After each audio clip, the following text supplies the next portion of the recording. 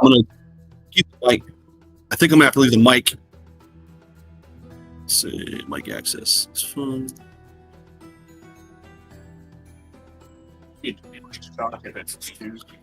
I can do it on this one. Probably hit settings on Discord. Settings on Discord. Oh yeah, right here. And then switch to just turn off automatically on this sensitivity. You have that up so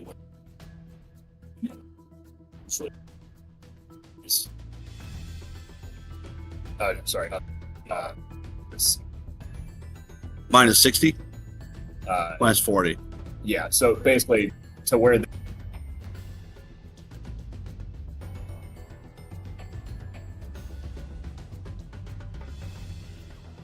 Yeah.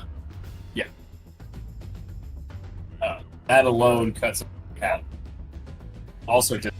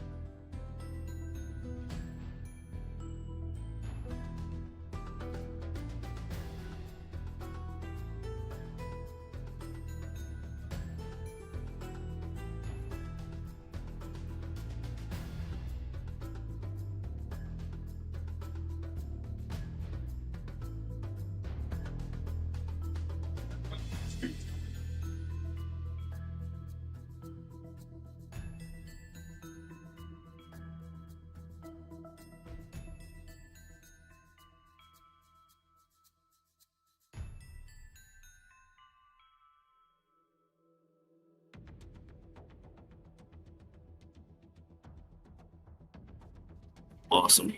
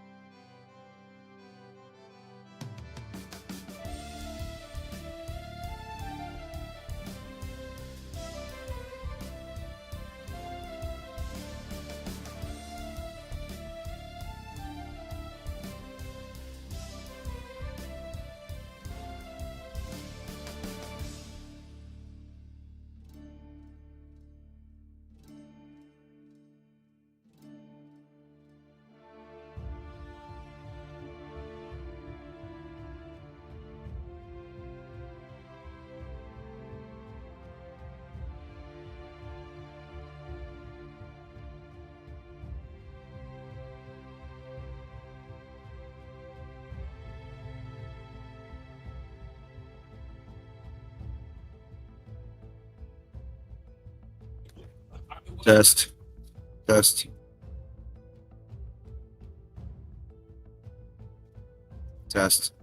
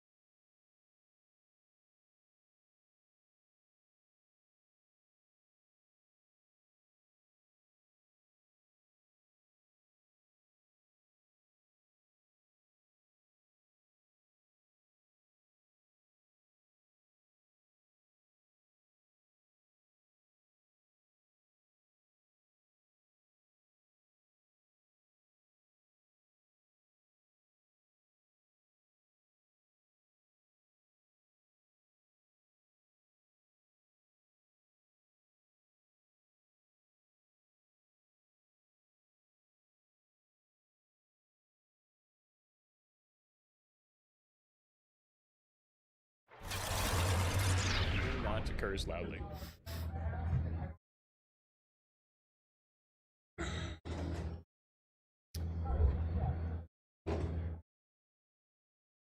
What? Why did that minimize over here? That was weird. Okay. Alrighty. Welcome everyone to the 2026 US Masters Day 1 live stream. Today we are starting with the scenario push. So we have two amazing players. We've got Kyle Poole playing against Corey Reynolds.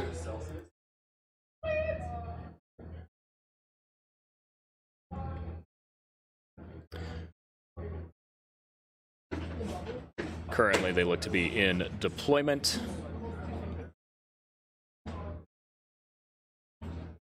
But we're going to go ahead and read off some lists here, since we're going to be... Kyle being chatty, I know that this is going to take a minute before they actually start to play, which is why we are only slightly behind schedule today. But for Corey Reynolds, he's going to be playing Rakin. He has Mother Kryza. Mother Kryza coming in with a Warlock with Blizzard and the Periscope. Blizzard, as you do. 4 Hordes of Wretches, only 4 in the 1st Battalion. 2 Shredders. 2nd Battalion Skudskuluk, or Scuds, as he's formerly known as. Demon Spawn of Dew. Shock Troops, 1 Horde of Shock Troops with Fire Oil, 1 Horde with Brew Strength, 1 Horde with Brew Sharpness. We have a Warrior Regiment. We have an additional 2 Shredders, bringing him to a total of 15 drops, 39 unit strength, and many, many, many, many rats. Distinctly great commanders. And on the other side of the table, we have US Masters The 7th Coming of Dino Lord by Kyle Poole, playing Goblins. Kyle has brought Grony Snark, as you do. He's brought a Flagot with nothing. It's just a Flagot. He's got a Wiz with Blizzard and mounted on a Playback so he can see over things, as you do. He's got 3 Hordes of Rabble. Yes, 3 Hordes of Rabble. I will read off these names, though, because they're great. 1st Horde, disposable. 2nd Horde, also disposable. 3rd Horde, willingly disposable. He's got a regiment of Fleabag Riders with Sir Jesse's Boots of Striding, as you do. He has Fleabag Riders Sniffs as a troop. Some Fleabag Chariots as a regiment with Pipes of Terror, which I believe gives +1 brutal. Yes, so it's brutal 2 now, which is quite nice. We have a Mincer Mob with Brew Sharpness, and 2 War Trombones in the 1st Battalion. In the 2nd Battalion, we have another 2 Whizzes, 1 with Inspiring Talisman and Blood Boil, 1 with a Fleabag and Alchemist Curse.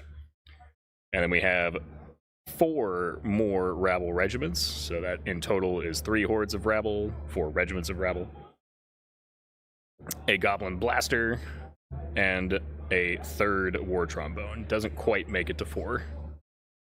For 37 unit strength and 20 drops, so noticeably more drops than Corey. They're both actually pretty close on unit strength, though, but floating that high 30 number. And then looking at the actual stream here, it looks like they've picked table sides. I actually have this flipped, so I'm going to fix that real quick because it appears that Corey Reynolds is going to be top.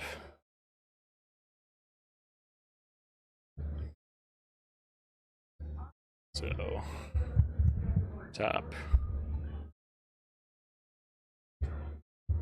Bot. So currently Kyle is playing at the bottom of the table.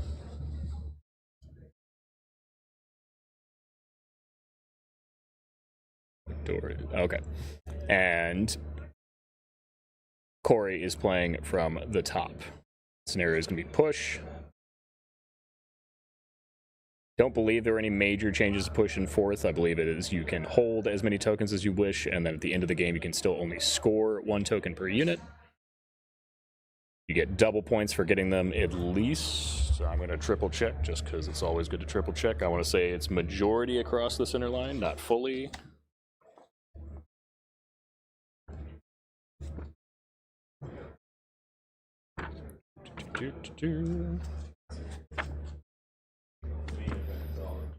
Push is entirely, so I hope they catch that. That's why we check. So entirely on the opposite side of the table. 1 point for just having a token, and there will always be a token directly in the center of the table. Which we can see here. So the red dot should be moving succinctly. So looking at some initial deployment here.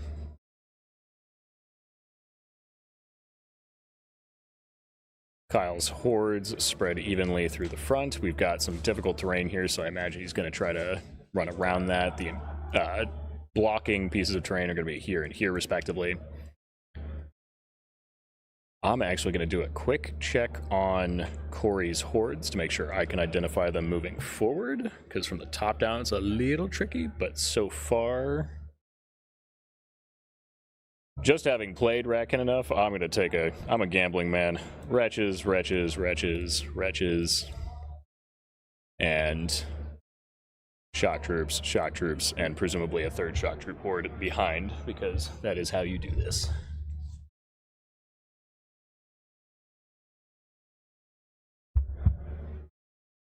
Feel free to jump in and tidbits, but I'm going to check on that.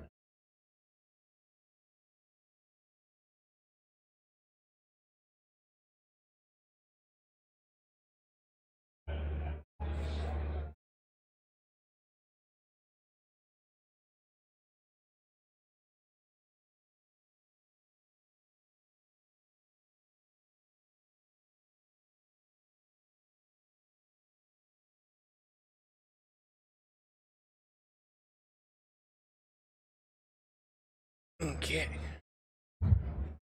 While they're deploying, Matt, we should probably point out that we have our normal Canadian Ray Shields. He's always here, but then this year we actually have another person from the UK joining the Masters for the first time ever.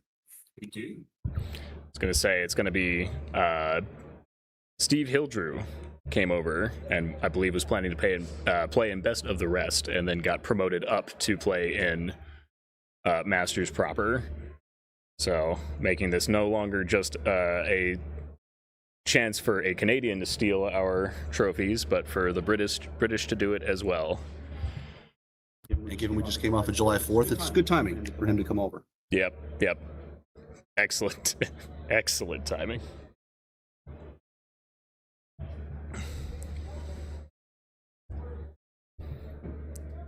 Got some viewers from France, it seems. So, hello from France. Bonjour, mon ami. All right. Okay, so deployment here. If I'm looking at this the way I can and try to make my screen a little bigger for me here in a moment, but I believe we have Shredder, because he is running 4 war machines back to back there, and it looks like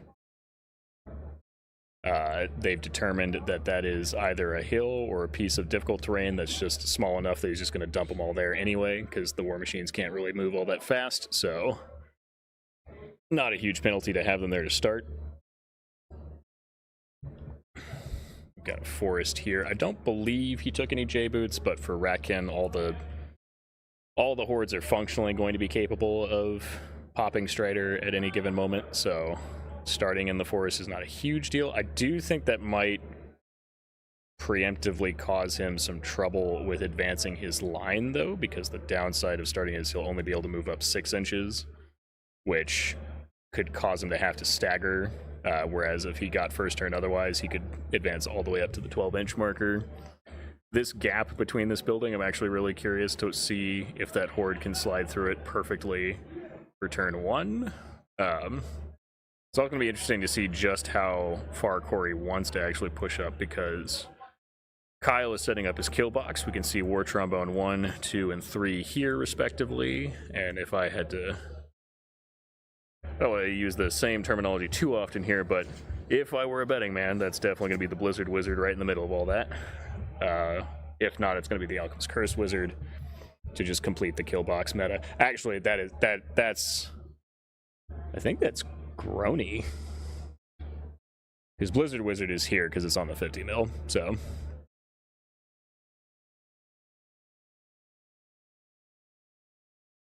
Oh no, he hasn't deployed Grony yet. Grony's over here.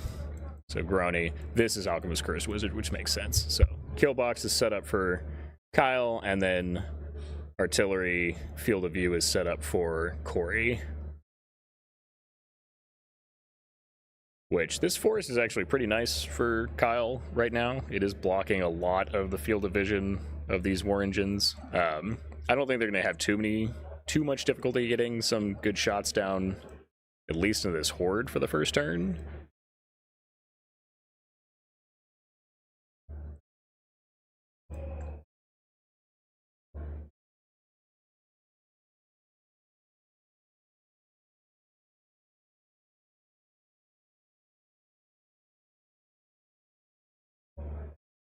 Ooh, no. Yeah, good. I was gonna say, that's a dangerous place to put a horde. It might never get to charge the whole game and get stuck there.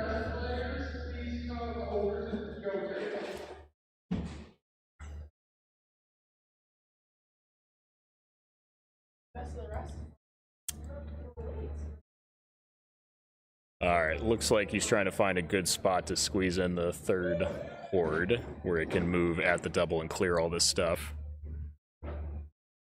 This is going to be Mother Kryza. Actually, he is a Blizzard Wizard. So if he's just sticking everything in a big battery, that might just be the Blizzard Wizard. I will do a triple check as we get going here. Kryza being in the front line to make use of her ensnare would make more sense.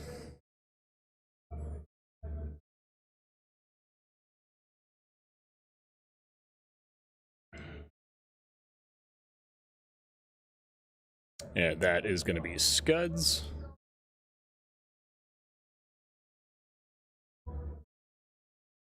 Dropping well out of the position of anything that's going to threaten him with shooting early on. Definitely trying to prevent being seen by the Blizzard Wizard specifically, is my guess, with the Forest. Forcing the Wizard to have to move to take pot shots so he can't be slowed down so they can maintain that speed 10. Now, Kyle does outdrop Corey with 5 drops, so he is going to be able to get some additional information before he finishes whatever he wants to drop down here. But so far, it looks like he's just gonna set up a pretty extremely solid brick here of just stuff at a single horde of rabble left out to die in the cold. Oh, I say that. Then we get a second rabble regiment, also deployed sideways, which, okay, we can see him using a laser. It's a little subtle with the white background, but he used a laser to check to see if it was in line of sight to the cannons, and now I think he's going to repeat the trick with a larger unit to see if he can squeeze something behind where it cannot be shot by the artillery. And has determined that that was not possible with a larger unit. The regiment can get away with it.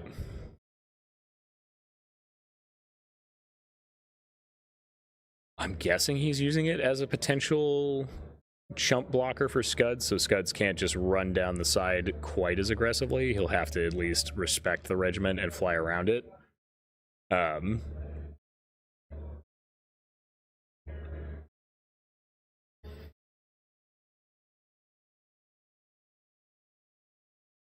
So if this is push, obviously they're going to have to dump their tokens out here. If I'm Corey, I know what my strategy is. I'm actually really curious where Kyle's going to load his tokens.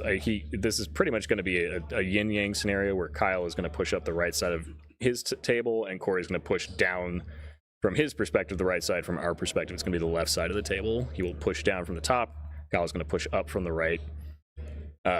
I would be extremely shocked if Kyle put a token on the left 2 units. If he does, I would consider that a pretty major mistake because Corey is extremely heavily stacked on that side.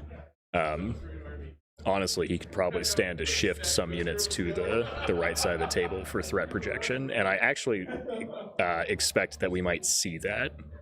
I expect to see the 2 hordes on the left basically take 2 tokens and run them down that side of the board and just park there and have 2 points. And potentially he could do 1 token on an artillery piece, really, and walk it across the table. I don't even think that's a bad idea. Scuds, I would expect to see use that building to anchor so that he can't be flanked from the Goblin regiment. That way he can position to arc onto Kyle.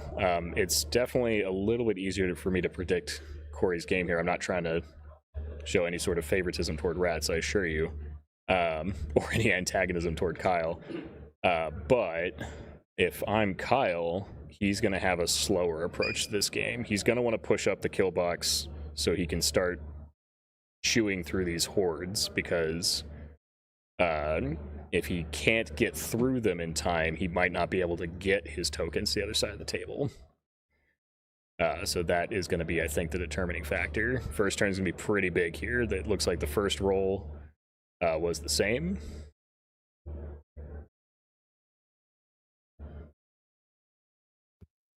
And we're off. Yep. Let's see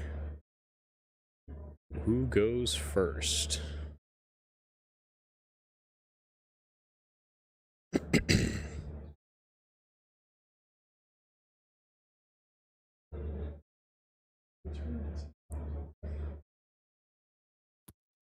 So one thing we should comment, this is the first Masters that provided dice. Yes. So I know with New York Masters and then some concerns outside of that, that there was definitely a call for having table dice. So I think that was something that had been discussed. I myself am not obviously privy to Masters Council's discussions and whatnot, but I know that it had at least been a concern from some people I know in the community. What we've done with the stream specifically is I believe they have all the tables have sets of your standard 36 small millimeter Chessex rounded dice, the type you can buy like in a little 36 standard box. For the streaming table specifically, we have some additional Kaplow dice that I've provided, which are a little bit easier to see on the stream. But ultimately, it's up to the players what they feel the most comfortable with. But yeah, I would expect to. We definitely won't have to worry about symbols. So there's no symbols on any of those dice. And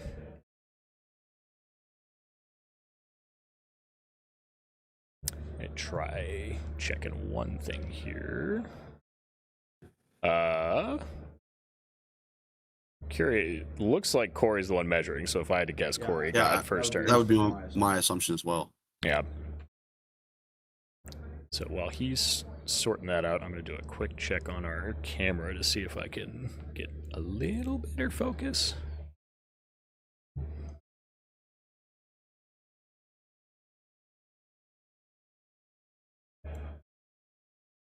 So we did have a comment about the deployment of the shredder.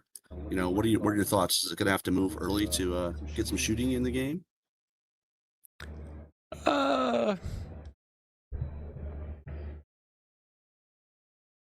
I think so. The one of the big things is that ultimately Corey was not going to have a huge amount of control as to whether or not Kyle dropped in a position where he was going to have angles, right? Because Kyle could have dropped far left, right?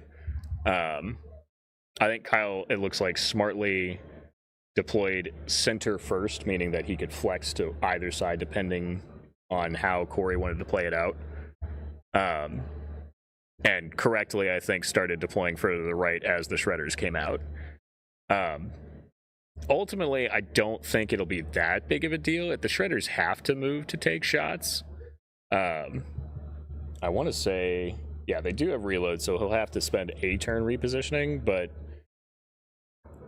they have a lot of, like, they've got good range. So he'll still be able to take plank shots at most things coming around the side of the forest. So with the arcs that he set up. So if he goes past the forest, he's still going to get shots on them. He has a very limited field where he'll actually not be able to see things. Because if we're drawing... It's the one downside of this. I wish I had a line tool. But if we were drawing lines from here... basically can get around it here, and all he has to do is like see the edge of one of these units, and most of these are going to be difficult to hide behind this forest. He might be able to hide the trombones for a little bit, but I want to say the shredders are height 2, right? So he's not going to be able to see the trombones because they're going to be behind the infantry pretty much indefinitely. So I don't dislike the shredder placement. I think his Corey is wanting to play his game basically, where he put them over here because it allows him to focus on this side of the table and make sure he can remove units that would get in the way of the tokens he knew he was going to drop down. So I think that deployment is fine, at least in my opinion. All my many morning alarms going off in the background. Start bright and early at 8:30. I think some people got caught out by that. 8:30 start time for Masters. Oh, token's off the table. It's gone. Doesn't get those points now. Forever lost. All right, we're gonna see. Now that's interesting. I do like that though. So I think what Corey's done here is he's flipped the position of the wretches and the shock troops. And normally you'd want the wretches to basically take the first hit for the shock troops.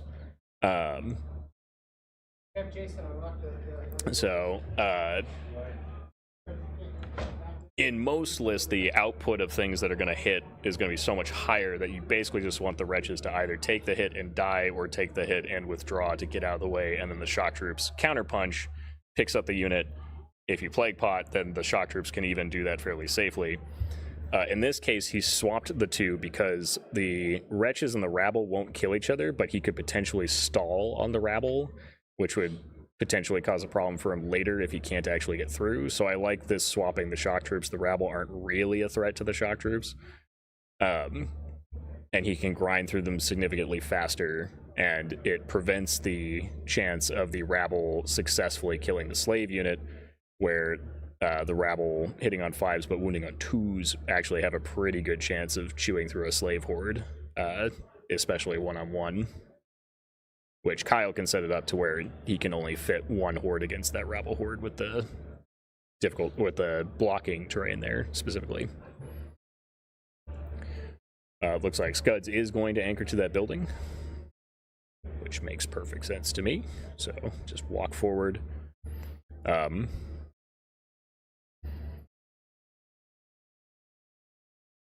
Or at the very least, he's looking at that possibility. Looks like he's doing some early plague pots. So plague potted there first, tried it. Second plague pot gets it.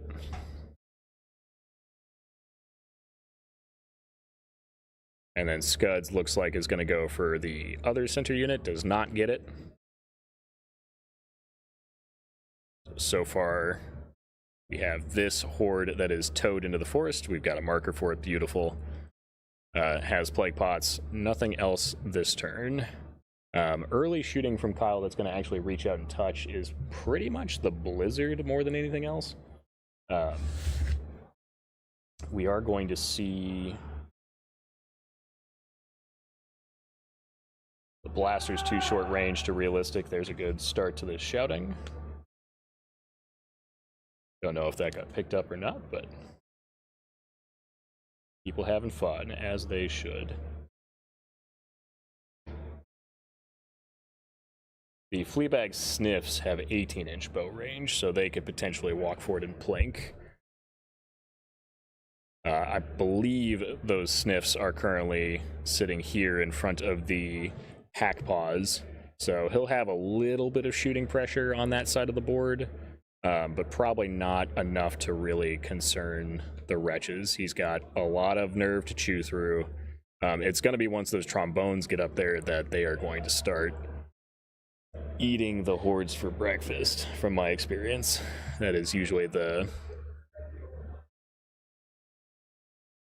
last thing that Wretch hordes want to see is 3 war trombones. And realistically, the last thing they will see. Looks like we're seeing... I'm guessing he just rolled all his artillery at once. And so now he's going to blast. That looks like a pretty spicy... Looks like a few 4s and 5s, Yeah. 6s in there. Oof. Oof.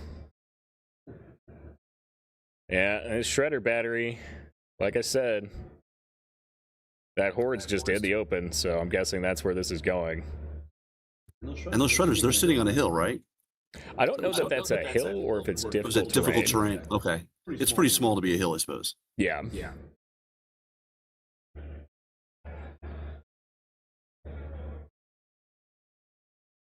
So yeah, I'm guessing it's just they're hitting on 4s, I want to say. I think shredders are 4s. Yeah, 4s when they get the +1. But they're 4 attacks each is the big thing with Blast, D3, and Piercing. So the Shattering I don't think is going to make a huge difference, but maybe 6. That's what, 13, 6, 20. That might have been a waiver.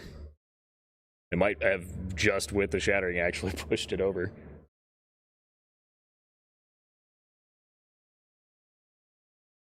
6, 13, 20. No, I think he's just missed it. I don't think it would have been devastating for Kyle's forward movement early game, because realistically, he would have pivoted the weapon teams. I want to call them weapon teams. He would have pivoted his war trombones with this regiment and just walked around this way and left the horde behind. He would have been sad about it, but I think he would have pressured to keep the middle.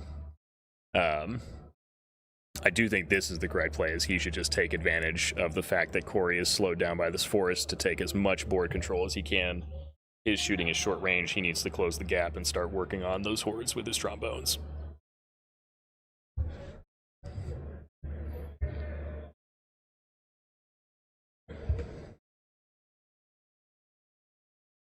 Now, if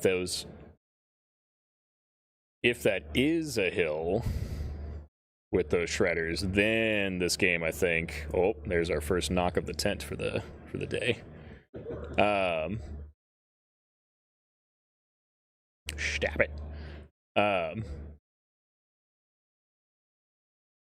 If those shredders are on a hill, he can see over all of that front line, and that becomes very disgusting as a kill box. I'm guessing that I still think it's difficult terrain, if only because of that, because otherwise, if I'm Kyle, I'm not pushing quite this aggressively, but he might just think he just needs to. He might just not be worried about it and just wants to get the kill box moving. Yeah, we should mention that I don't think they use maps for terrain, right? They just deployed at their, like, what they prefer to play. I mean, what terrain? Because I mean, if you look at the number of pieces you definitely have a couple hills, a couple forests. I guess those would be difficult terrain. So you still have the classic 10 pieces.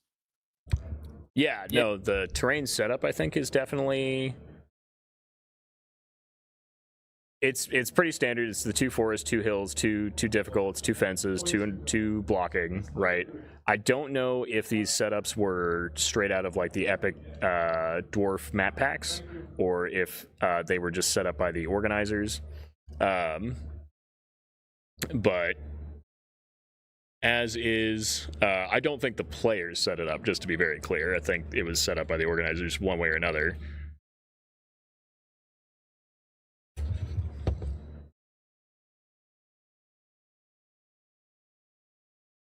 Okay, so Kyle has moved forward, taken position. This horde, I think he's just acknowledged is going to keep getting shot, so he's towed it into the forest because he's going to get cover one way or another, as long as he's got that 50% cover frontage checked off.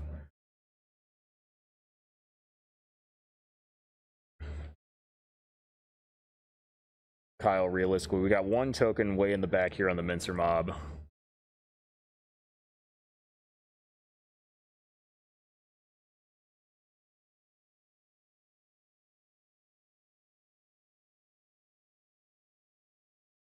Yeah, so...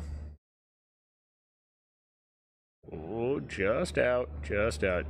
I think that's Grony Snark, and he's trying to stay just out of 12 so that the wretches can't jump forward all of a sudden.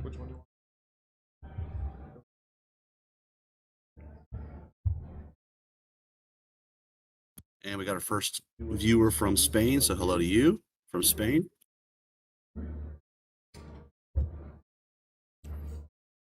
Yo, man, you're an old guard at this. About this time, and we start to see more and more people jumping on the stream. We're up to 16 current, which is pretty good for the start of the day, especially for bright and early in the U.S. Do typically most of the viewership from the U.S. With a smattering from everywhere else. But most of the early viewership does tend to come from Spain, France, England, the UK in general. The Europeans are already well awake. We aren't. Outside of the East Coast, most people aren't up and around yet. Yep.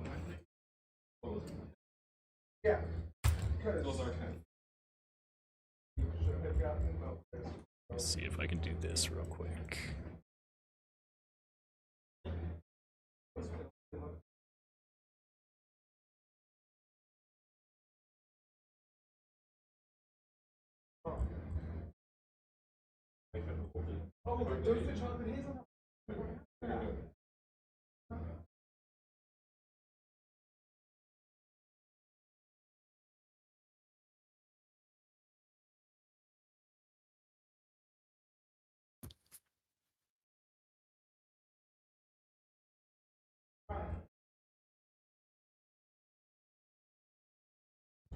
So this game's kind of playing out like you would think, right, Matt? I mean, it's the way they deployed, the way they're playing the first turn. It feels like very autopilot-y.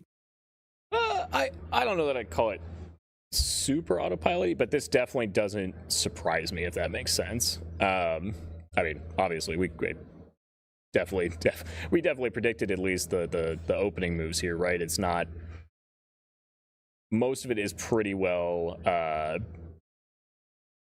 I want to say projected, but that's not the word I'm looking for. I don't want to say choreographed either. There's a very specific word that I prefer. But at least Kalshi odds are on Renault. That's hilarious. That's good. I mean, they're both great players. Yeah. And in fact, I mean, I'll make a point here. So like Kyle has chosen to turn both his regiment and horde in the bottom left to the center. He's just abandoning that flank entirely, which I actually like that quite a bit, because it does one of two possibilities here. Either A, he's basically just he's just saying, hey, Corey's going to win that flank anyway, so it doesn't really matter to me. So I'm just removing 400 points from Corey by just acknowledging that he doesn't really want to turn to the center, right? Because he wants to secure those two tokens, and a shock troop horde and a wretch horde are going to be some pretty significant removal from the meat that Corey has available to push center. Now, Corey could pivot the shock troop horde to the center and risk losing that token in the brawl that might occur. So there is that gamble, but Kyle can just keep flip-flopping that horde how he sees fit. So if he leaves the wretches, if Corey brings this wretch horde to this corner and tries to turn the shock troops toward the center, Kyle can still just turn this horde around and still risk, threaten Corey's wretches until he confirms that this horde is no longer there, basically 100%. So I think Corey's correct move, or his safest move, is to just secure the guaranteed points here, because this wretch horde is holding 2 tokens. So functionally, Corey can guarantee that he gets 3 across the board and just has those 3. And then he's just going to have to make do with being down 2 hordes for this fight over the center token and the right side of the table. I do think it looks like a strong position for Corey to start, But as discussed, with these cannons being here, drawing line of sight with his hordes in the way is, I think, what's going to start becoming difficult for him. And as he peels away some of these frontline units for Kyle, what's going to end up happening is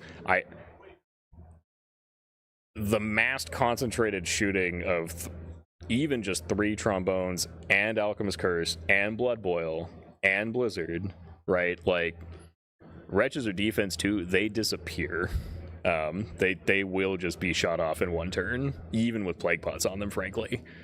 I know that's one of the upcoming changes in the Yeah, no more stealthy on the Plague Pot. right. I will tell you from my personal experience, I don't think it ever made a difference. for the armies that brought the shots to shoot things off the table, they did not care about stealthy. They just shot right through it. Every plague potted Retrord I ever had was deleted in one turn by trombones. So I do think from a list on list matchup, I actually gave the edge to Kyle. I do think that the Shredders add some counterplay for Corey. That is one of the best ways to not just lean as hard into the skew with the Ratkin, is to have some of that counter battery shooting. But if you can't pick off the trombones, then it doesn't really matter. Because you just lose your front line, and then you've got 4 war machines that can't really win you the game at that point. And they just won't keep up with the trombones in terms of the pace at how fast they can delete a unit. However, the scenario being push and Corey getting first turn, I think definitely helps even up, I think, the list matchup. So, and those Shredders are definitely good for the matchup in that they provide that counter battery.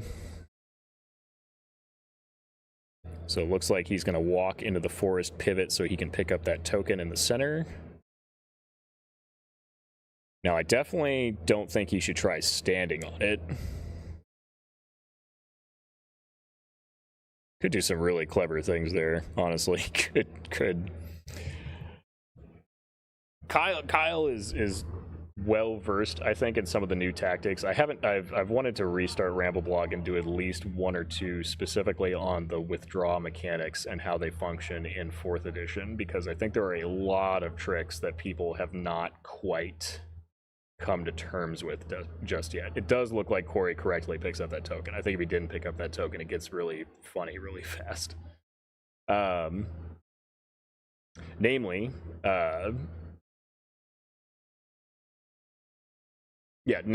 the Wretches, if Kyle charges the Wretches will just withdraw. They can't take the token with them, obviously, but that opens the door for the Shockers to come in and just counterpunch and delete the Horde. The way you prevent that in this edition is by just walking your units directly in front of another unit without actually charging it, which then prevents them from withdrawing and basically forces them to charge your unit. Now, you won't damage their unit, obviously, but a regiment of Goblin Rabble is not exactly going to put a lot of damage on any unit in this game. So if he just needs to lock Corey's stuff into awkward positions, that is the way to do it. Now, Corey is leaving lots of space between his hordes here, so even in a situation where that occurs, he'll probably be able to see around his hordes, probably be able to get those multi-charges.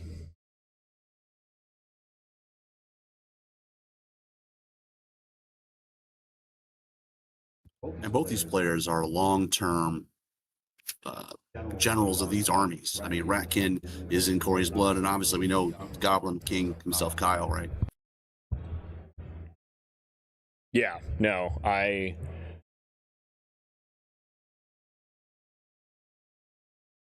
both players definitely have the skill to pilot this through. I think, at least positioning-wise, that's what this is really going to come down to. I think the problem that Kyle is going to run into is that first turn gave Corey some really good positioning edge, where he's basically got a very nice concave stretching from this building here over to here.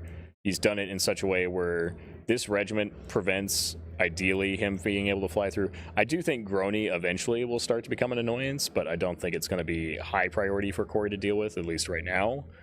But positioning like this prevents a double charge into this horde here. This horde, he's going to probably prioritize the plague pots on, if I had to guess. If not, he'll double tap here.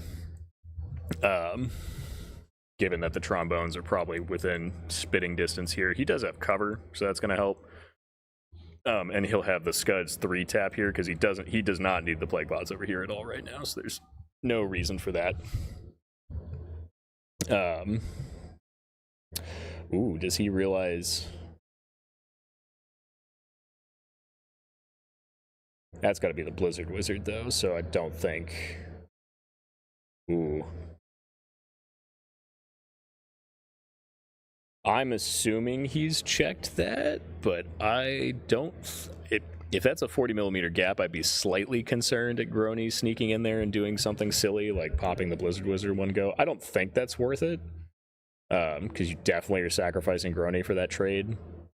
But maybe to keep the trombones safe, he does that. Maybe he determines that's necessary. I would just be curious if it's even an option that could be taken by Kyle.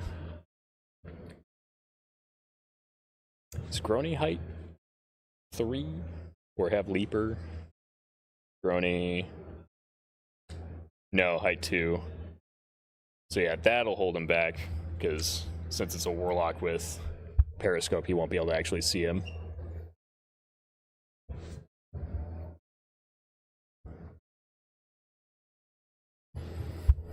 Okay, so it looks like he's going to determine if he can just walk past the fence here. And I'm guessing he'll walk just up to it and then pivot.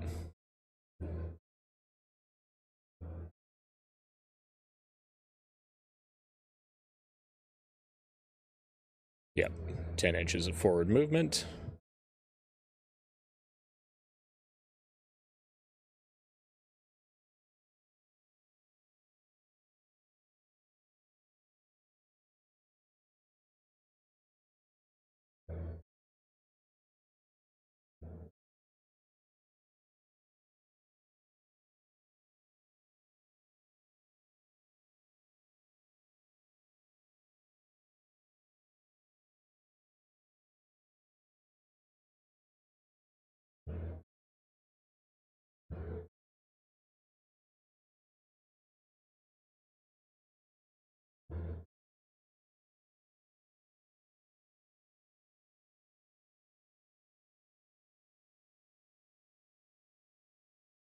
Orange, I think...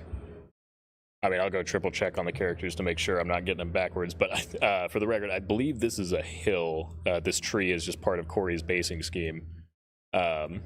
So this is where I assume the Blizzard Wizard is, and then this is Kryza, but based at least on how deployment was set up, at this point, I'd have to take a guess, because usually I'd like Kryza to be a little bit more front and center, but he might be hiding to at least grant cover from counter shooting, because removing commands from Ratkin is a very strong option to reduce the effectiveness overall. Once you start removing the plague pots, it's a lot easier to deal with the hordes, just given just how strong the command is. So it looks like Scuds is going to tow in here and stay just out of reach. And then he's trying to use the side to make sure he's out of arc, so this Rabble regiment here should be just out of arc. I would, if I were him, I'd be a little cautious and make sure that he can't be seen from there. But okay, it looks like he's just playing it safe and just blocking off the flank entirely. That just means that Scuds won't be able to be charged by anything, so now Scuds is projecting as much threat as he can, while still being in a position to not be threatened himself.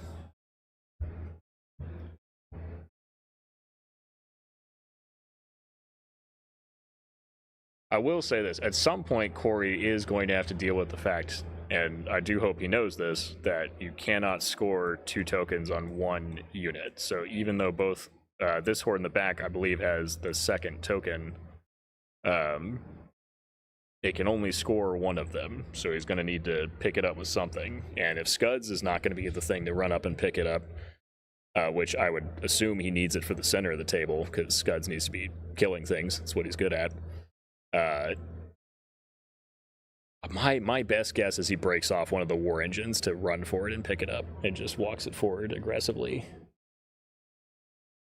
Shredders are only speed 5 though, and they're only moving 5 inches a turn, so he is going to have to plan around that pretty smoothly.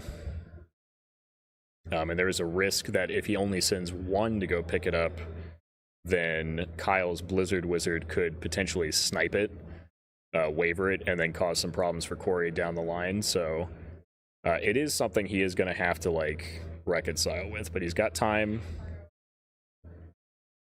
I actually put a turn counter for us here. This is technically turn 2. We do have the dice on the table, but just in case.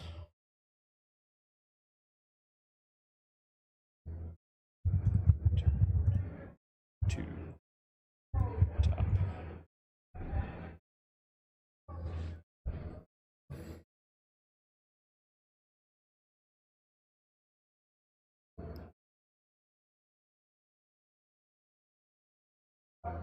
All right. Looks like we're about to see the battery open up on that horde again. Most of them should not have cover. Oh, maybe some of them had cover. A little bit weaker on the blast, that's for sure. 4 wounds though. Looked like there was a couple 6s there, so he might be getting closer. Yeah, no, he's up to 17 wounds on the unit. So second batch, this looks like it's non-covered shots. Oh no, ooh. That was a low roll.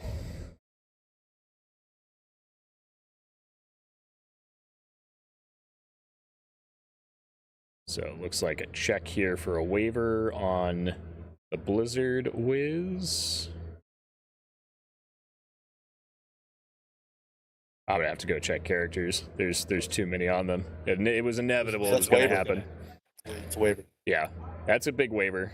When a unit's that beat up at that point, I think usually the best solution is to just run it forward and charge something.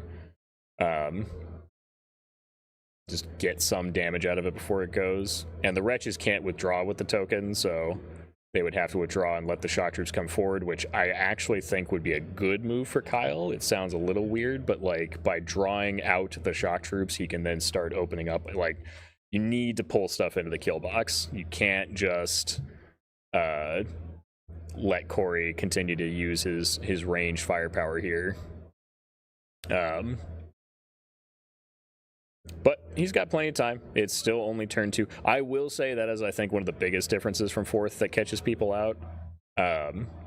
It used to be that I think the standard for combat getting started was usually turn 3 on average for most lists, and then if you ran a extremely aggressive Alpha Strike list, you might see combat turn 2 if you were pushing hard. With 4th and the change to how at the double works, where you can now take pivots at the double, armies are moving much faster overall, and combat tends to start much earlier. I've seen many games where combat begins turn 2, if not almost 100% turn 3.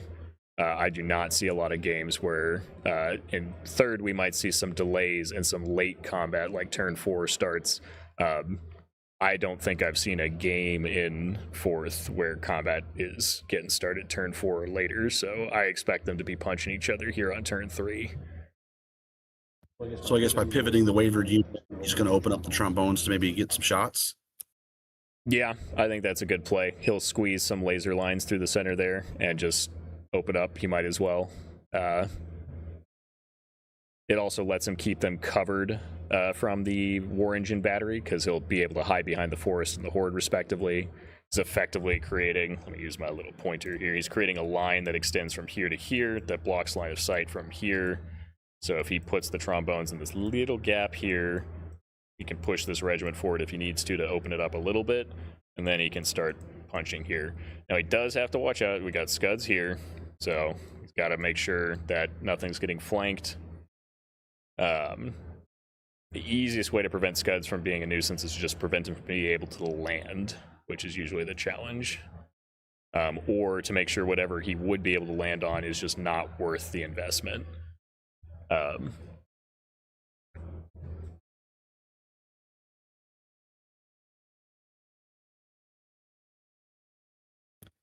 So we're playing with 65-minute clocks, and given the amount of units we have on the table, 65 minutes. What's your thoughts on that timing for this level of points in fourth edition? Plenty. at least personally. I find that with charges being so much smoother, specifically charges more than anything else, movement in general is still going to have a lot of like finesse to positioning when it comes to preventing multi-charges, still preventing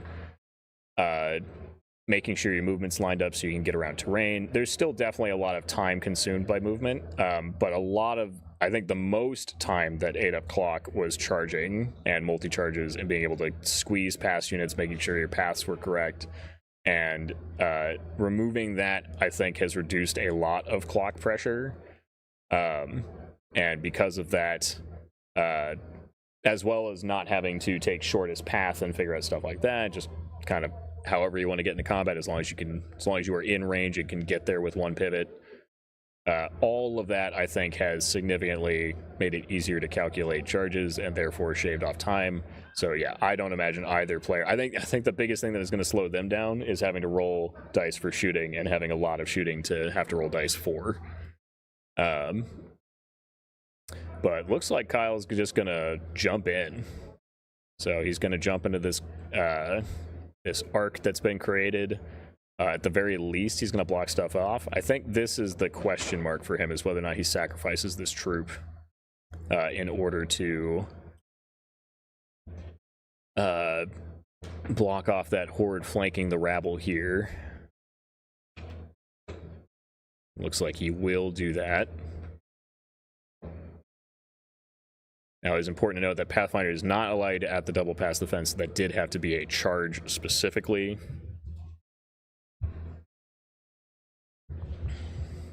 Not that I think there's any reason not to charge in that situation, because there's no reason for the wretches to withdraw one way or another. If he wanted to, he could have potentially positioned a way that he could have taken pot shots and forced the wretches to come into him at an awkward angle.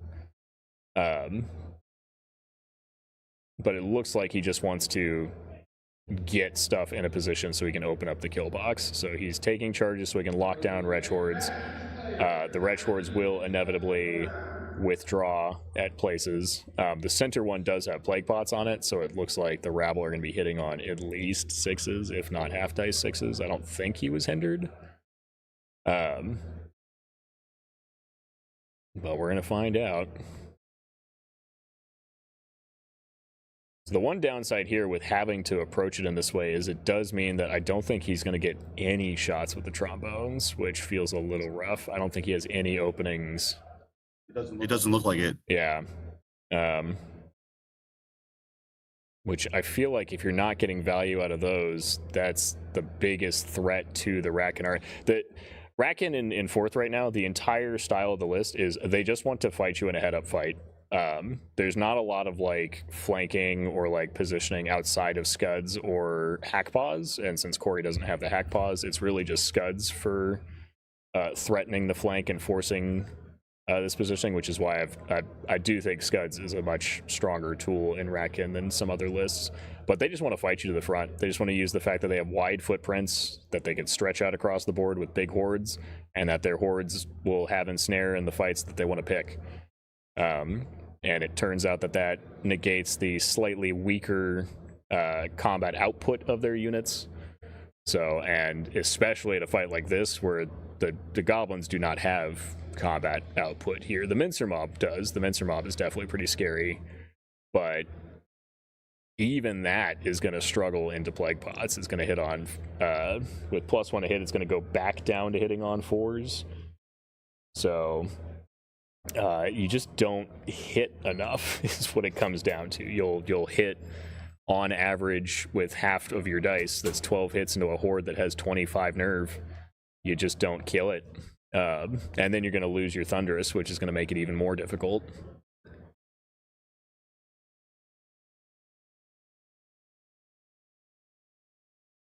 So yeah, usually what you need to be doing is getting some damage in with that shooting element first to weaken weaken the Racken up, or just deleting units because it can do that.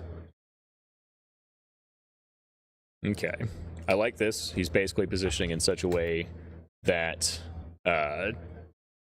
Scuds, if he's going to take a charge from Scuds, will be at the front of that rabble regiment, and then he's just continuing to maneuver the horde around and positioning in such a way that Scuds should not be able to fit.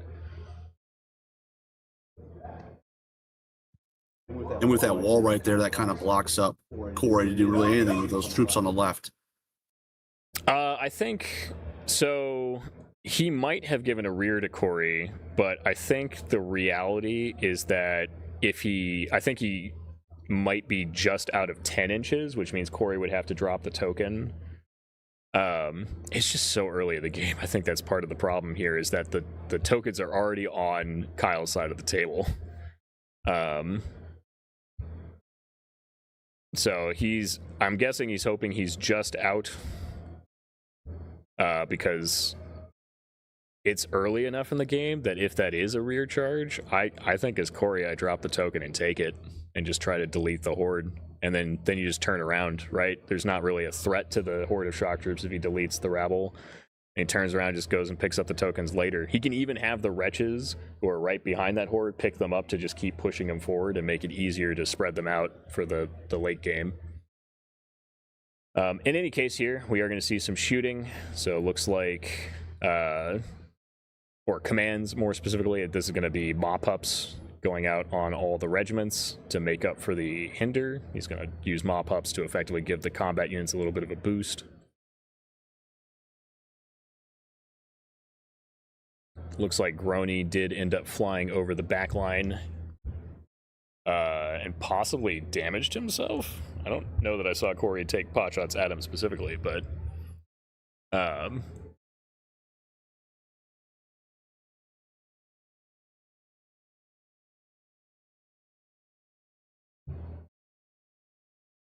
in either case, looks like mop-ups went off on the sniffs, but distinctly not on the hordes or the regiment. So it looks like some low rolls for mop-ups. So here comes Blizzard, I had to guess. Yep, because that's going to be Blast. There's our hits. So it looks like a couple wounds on that wizard in the back. I'm going to do what I said I was going to do and 100% confirm which one is which. So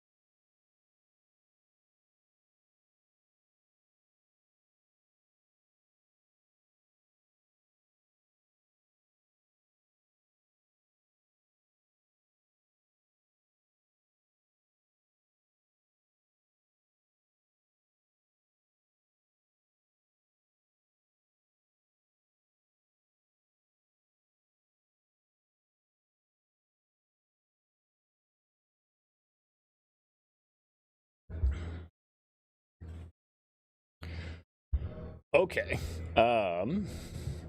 couple of things here. So yes, is Groany in the back line.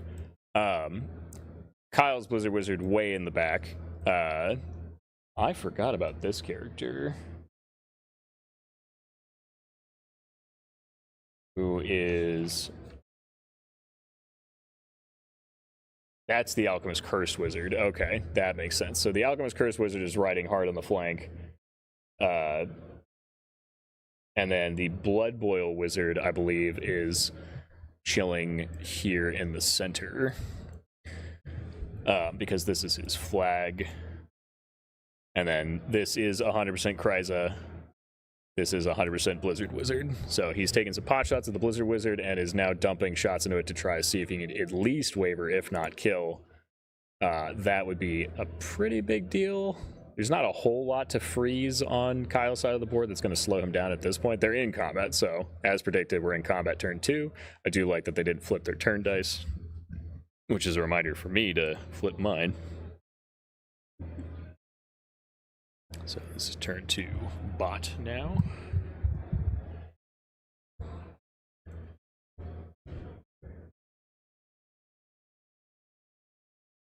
Oh, and now it's already turn 3 as they flip both dice. Go figure.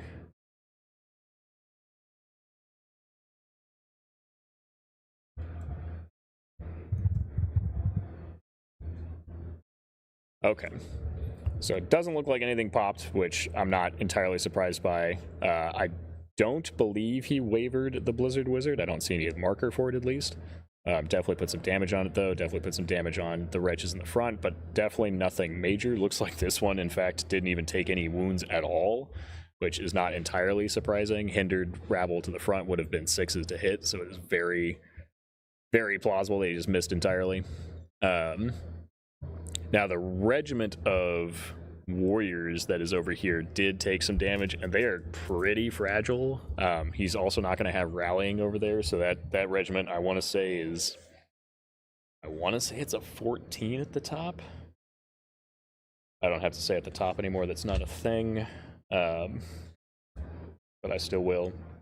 Yeah, 14. So 14 at the top. And I think Kyle has positioned in such a way up here extremely well, for the record, in such a way that this rabble regiment I don't think can actually charge either unit over here. It might be able to get this rabble regiment, but if it is, it's going to be to the front. And I think that I would put money on the rabble regiment to win that fight at this point with the damage that's already been done.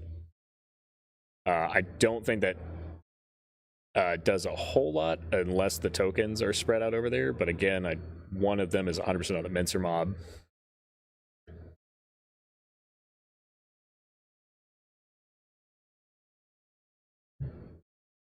Okay, so this was the check here, because I was going to say, because the distance is going to be corner to corner, so the question, it looks like they're just out with 12 inches, because that would be tempting.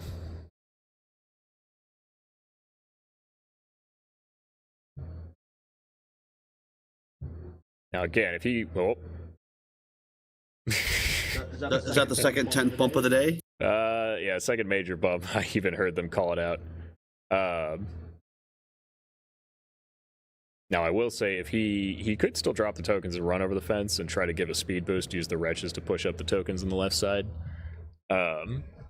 That's really where he has the most flexibility of play, I think. I think a lot of the rest of this game is going to be just counter punch. I think the wretches are just going to stay here and grind against the front line. I don't think there's a reason to bring in the shock troops just yet.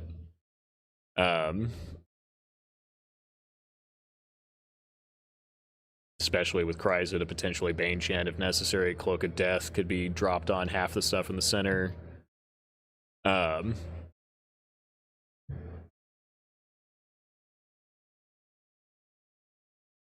We might see it.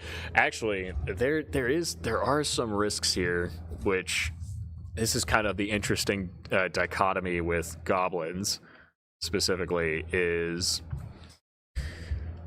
because these wretches are so weak when they're counter punching rabble. Like, rabble actually this is one of the only times they'll ever hear this. Rabble win the straight up fight most of the time. It might take them forever with Plague Pots, but they should actually win the fight, because defense 2 means that every rabble hit that gets through typically wounds, whereas the wretches have the same chance to hit back, if not a tiny bit better, assuming Plague Pots, but they have to roll 4s to wound, so it just the math ends up on the side of the rabble, especially when you factor in mop-ups. So is this Corey looking at withdrawing that unit potentially? I think he might, because this is the follow-up to that. So Kyle charges in, right, and Corey has to choose whether to withdraw or counterpunch. If he counterpunches, then Kyle gets to withdraw, and because of how withdraw works, he could bounce his own units all the way through to the back line and open up so much room for his power hitters to get in. It is only to kill wretches, though, so I guess the question is whether or not the shocks, whatever he throws in, he basically needs to ensure that if he does that, that he can protect whatever units charge in by forcing the shocks basically to charge probably one of the leftover rabble regiments. But this is assuming Corey does not just throw the shocks in. He might try to Plague Pot first and see if he gets a good Plague Pot and then withdraw the wretches. Because at that point, a shock troop horde that's Plague Potted and only has to fight things to the front, I don't think cares about anything double charging him to the front. I'd honestly be more worried about the trombones just opening up and wavering the horde at that point, because that's usually the actual danger. This is one of the penalties, I think, of Corey taking this hill with these wretches, is that does actually create a situation where the horde in front does not block line of sight to these trombones. So if he withdraws, suddenly the trombones are within 12 inches, they're going to stand still, they're going to get +1 to hit, and there's no cover, and that unit on the hill is just going to have a bad time. Might see Matt Carmack special in the withdrawal. So that was our illustrious combatant, Kyle Poole, talking about the potential of a withdrawal from Corey Reynolds. Could be interesting. Curious which one he's thinking about, because Kyle and I played somewhat recently. We played at Bug Eater, where I also was playing rats and Kyle was playing a very similar, if not identical, list. And I definitely found some ways to drag units halfway across the table. I'm guessing, based on that comment from Kyle, it's this shock troop horde trying to flank this unit here. Because it definitely has arc to the flank of this horde of rabble and definitely could get there, but to do so, he's going to have to withdraw with this one and potentially this one as well.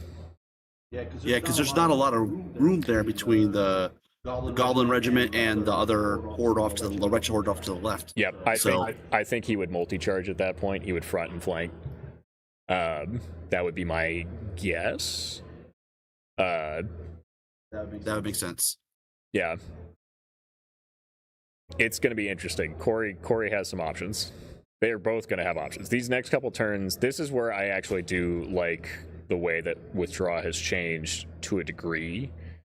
I do think it's still funny that you can railgun units across the table. I think that was an unintended side effect. But I think a lot of the positional play that withdraw opens up and the choice of charging an enemy to allow them to withdraw or not does actually change a lot of the gameplay and prevents it just becoming a grind fest. So that shock troop that he just moved up, is that still sitting on the wall? It is. But I honestly don't think he minds it too much. If I were trying to like hyper optimize his play, what I probably would have done is drop the token so the shock troops can clear the wall with the extra inch of movement, and then the wretches can just pick up the token to keep pushing it forward, because he's not under time pressure, right? He's got all the time in the world to move the tokens across, and that would have given the shock troops a little bit of better options where they're not stuck on the wall for charging those hordes or that rabble. I think that's just inevitably Kyle's going to have to deal with it. I think he wanted to bring the horde back to the center, and he just doesn't have enough time really to get it out before they cross the table and are now threatening him from the rear. Okay, so it does look like he withdrew. Yeah, that's a big withdraw. There's a. So he's going to drop the token. Is he going to bring in, is that shock troops behind there? Are they going to try to fresh charge into the regiment of goblins and then pick up the token? It is 100% a horde of shock troops. That is for sure. It looks like he's maybe trying to block the flank of the shock troop if it engages that regiment to the front. I don't know. Yeah. I'm a little confused. It looks like, so because the wretches had the token, right? I actually like this pass off. This is a really good move. So what happened was the wretches had the token, right? Because they picked it up because that was the whole reason to walk forward, pivot into the forest. So they picked up the token. Because when they withdraw, they have to drop the token, right?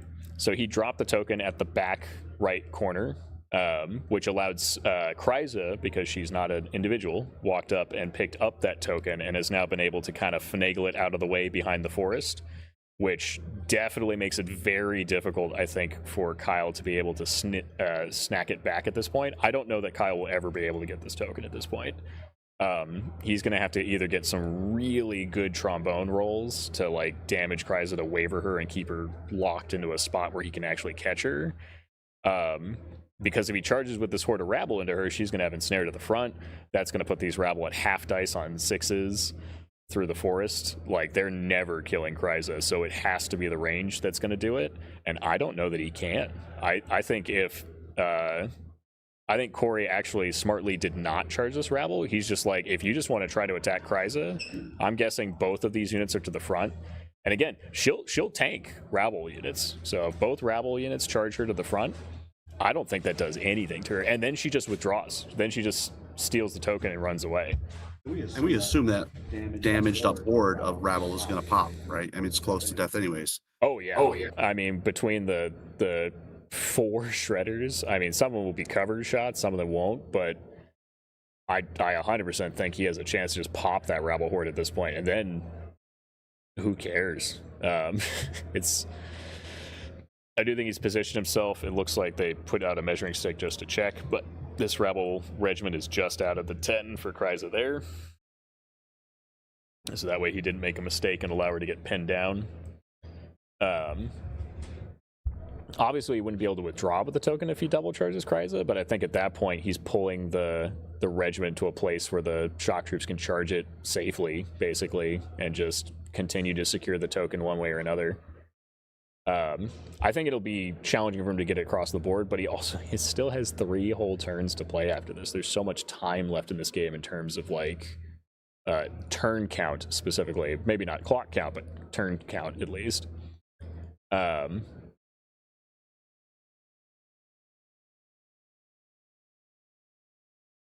yeah, I do like this play from Corey, not dragging in the shock troops yet, but withdrawing that Wretch Horde all the way to the back. And if anything, yeah,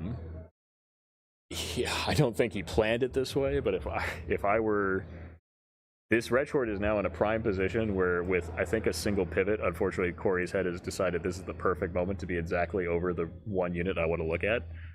But this piece of difficult terrain, I think if he pivots 90 degrees, like on the dot, I think he can at the double over here. And at that point, he would be able to use this horde to come around the corner and be the unit that picks up this extra token that he needs a 3rd unit to hold at some point. So, and because it moves at the double, I think he can get there with plenty of time to spare.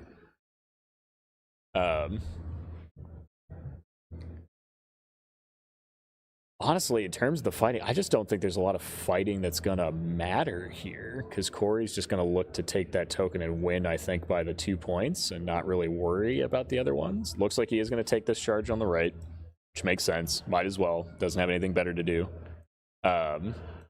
He probably picks up these sniffs, or at least has a decent chance of picking up these sniffs with the wretches. Just weight of attacks at that point will punch through there.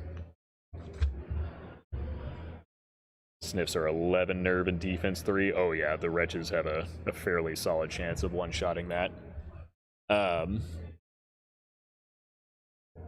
It's gonna try to move the Blizzard Wizard and hide it again, looks like. Hide it behind the hill. I don't think he's gonna be able to get into a position where he can dodge line of sight from Grony and dodge line of sight from Trombones. I think that Wizard's days are numbered. I think he just has to get value out of it while it's still standing. Because once it starts wavering, it won't stop wavering.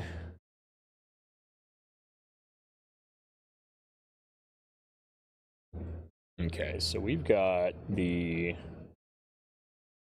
I think those are his chariots, because the mincers are definitely in the back. They're a very specific model choice. So I believe his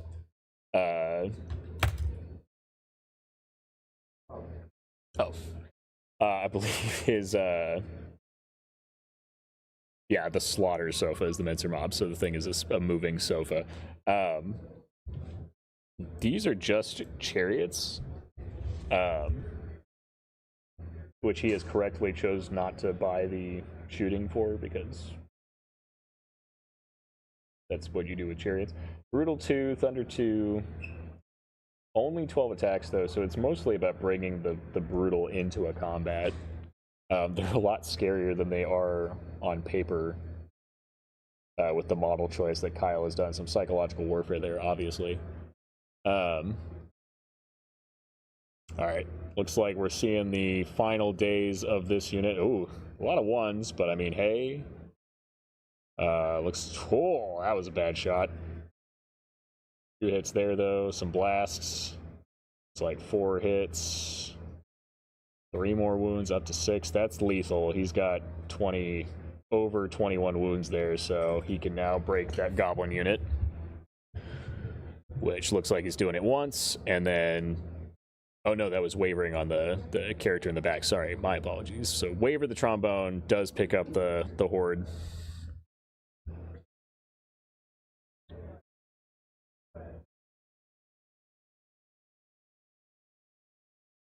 I really appreciate his patience with Scuds here. I think this is something that people who want to play dragons could stand to learn, is you do not have to get into combat fast with them. Their best utility is the threat that they can project. 20 inches of movement, moving at the double, flying, 13 attacks with Crush 3 on 3s. It doesn't break units solo, but it means that they have to respect its ability to get to a flank, and Kyle has had to play this entire game around Scuds being able to charge things. He's had to position his units, use line of sight and arcs very carefully to make sure it can't fit, or can't see, or can't reach, right? Like, his entire game has had to revolve around the one unit. And Corey hasn't even charged him. He's gotten so much value without using a single charge out of Scuds. And as you predicted, there goes the sniffs. Yep. Nice. This is the reason that I think Wretch is especially. I personally am not upset by Wretch is getting nerfed despite having 6 hordes with them. I think this nerf is well deserved, for the record, losing the access to plague pots. It turns out if you just throw enough dice at something, you will start to do damage, and the Wretches outfight a surprising amount of units once they have access to plague pots. I think losing access to them was the correct move. I do appreciate Mantic adding Eat the Weak, or a different keyword to allow Eat the Weak to persist, because I think if they had lost access to Eat the Weak, that would have made, indirectly have made the Broodmother significantly worse, so I like the fact that they kept that. I would like to see that keyword applied to Vermintide. I don't know if they got it. I haven't actually had a chance to look at all the changes in Fracture. But I would like to see that. Or Arrogance. I don't know which book it is, frankly. No, Arrogance is the next one. This one was Fracture, I think. You are correct. There we go. Yep. So the bottom of 3 is going to be super important for Kyle, right? Like, a lot of bad things have happened this turn. And it's going to be really interesting to see how he responds, because he's got Scud sitting there. He can't really. What does he do? I mean, he charges him, right? Because he would be in the front. Yeah, it's not good. There's not a lot of good options here. I'm gonna be really interested to see. Okay, so here we go. Yeah, I don't think the table dice are doing Kyle's any favors, too. It looks like that was a mop-up attempt there to get off for the Warriors in the very far flank here. It does look like the Warriors didn't pick up the rabble. Not surprising. They hit on 5s. They're literally, it's just a rabble off here. The only difference is the Warriors are slightly faster, and they already have 4 wounds on them. I'm guessing Corey didn't waste. There's nothing in range that could have plague potted that unit, but I'm guessing even if there was, Corey wouldn't have wasted effort to plague pot that. But it looks like he didn't even get mop-ups off over there, which means that it's going to be a while before this rabble regiment kills this warrior regiment even and presents any actual threat from the flank. I think Corey's doing the correct thing in just ignoring Grony. I think that's the best thing you can do when you have a flying individual. Unlike Scuds, Grony being an individual does not present quite the same amount of projection of threat on a flank, right? Because he's only going to get his standard number of attacks regardless of which side he decides to come into. Versus Scuds doubling up to that 26 or, God forbid, the 39, where it just feels bad. But Grony can continue to be a nuisance flying around threatening characters and force some threat on the characters of Corey. I do think his best option, this I like right here. This is exactly what I would be doing, is going after those war engines in the back and picking them off one at a time.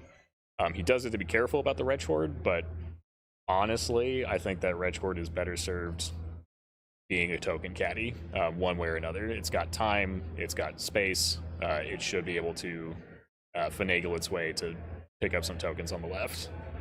I do think, like, Corey, if I'm like saying who is in the lead right now, I 100% Corey has positional advantage.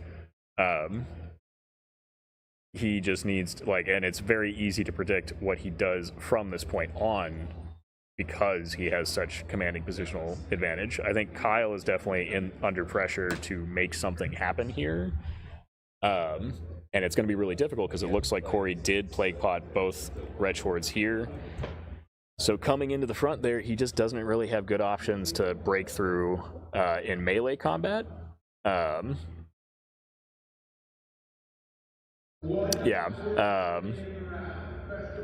It's going to be challenging to break through in melee combat. I think his best option is to try to trombone clear these hordes, but now that he does have Plague Pots up, he doesn't have the critical third trombone, I think, which hurts.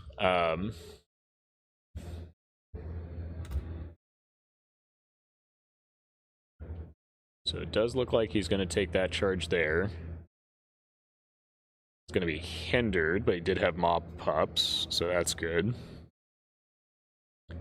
Hindered, though, is going to be on 6s. I just don't think he's going to do anything to that Wretch unit, realistically. They're just going to be there forever. I'm curious if he'll withdraw the Horde in the center. I think that's his best move at this point. I think he should withdraw that Horde. I think he should open up every shooting attack he has on that Wretch Horde, Plague Pots or not, and I think he should try to delete it, because it shouldn't have cover, because it's on a hill. So that's his best opportunity to try and remove it. So everything that hits is going to wound. Even a Waver is not terrible in that situation, because at that point it locks it down, prevents it from moving, allows him to continue advancing fairly safe. And he's basically protected from Corey's cannons at this point, the Shredders, because of Corey's Horde of Shock Troops here. It's going to be difficult for Corey to move the Horde of Shock Troops out of the way to give line of sight to the stuff in the back line here.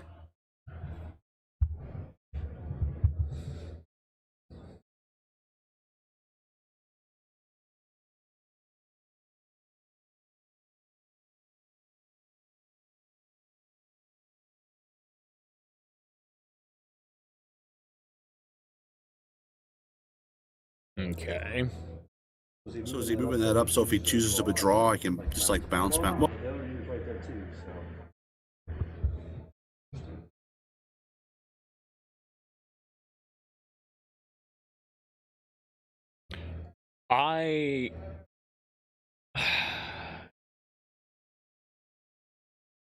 At this point, it doesn't look like he's going to withdraw. He was in a position where I'm pretty sure if he withdrew, he bounced through everything. He'd be all the way at the back at that point, which I think if he were going to do it, the correct move would have been to drop the loot token with the mincers and allow the Horde to pick it up after it successfully withdrew through everything, basically. He could have dropped it with the mincers and let the Horde land on it. So I'm guessing Kyle at this point is not going to do any withdraw shenanigans, which I just don't know that I agree with at this point. I think he needs to be getting value out of the trombones. I think he needs that rabble horde to just get out of dodge. He's got some units to block up the shock troops if they do want to come in. So I don't really see a need to grind against. I don't know that I like this. I don't think he needs to sack these units. There's too much time left in this game. If this was turn 5, I like these moves a lot better because at that point he's trading units to get the tokens safely across the board. But I don't think he has enough units to where he can just throw stuff away like this without picking up any of the hordes. He's going to have really good shooting turn 4 at this point. Oh, he wants to pick up the Blizzard Wizard. I do like that. If he's going to sack a unit, he needs to get value here. So I do like that. If he picks up the Blizzard Wiz, or at the very least wavers it and takes out of the equation, that because one of the problems he's been having is the shooting has been continuously wavered, right? This trombone in the back has been wavered consistently since I'm pretty sure turn 2 or turn 1. He got 1 move out of it, and that was it. So if he can get this thing moving again, that gets his firepower consolidated a little bit.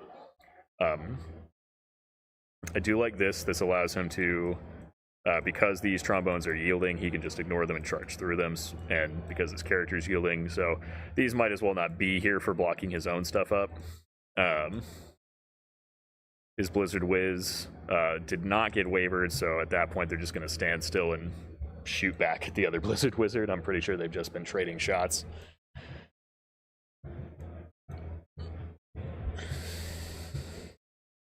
Yeah, this is the part where I'm like, these units, I think the one saving grace for Kyle has been his play on the left side of the table. He didn't stall these units from crossing the board, but likewise he has at least slowed them down to where they're not probably going to be able to make a big impact on the center of the table. They're just going to stay here with the tokens and park. So it looks like he's not charging, but he's just walking straight up, or at least seeing.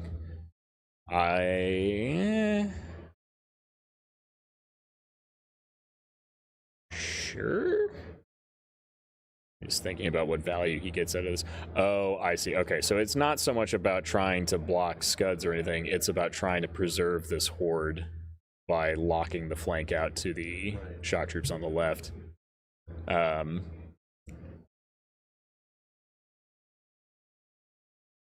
mean, that's cool, but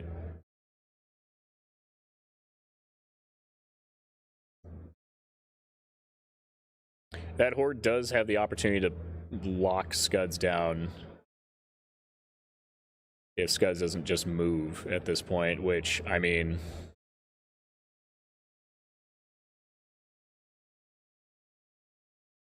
I don't hate the idea of just blitzing 20 inches and pivoting. Because then all the trombones have to turn around suddenly, and then you have two unimpeded shock troop hordes just deleting everything to the front. I still think, like, it is really going to come down to Kyle's going to have to roll very well with his trombones next turn. I think if he doesn't pick up a unit next turn with his trombones, he's in trouble. And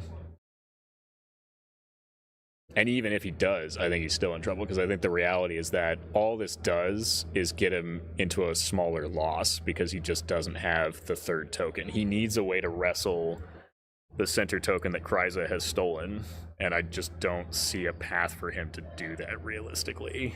Kryza can comfortably sit here against the Wretch hordes, and these trombones still can't see her to shoot her, even though they moved forward. So, and even the flanking rabble regiment, I don't think is a huge deal. At this point, Scuds could also just charge the rabble to the front and just say, screw it. I don't actually think that's a bad play either. There's a non-zero chance he just picks up the rabble horde or rabble regiment in the front, and then just says, hey, I'm in combat now. I don't think he needs to do it. I don't think there's a dedication, but he is at risk of getting charged next turn with Scuds, so he needs to do something with Scuds, whether or not that's back up or reposition or take the charge to the front of the rabble.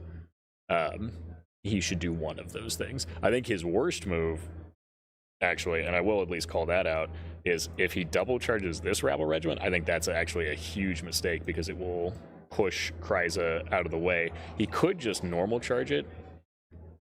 Ooh, okay. I actually think that might be the correct play. If he doesn't reform with Kryza, he can declare a fresh charge in addition to the existing unit just declaring a hold, which means that Kryza would not slide over to share the space as equally as possible, and Scuds would instead stick out on this side, which keeps Kryza safe from these trombones. Scuds is on this side. This rabble regiment disappears between Cloak of Death, Kryza, and Scuds. Scuds then turns to the south to face these hordes and say that they're not going to do anything, and now Kryza is able to scoot the token out very safely without any problems. I think that's how Corey gets the token across the board,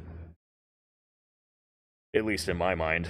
I don't know if Kyle checked to see if this was going to block off a 75 mil. I don't think he was worried about that. I think he was just trying to get his horde safe. Combat-wise here, though, let's see what options we have and what shooting gets done. Again, I expect to see the Blizzard Wizard picked up, or at the very least wavered. If he doesn't waver it, that would be very sad times. Looks like some damage got through. I see a second dice, so that's good for Kyle. Racking characters are not particularly nerve heavy. Looks like he does successfully pick up the Warlock, so that is a good turn of fate there, that Blizzard will no longer be able to poke the trombones, which gives him some option in some of the future turns. Definitely needed that to have a chance of sticking in this game. Now again, I still think the long-term problem for Kyle is he can win the right side. I think he can do that. I think he could potentially even do a lot of damage on his way punching through it. I think the problem is going to be that he just doesn't have the tools to wrestle a token away from Corey at this point. So I think it's a little rough to always call this type of thing in a Masters game, but I think the game is functionally over at this point, unless he just boxcars Kryza here. Because he just doesn't have a way to get the token away from Corey. I think attrition, at that point it comes down to how much attrition he punches back with. Yeah, it looks like Kryza was fine. She took some damage, but she's fine. Looks like he did some damage to the shock troop horde. I think it's 2. But the shock troops are doing just peachy. Say hi. Yeah, okay. But, yeah. Looks like we're swinging for the fences here against the wretches in the center. They're going to take some more damage. They are up to 2 dice. That's usually a good sign, but probably not lethal. Again, Plague Pots were on them, so I don't expect them to drop to just rabble. And then the sniffs, because they were both hindered, and he did not. The Fleabag said Jesse Boots, so maybe he popped the Jesse Boots, but that I can't imagine him popping Jesse Boots into the front of Plague Potted Wretches. He'd still be hitting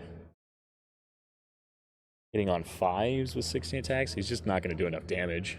But maybe he thought there's no other opportunity. I guess there's no other reason to pop it, though, because there's no terrain back here.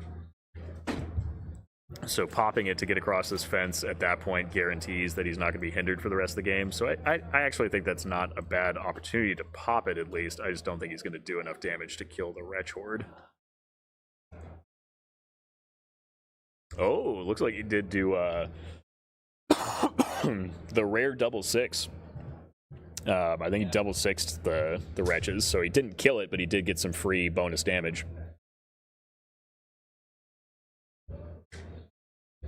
And then I'm guessing he's just going left to right at this point, so we're looking at this I almost want to call it rabble, but they are functionally the same thing.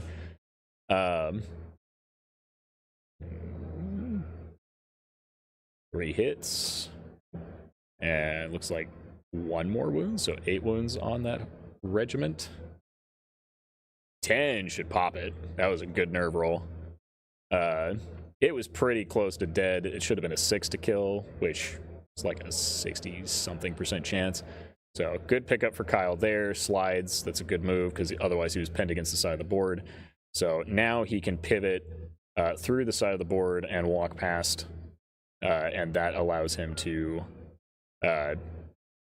finally have some threat projection with this regiment, which in the long term could allow him to pick up the Wretch Horde. Which again, this is all kind of a little bit of spin here, but I do think Kyle, like I said, I think he wins the right side of the table in terms of picking stuff up. He should. His whole army is there. I just don't think it helps him seize the objective. See, maybe Corey didn't realize he could do it this way, but I don't like this version of this charge. Because again, this pushes Kryza closer into the line of sight of the trombones. Which was the one thing really keeping her safe there. Maybe he's relying on the post-combat reform to take him out of range, but we'll have to see.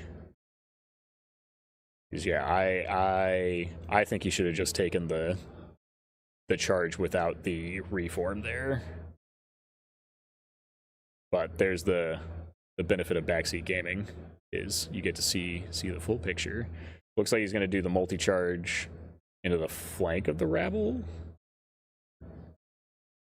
I don't hate that either, just to guarantee it gets picked up, but as I say, you share as equally as possible here, so yeah, that's how he has to do it.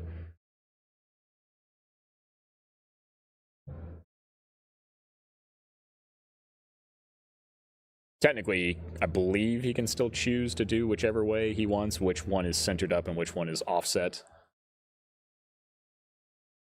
Yeah, that's correct. But I think that's the way he did it is probably the right way to go. Yeah.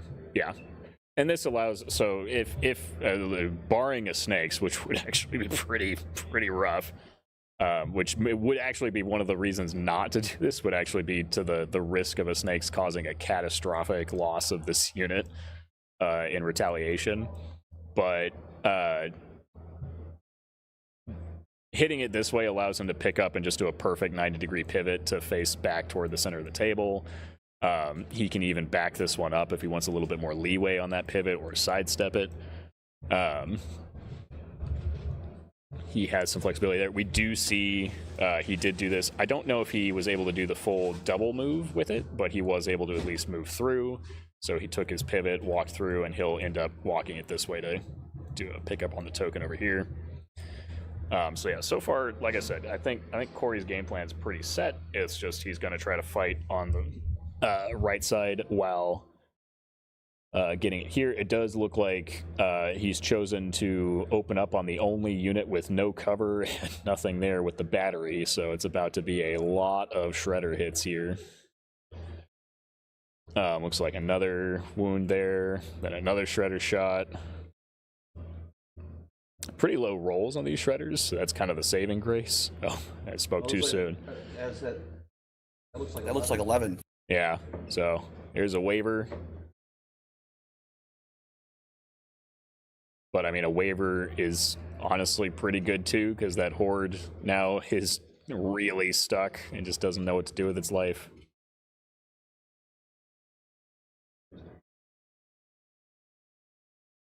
All right, so it looks like he's determining where to drop his tokens. Shock troops are just going to keep coming around the building. Makes sense to me. He is stuck on the wall, so he can only do 5.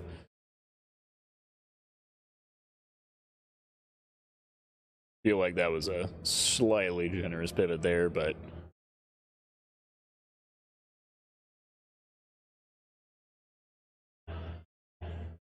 all right. I don't know that he can get and pick it up this turn, but he has time. I was about to say, it should be top of 4, so he has plenty of time to pick it up. Don't think he needs to rush there.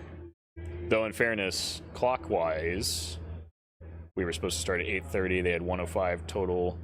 They are getting tight on clock.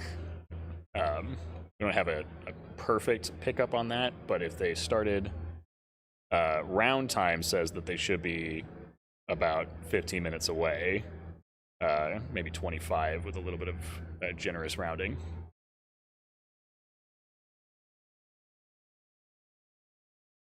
Turn 4.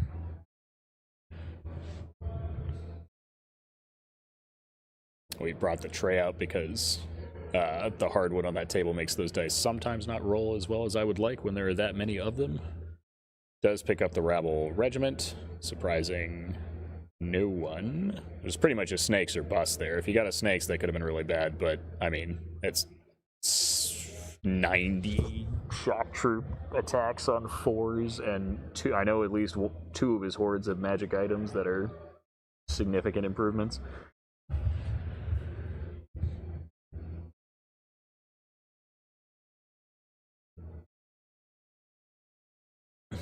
Looks like this is Scuds, and looks like Scuds has chosen to whack ho ho ho ho. It's at least 7. Yeah.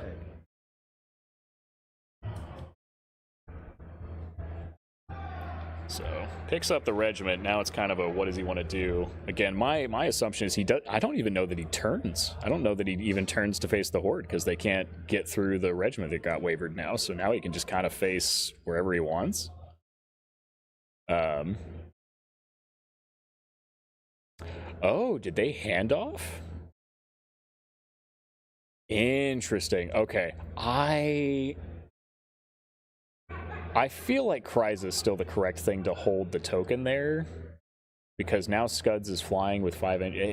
It's interesting. I do like at least the thought process behind it, but like, so basically what happened is when he reformed with Kryza, he dropped the token, and because when Kryza reformed, she shifted when Scuds came in, Scuds was able to pick up the token. So they handed off the token during the charge. I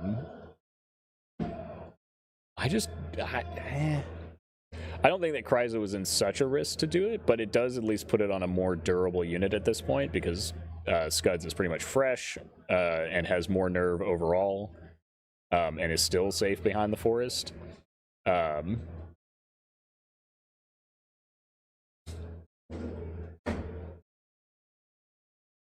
guess the other thing is that it's more reliable for Scuds to be able to punch through a unit than Kryza would to guarantee that it gets onto this side of the table.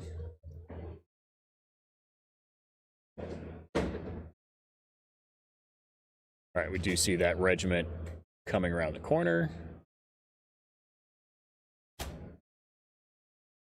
Oh, okay.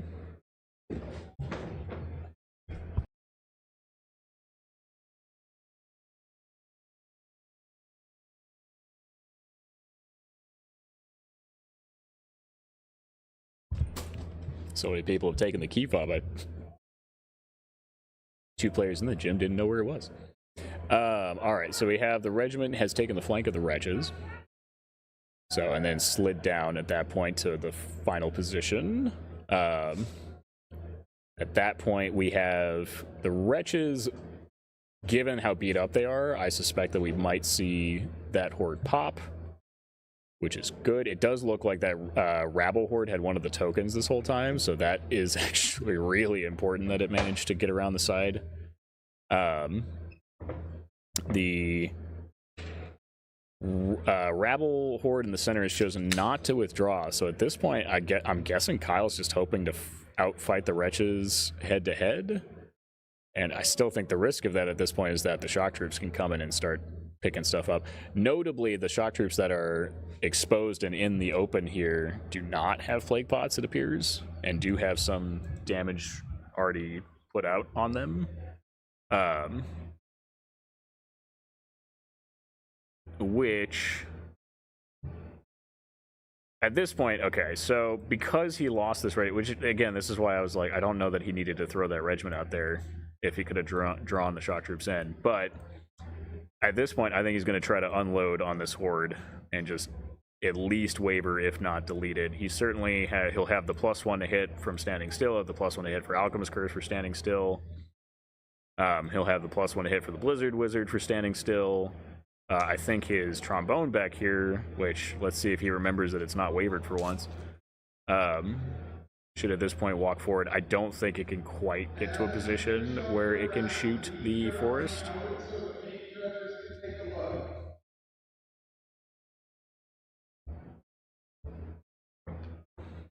What is the check here? That Menser mob is nowhere near getting to Kryza or Scuds. I guess maybe the concern is whether or not Scuds could charge the yielding units and punch through.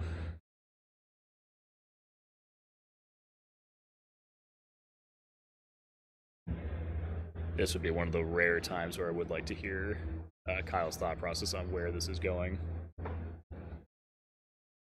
Because what is that line of sight check? What is he getting out of that? It's not his banner, because his banner's over there.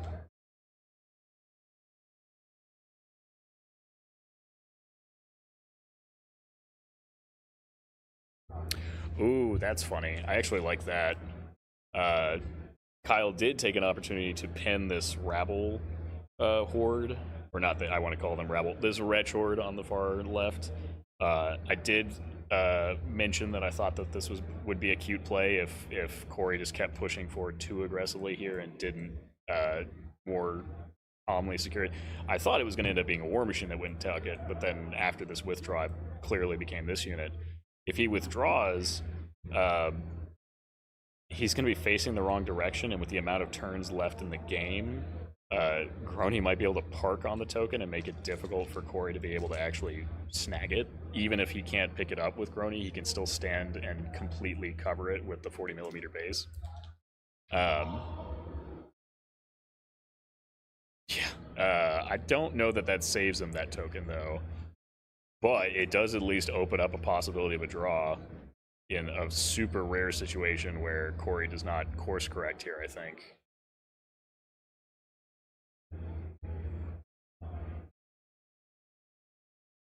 But this is that turn 4 shooting. This should be bottom of 4 for the record.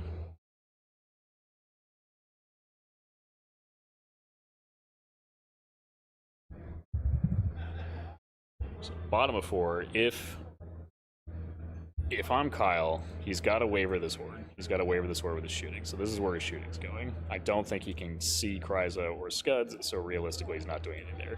Looks like he's trying to use line of sight blockage here. It looks like Scuds turned to face this horde.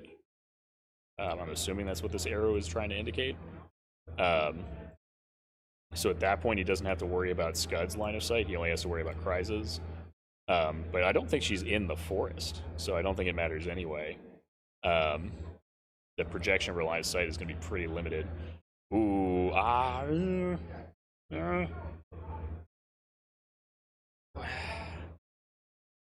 I would have marked that before committing to that, but I guess they're also going to be short on clock time. I don't think that kills that unit, and I don't think it even really does anything that's helpful. I guess, so he's freeing up his trombones, so he's going to try to take pot shots at Scuds. He's going to do the move into the forest and then just try to unload on Scuds. I just don't think he has enough. I don't think 2 trombones that had to walk are going to do it. Because it's 24 shots on 4s, and 4s because defense 5. So he's doing what, 6 wounds? And Scuds is fresh, so yeah, I mean, I guess shoot for the fences, right, when you're behind, but I don't know that I like that play.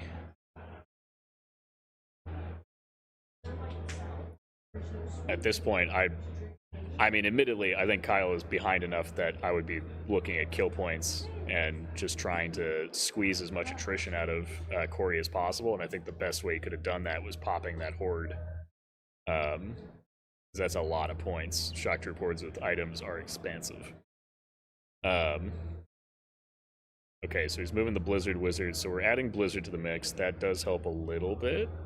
He gets some good Blizzard hits. He at least slows Scuds down. I think the reality, though, is that if Scuds gets too beat up, he just drops the token and books it. And in exchange, there's a horde of shock troops back there that'll just run forward and pick up the token too. Yeah, and you potentially could drop the token with Scuds and then fly over and get and maybe not this turn. Yeah, but you get the token all the way over on the left. Yeah, that is true. He's certainly close. I'm guessing it's maybe just out of 20 inches, but Yeah, I don't see any reason not to at that point. If Scuds gets super beat up, guarantee the token there.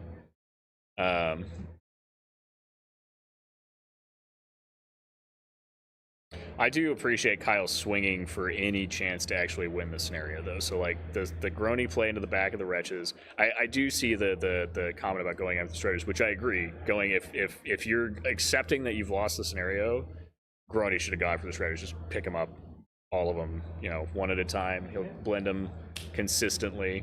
So, I do like this play for forcing something else to have to commit to that token, though, because in the long run, that token differential on Blackjack, I want to say, is a bigger modifier than kill most of the time. You have to get a lot of kill points to get Blackjack modifier for kill. But losing 2 points from a token from the scenario objective modifier, I think, is easier, assuming he can prevent Corey from getting it. I just really think that Kyle is playing this game as if this is turn 5. That's my thing. I feel like Kyle is playing this game as if there weren't 2 more turns. And they've got about 30 minutes left in the game. Yeah. So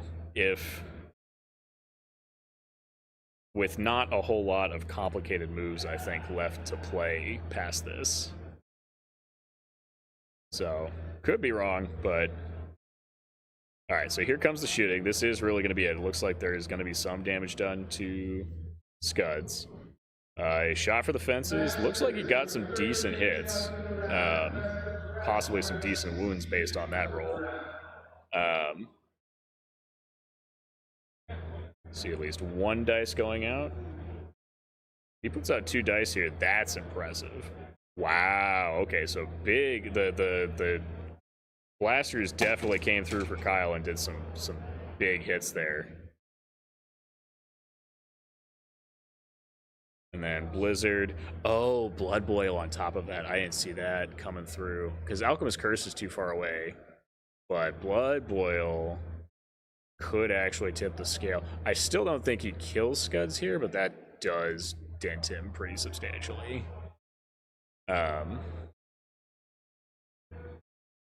So let's see here.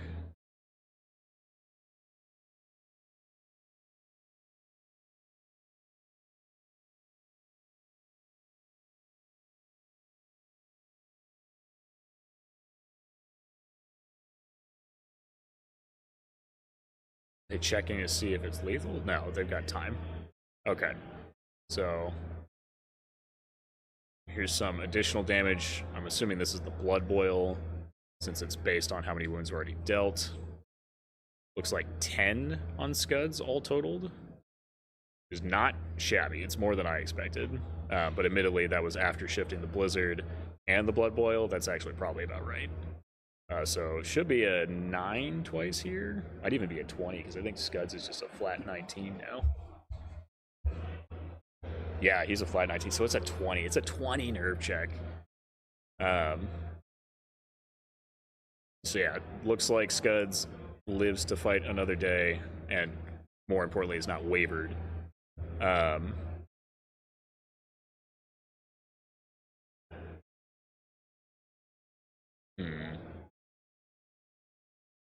Alrighty, well, here's the combat side of things. Kyle should be able to pick up at least one of these Wretch Hordes and put some damage on it the second. I'm guessing based on just the fact that it had nothing better to do, that his Alchemist Curse wizard went ahead and shot these shock troops here, even though they had plague pots, just to put some wounds on them, because I don't think there's anything else that should have been in range or nearby to shoot. Does manage to pick up the horde on the right, so that Rabble Regiment paying dividends this game, frankly. Good flank there. At this point, I think, yeah, you just do this. You just park the token in the corner. I think you hide behind that hill. I think if you hide behind that hill, that prevents the Shredders from opening up on you. So I like that quite a bit. That secures Kyle at least 4 points from push. So, because those tokens should make it to the end of the game. So that part is good for him. If this Wretch Horde breaks, I'd be extremely shocked. It doesn't have plague pots, but it's still fairly fresh, and it is still rabble. So it is going to depend on just how many hits Kyle gets. And based on how many he's pulling out, I see 7 hits. 7 hits plus 2s, looks like all 7. He is going to be rallied. So, does pick up the second horde. Okay, that's big. That's big. Yeah. Opens up that unit. It's the mincers that are carrying token number 3, which I'll be curious if he wants to perform a handoff here in a second where he'll trade the tokens to the mincers.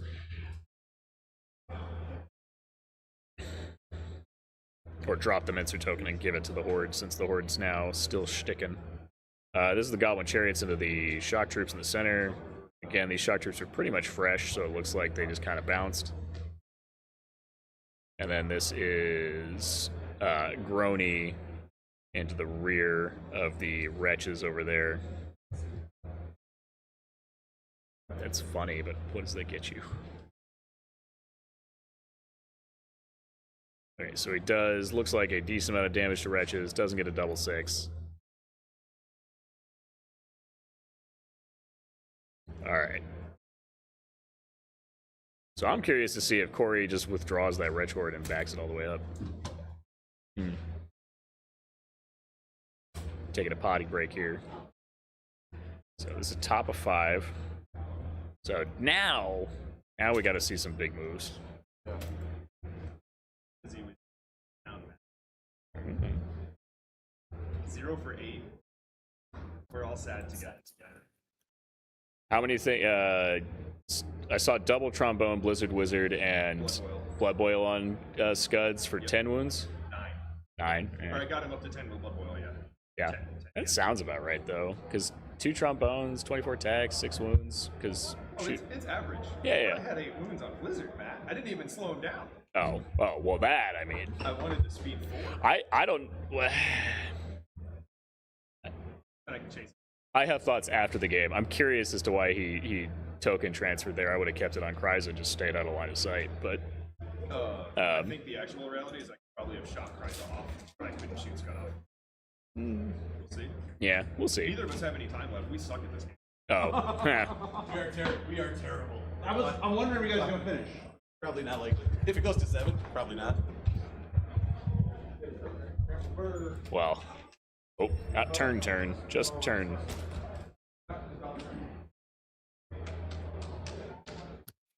Well, now it's Corey's turn. It's going to tell us a lot how this game's going to finish. Yeah, especially if they're tight for time. I still think that realistically, the most important thing here is actually going to be now that token on that side is actually pretty important, because if they're tight on time, then Kyle has 2 points on that side of the board. Corey has 2 points on this side of the board. Corey at least has the center one being held. The mincers, I believe... Oh, maybe he passed it up there. It's a little hard to tell with how he's positioned them in his units, because he's just thrown them into the unit itself. It might be the blaster that ended up picking up the other token, at which point Kyle's technically winning right now. So did he just withdraw? Yes, so he withdrew. It's a rare situation where, because he's charged in the rear, he turns around and picks up, he faces the thing directly, and then withdraws directly backwards, so he withdrew that way. Now, the problem for Corey is that doesn't really solve the problem of picking up this token. Sir, please, you're killing me. Pivot around your center. You could have gotten it, you just didn't need to do it like that. But now with what he did, Scud can get that other token, because now he's in range of that token. Well, maybe. He's got to get across the fence. I think it's actually easier for Scud to pick up the one being held by the shock troops if he was going to pick up one versus the other. But looks like they determined that he can do it, so yeah. Looks like they did some transferring around. Scuds have picked up this token, the other one's picked up by the other wretches, and the shock troops still have this one. So now we're back to Corey has the secured 6 points versus Kyle secured 6 points, and then there's a token just kind of floating in the center of the table. Which at this point, I guess you just walk the shock troops onto.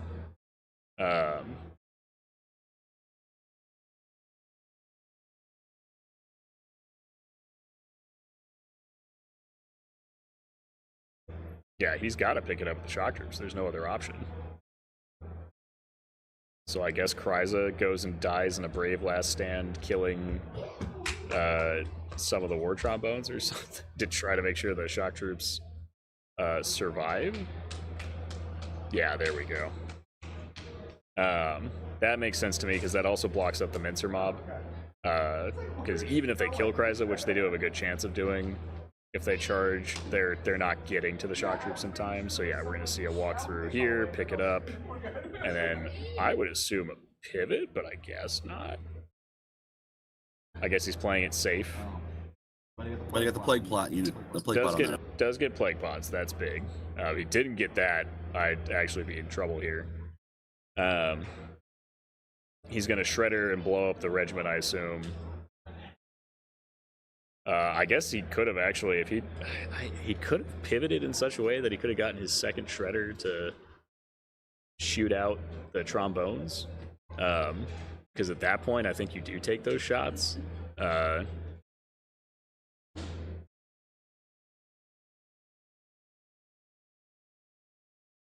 It's going to be really funny when Grony charges the rear of the shock troop horde and locks them down. But I just don't think that kills them, so it is still going to be in his best interest for Kyle to just try to evaporate the horde. But I do like this insurance from Corey. He's moving up the shredders so that he can keep on you can just keep on shooting the token unit, and he'll just have to keep killing them one at a time. Notably, he did not decide to shoot at the Rabble Regiment. He's just like, screw it, it doesn't matter.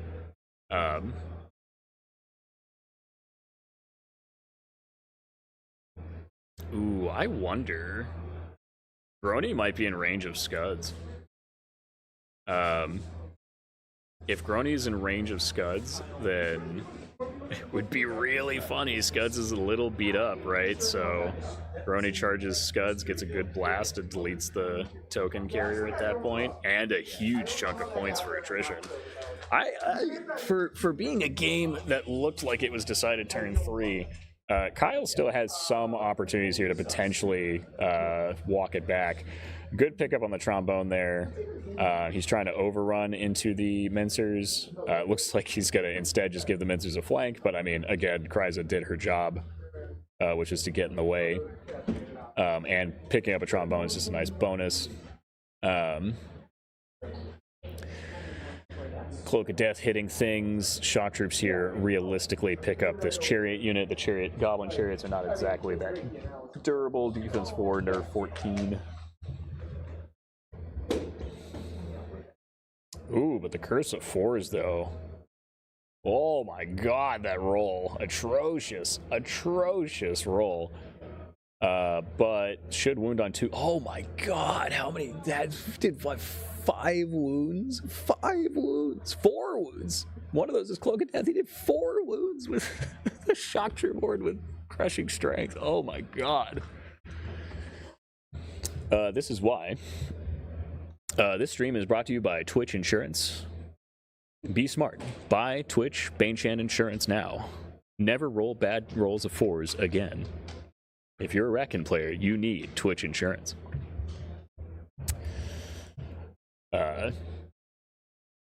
Okay, well, I mean, I was just talking down to the goblin chariots, but apparently shock troops decided to just absolutely drop the ball there. Should have been like an average of like 12 wounds, I'm pretty sure. They did 4. So yeah, that's not good for Corey, because suddenly Kyle has a lot more options for his turn 6. We do see the handoff, so handoff goes, picks up the token. He's got a nice secure there. I don't think he kills the shock troop horde in retaliation, but I mean, he does get good position to get some extra attrition. This is turn 5 bot.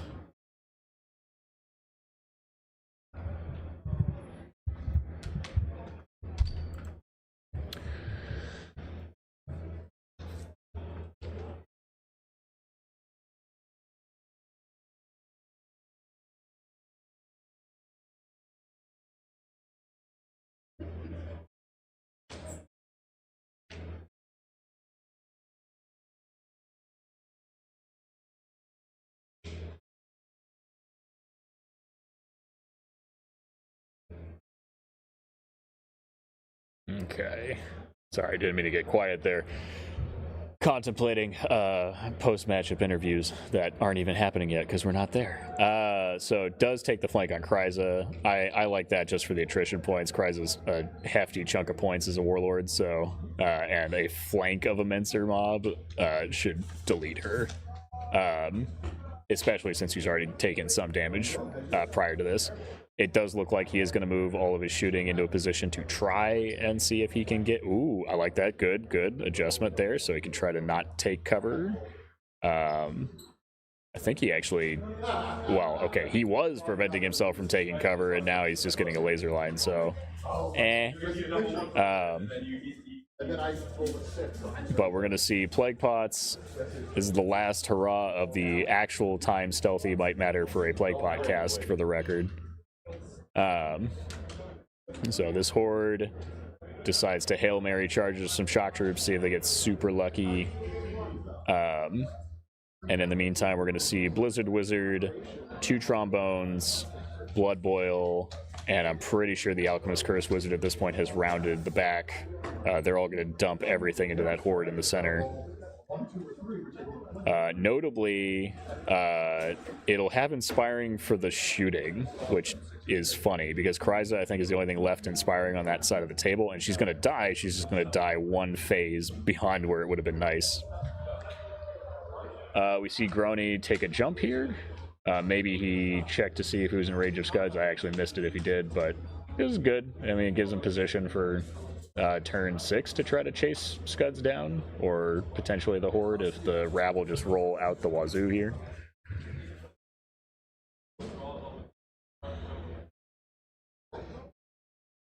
Alrighty. Positional wise, I mean, we did kind of call this from the start. This was going to be the yin yang. Corey pushed down the left, Kyle pushed up the right, and as we see, Kyle pushed through on the right where there was less stuff for him to fight through, and Corey pushed through on the left where there was literally nothing for him to fight through. I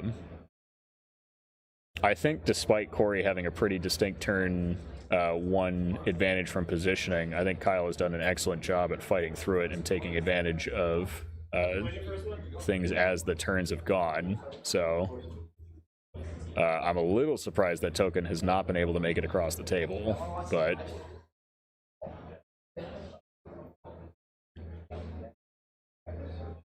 alrighty, so here's the first round of shots. And again, from personal experience, those Plague Pots may just not matter with just how many shots are about to come in here. One of those trombones is going to be hitting on 3s normally, so it's going to go down to 5s with cover. But I think it doesn't even have cover because the forest will be ignored. The other trombone will probably be cover, but it's going to have... so that won't be on 6s. So one trombone's going to be hitting for the fences, the other one's going to be meh. Alright, we're seeing some additional hits here, I assume, from Blizzard.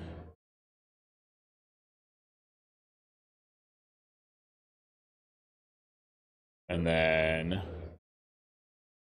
getting some Alchemist Curse on there, I'm assuming. Or are we already done? Oh, interesting. Okay, I like this a lot better. He apparently decided to Blizzard Scuds, which I actually think is actually a much better play than trying to kill the Horde in the center. Because if he can waver Scuds, again, he's just making it really risky for that token that is already pretty beat up. At that point, I think the smartest play for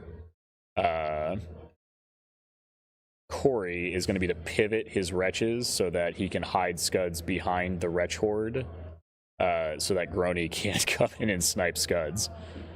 But enough damage on Scuds to waver is not nothing. So it looks like Blizzard was not insubstantial there, because Scuds was still pretty fresh. Well, not fresh, but he was only at 9 wounds, which means that with rallying, it would have needed an 11. So Blizzard would have needed to do at least a couple wounds to get it down to a safe waiver. Kryza just disappears. I'm guessing Corey just let him snakes that. And then now we have the Goblin Chariots, who are surprised to see that they're still here, taking revenge on the Shock Troop horde to the front. They are plague potted, so looks like they did 0 wounds. I didn't see any wound dice move, so. All right, they remember to turn their dice, so I'll remember to turn mine. Closing turns of this game. If they get to a 7, it's gonna be tight. So turn 6, top. So let's see it. Again, I think some of the movement is fairly easy.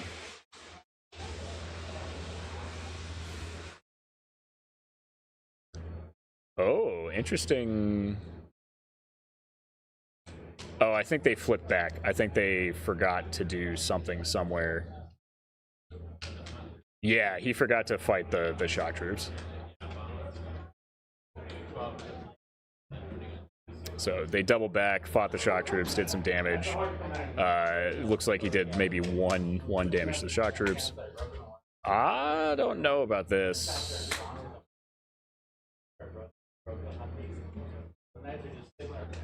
Oh, some bumpity here. Because, like, you want to position the wretches to block here, right? Is he going to try to do it with this one? He can't block off with that one. No, what do you... Oh my god, if he throws at the last minute, I swear I will never let him hear the end of it. Why isn't he blocking off the charge from Grony? Why is he leaving that open? Why would you do that? Why would you give him an out? Oh my god, Corey. Oh.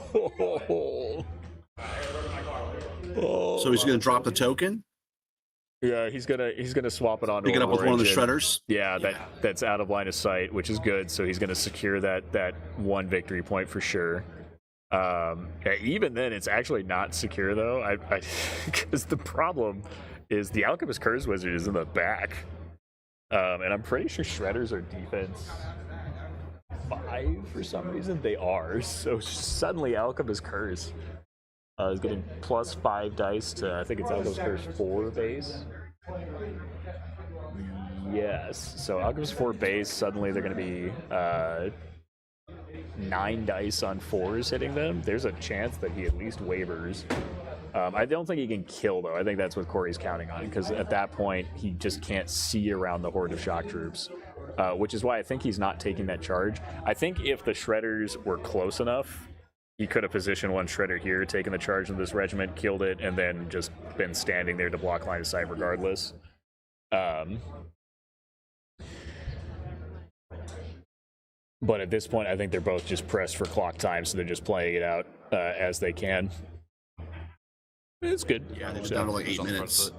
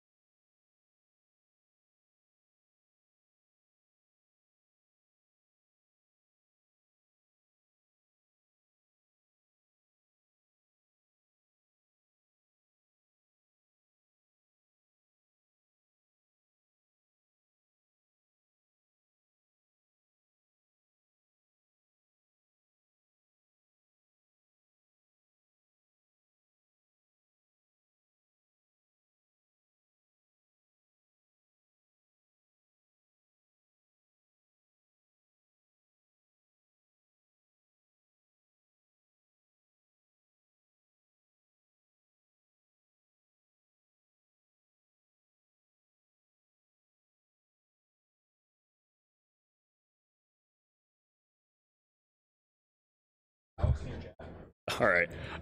Maybe. Alrighty.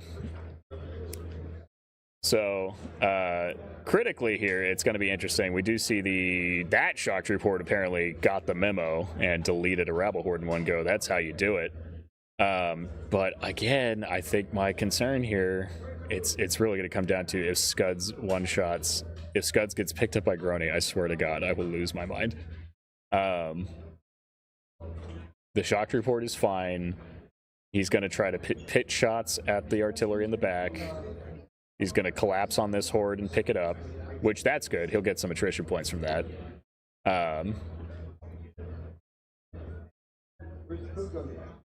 Oh, I think at this point they're just letting him do some nerve checks on certain things to try to speed up the thing. Very generous of Corey. Why aren't you charging Scuds? Kyle sees it, right? Kyle surely sees it, right? After the Masters of Nova, I think he remembers late game shenanigans. Yet another game where I have not let Kyle forget it ever.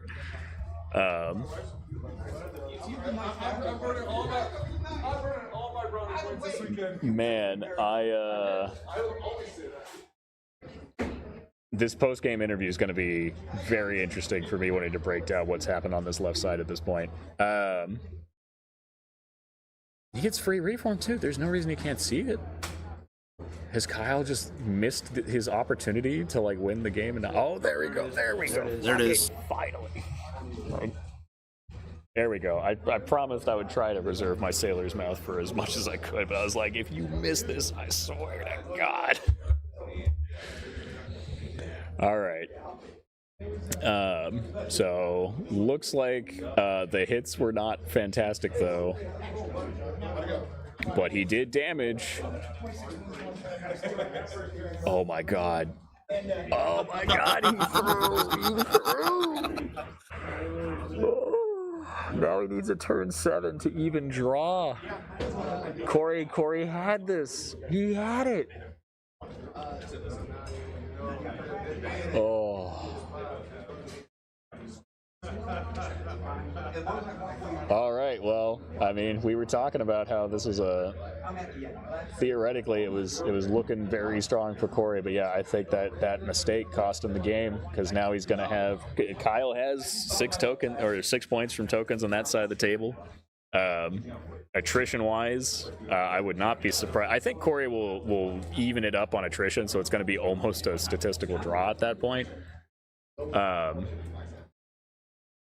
I say that there's a lot of characters floating around, and a lot of the stuff that died from goblins is cheap, so but in fairness, it was also Wretch Horde. Scuds dying is also a massive amount of points. Looks like no turn 7.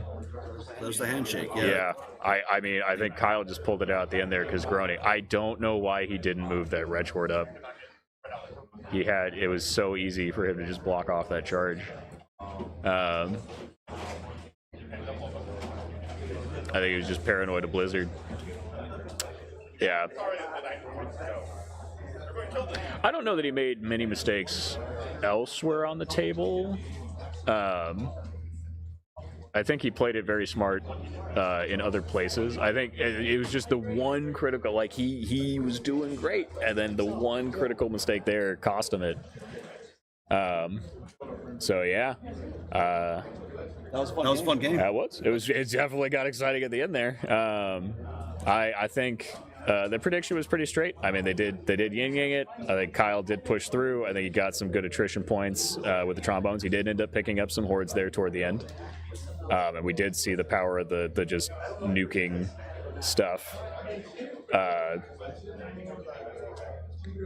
The Shredders did end up contributing. They picked up at least a horde. They wavered a regiment. They did some plink damage across the board to other things. I think the Blizzard Wizards continued to be the stars of the show, typically, which it will come as no surprise to, I think, most people that Blizzard was taken by an overwhelming amount of people in this event as just available forever.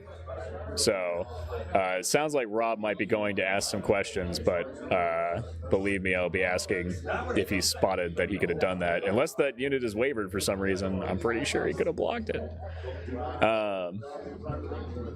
But yeah, good on Kyle. I will say Kyle has redeemed himself, I think, from the 2024 Masters, if I'm remembering my dates correctly, where he distinctly said he shouldn't do something or else he, like, because that way he could win the game, and then he did the thing literally like a minute later and then looked at it, was like, oh, I shouldn't have done that.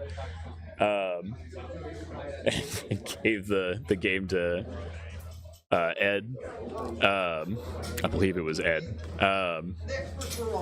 So yeah, good on him to spot the correct move, in my opinion, which was to take the long shot with Grony to make sure that he pops Scuds there.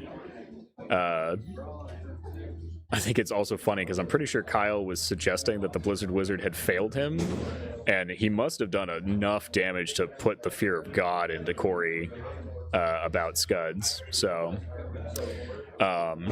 that's going to do it for round one, though, realistically. I'll see if I can get a score. Do we have a score? You're working out right now. Oh, okay. Just finished. 100%. Corey doesn't know what you're asking. Oh, okay. Because I'm like, hey guys, they're like, oh. It's like, okay. Come off as a Well, I mean, backseat gaming is the best type of gaming. All right. Yeah, maybe it was the time clock pressure. That's my guess, is that maybe he just didn't think about it in the heat of the moment. Maybe he thought that because he couldn't pick it up that he wouldn't risk it. But yeah, we'll see. They're calculating score. I'm going to keep us live, at least calculating score. I'm not going to shut the stream down in between phases, but we will go to a break screen. And I will get us the time of when we are expected to return as quickly as I can.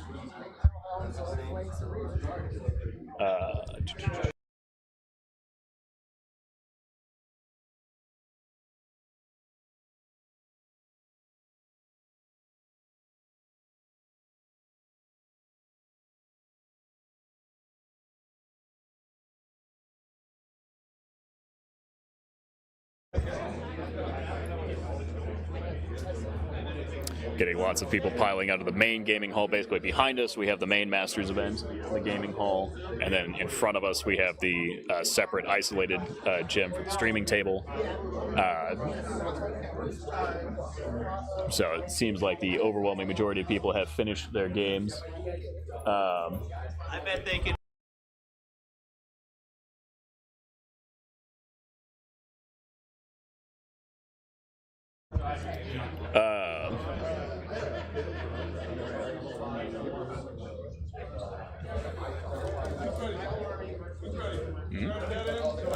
Whoa, did we just lose the broadcast?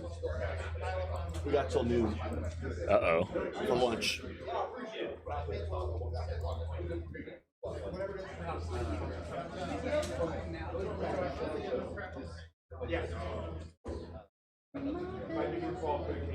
Noon for lunch, I'm hearing. I'm showing us still live, so I think we're okay.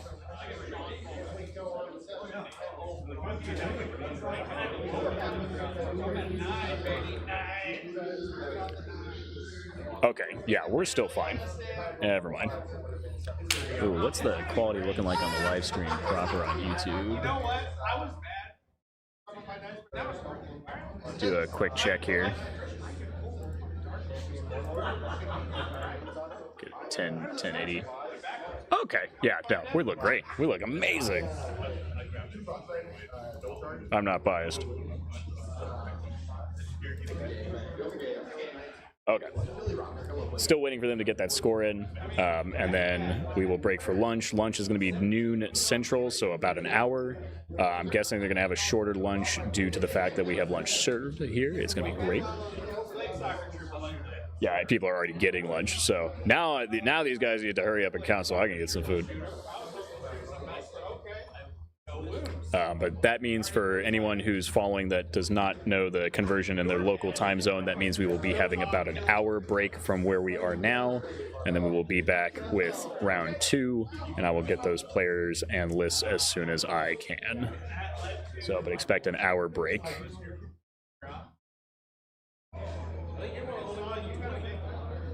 Okay, I see them putting units up, which means they've probably entered the scores digitally, so I'm going to go ask them what the scores were.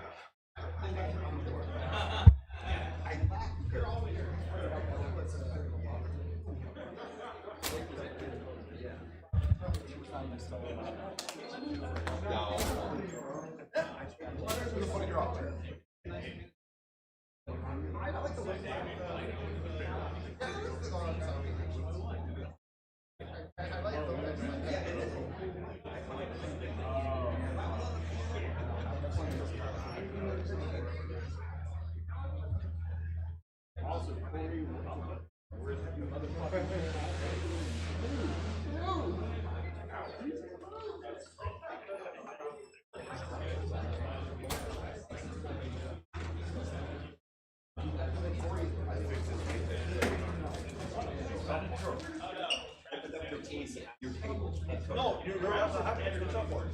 Okay, I got more. I just wanted to let you know. I yelled at him. You need Jason's back. No, it's not.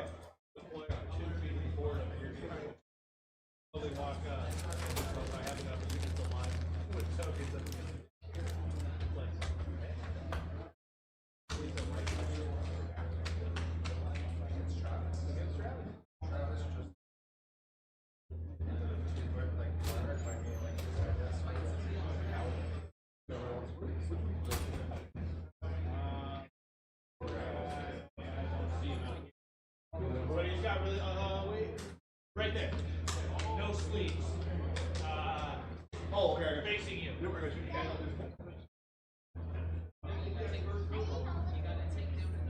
Okay.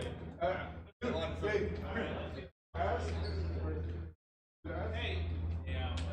We're both at 9 points.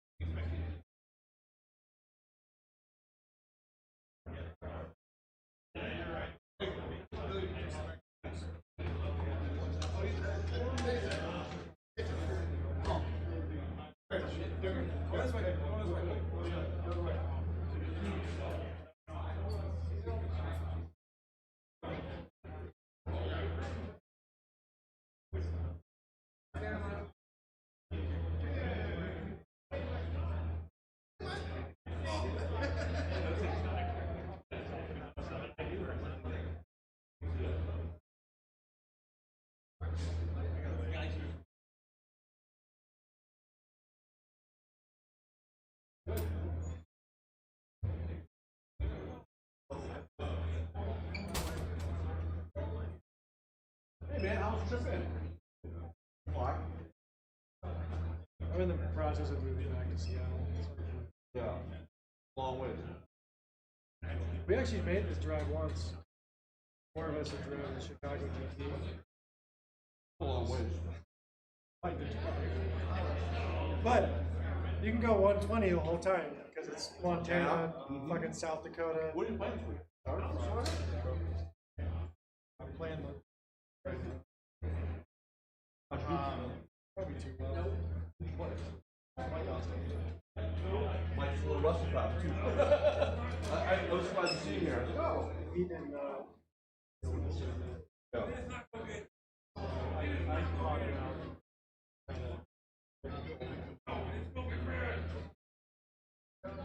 But we have That's the full court part. You win? Oh. I didn't get big.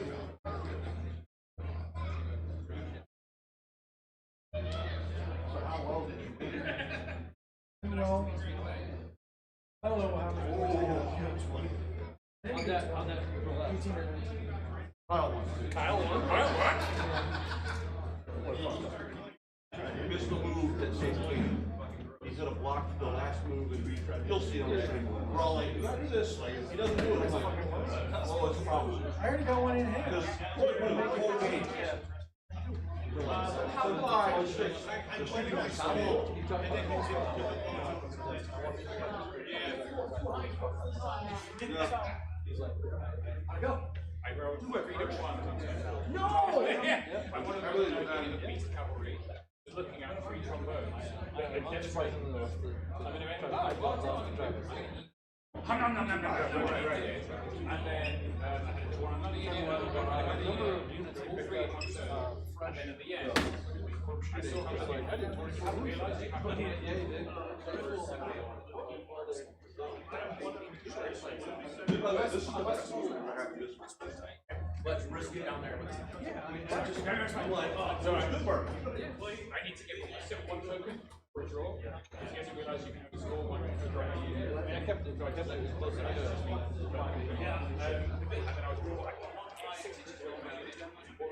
Kyle won. Awesome. Yeah. Didn't have a turn 7, and yeah, Kyle won. Are you the narrator? I'm a sidekick. I'm a sidekick.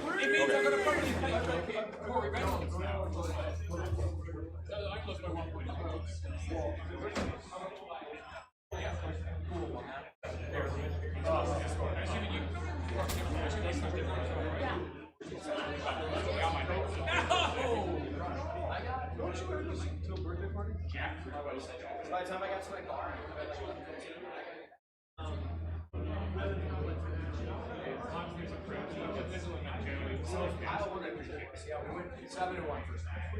Awesome. I wasn't gonna have pineapples.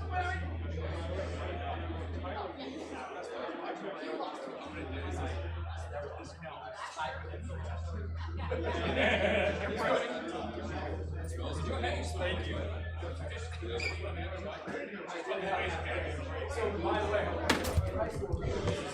All right.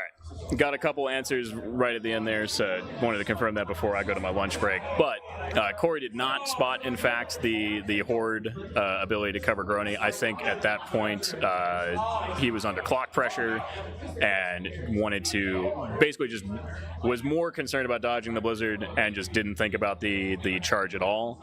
And I think the way he was thinking about it was, could he pass the token from Scuds to the Horde, but he couldn't do that because the Horde wouldn't be able to score both, but he didn't think of it from the Horde standpoint of blocking the charge to Scuds and therefore making it safe. It does sound like Kyle did have a fairly hot Blizzard the previous turn where it took Scuds from his 9 wounds to like 15 or something, so very strong.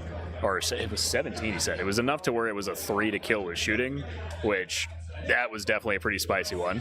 Yes, Jeremy, the game is done for round 1. And Kyle pulled it out at the end. It sounds like it was a 15-6. That's what they're guessing. They don't have a full count on it yet. Can we go ask him? No, they don't know because it's blackjack. They just submitted. Well, yeah, in any case, we're going to be back here in about 50 minutes. I'm going to go take my break for lunch. I'm going to put us on a break screen, and we will be back then. Miss you too, Jeremy.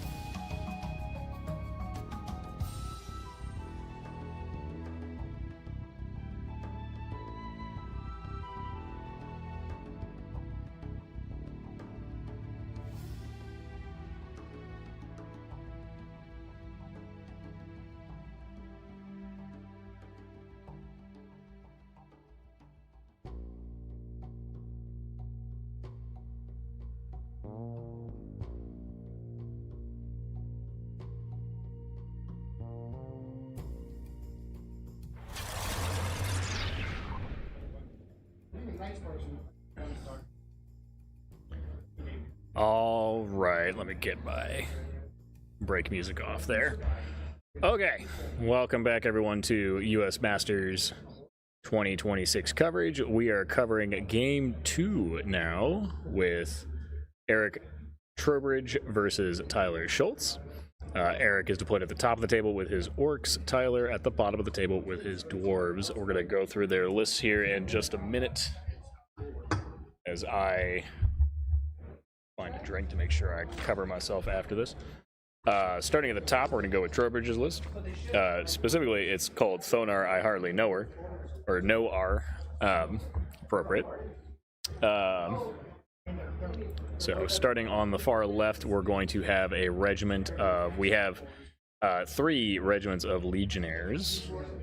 No, 4 total because there's a second battalion. So all the regiments of legionnaires have no items. I'm pretty sure that's just true of almost everything in his list. He has 1 Jesse Boots of Striding on a horde. So regiment of legionnaires. I'm going to read off the list and then I'm going to point out where things are. I'm going to do it that way. So we got a Crudgeron wing slasher with a blade of slashing. We got a flagger. We've got a God Speaker with Baneshant and Veil of Shadows. We've got 3 Great Axe hordes, 1 with Jesse Boots of Striding. We have 3 regiments of legionnaires, 2 orclings, and then for the second battalion, a second Crudger on wing slasher, and 2 more regiments of Riftforged legionnaires for a total of 5 regiments of legionnaires and 2 slashers. Starting going left to right, we have regiment. The nice thing is because there's only one type of horde and one type of regiment. So regiment of legionnaires, horde of Great Axe, orclings, slasher, regiment, horde, regiment. I believe these are 2 more. Yeah, regiment, because it has to be for 5. On the other side of the table, we have Tyler Schultz playing dwarves. I think one of our only dwarf players here. So we have a for the list itself, we have a Berserker Lord on Giant Brock. We have a Stone Priest with Baneshant and Barkskin. We have Shieldbreaker Horde and a Shieldbreaker Regiment. We have 2 Specialist Stoneclaw Rider Regiments, specifically. And then for the second battalion, we have another Berserker Lord on Giant Brock. Again, no items on either of them. 2 more Shieldbreaker Regiments. 2 Brock Rider Regiments, 1 with Jesse Boots of Striding. And 2 Stoneclaw Rider troops. So 2 regiments of Stoneclaw Riders, 2 troops of Stoneclaw Riders. Again, for the most part, these are fairly self-explanatory because they are displayed. We have troop, and I believe this is the second troop of Stoneclaw Riders. Yes, it's been a while. Now that there's no free dwarves, it's just all regular dwarves. So Stoneclaw Riders, the 2 regiments. Then we have Berserker Brocklord 1, Berserker Brocklord 2, and then the only individual, the Stone Priest hiding in the back here. Makes sense. We have the Horde, Regiment for the hammers, just nicely spread out in the middle. And then we have Brock Riders and Brock Riders, respectively, on the right-hand flank. The scenario is Invade. So I expect to see, yep, we saw first turn for Tyler, and I'm shocked that we'll see some aggressive movement in Invade. Turns out Invade's a good scenario to go first. Let's go, lads. Orcs. I'm not going to do my best impersonation of a Dawn of War orc, but y'all can put it to your imaginations. We're going to see some art checks here. So with Invade and with the deployment, I feel like things got bumped a little bit. That forest definitely got bumped. So I might come out there and make sure the terrain's a little bit readjusted and more centralized again. But regardless, we have... Do Stoneclaws have Pathfinder? They do have Pathfinder. Okay, that's interesting. That only really matters for movement, though, so not as big of a deal as it used to be since they don't have Strider. Yeah, they don't have Striders, so... without Strider, these guys are going to aim to probably avoid sticking in the forest. They might stick to, like, the fence area and use that as good cover. There's pretty much no shooting in either player's army, so this is going to be entirely a positioning and punching game. as they all should be.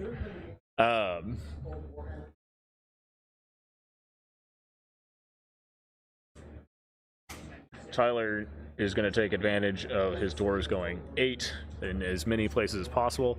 I would not be entirely surprised to see him walk around the forest. But yeah, it looks like he's just going to walk up to it as much as he can. So that one looks like he's going to stop before, so we'll see if he goes the little extra tidbit. Looks like he went the extra tidbit. I suspect this turn 1 is going to go really fast. I also realize that, in fact, I'm still saying it's deployment, when in fact we're on turn 1 top 1.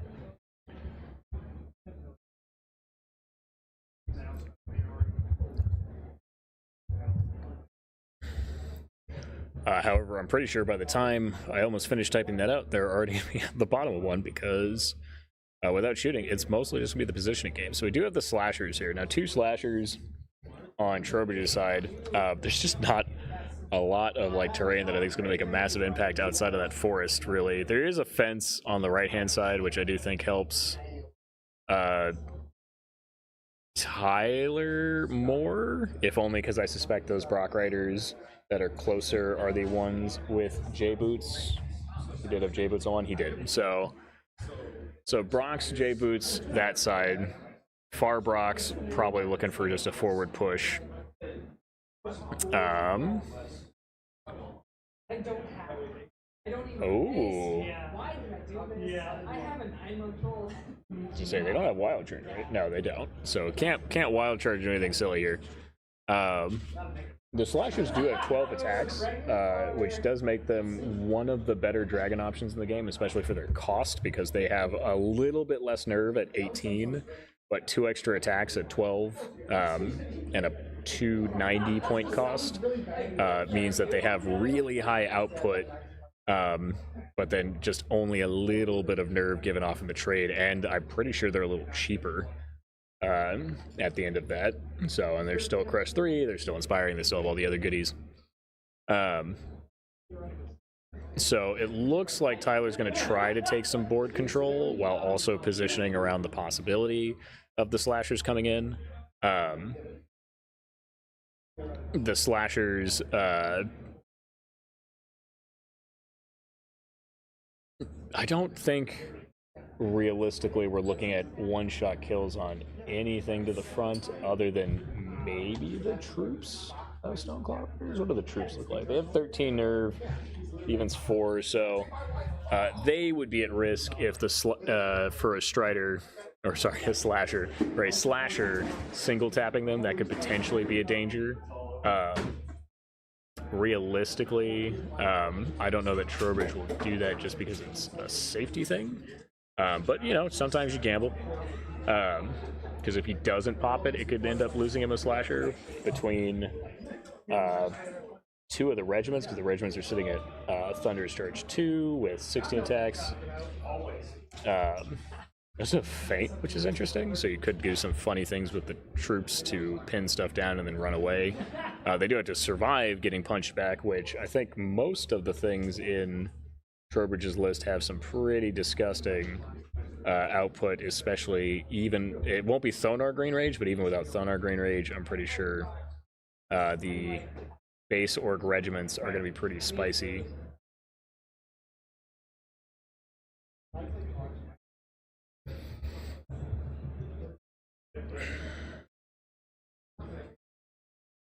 Okay, if I had to assume, I'm guessing Tyler's done. I'm guessing we've flipped to turn 2, and they just haven't flipped the dice yet. They haven't flipped the dice yet.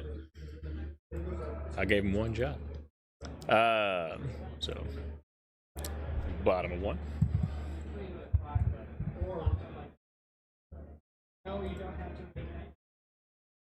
Because yeah, the Stoneclaws did not buy their upgrades to shoot, which I'm not entirely surprised by. The upgrade is fairly expensive for a very low output on a unit that wants to charge things too, so just save the points. And likewise, the Stone Priest does have Bark Skin, which I didn't see any Bark Skin tokens go out this early, but I also just don't think there's any reason to cast on anything this early, because there's nothing that can charge this early. It does. I think I missed the Barkskin in the first read-through, or at the very least I glanced over it. Banechant 2 makes sense, because you want Banechant in almost every list in the game. It's one of the best force multipliers. The ability to increase any unit that you need to stat at the roll of a dice is really strong in Kings. Barkskin, there's nothing that's defense 3 or lower, but he does have a shocking amount of defense 4. So Barkskin 5 at that point just becomes a more, I would say a more efficient heal, because they serve different purposes. Barkskin's main purpose is to make a unit have a higher to break nerve than would normally be possible. So for example, these troops of Stoneclaw Riders have nerve 13. If you get an average of 2 or 3 Barkskin on that, suddenly their nerve is now 16 or 15. And that's a lot harder to one-shot for some of these things, which in turn then creates problems for those units. Where a unit that they were hoping to be able to break reliably in one turn is now not breaking reliably in one turn. It is worth noting that he did put the Barkskin just with the Shield Breakers. So with only the Shield Breakers being the case of a unit that has been... He's not going to have a lot of reach with speed 4 on the Priest to go and hit something for that purpose. So I don't think he's going to do it with the troops of Stoneclaws. I don't think we're going to see that as much from the play. But on the flip side, I'm guessing he's just going to use it as a grinding tool for the Shield Breakers. All the Shield Breakers do have Thunders 1 now instead of Crushing 2. So they're Crush 1, Thunder 1 instead of Crush 2. So that Forest could potentially cause some problems. It is worth noting that the Dwarves don't have... I don't believe they have Wild Charge. No, they get Retaliate as a potential option that will probably never see play.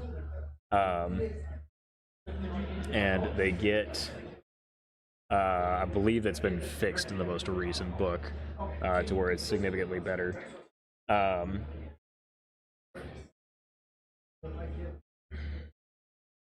Maybe one of the hordes will end up doing it, but it would be pretty rare. He does have the option of throwing Mastiff stuff, though, so... And he can do that with all of the Shield Breakers, so he get Throwing Mastiff with his regiments as long as he taps them with the characters first, which all of those are within range, so I would not be surprised to see some Throwing Dogs go out, since it's going to be very unlikely that Trowbridge lets Tyler get a good charge on anything. And to call out good moves coming from Tyler here,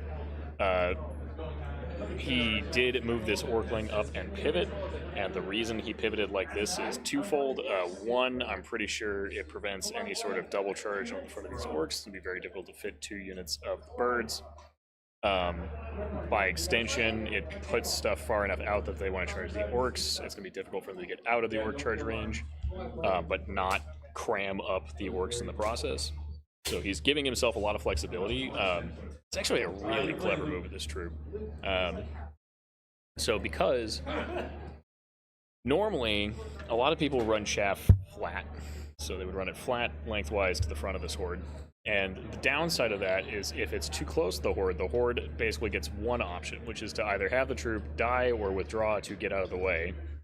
And if it does, then the horde could then charge whatever charged the troop, but that kind of still guarantees that you know where this horde is going for a turn, which honestly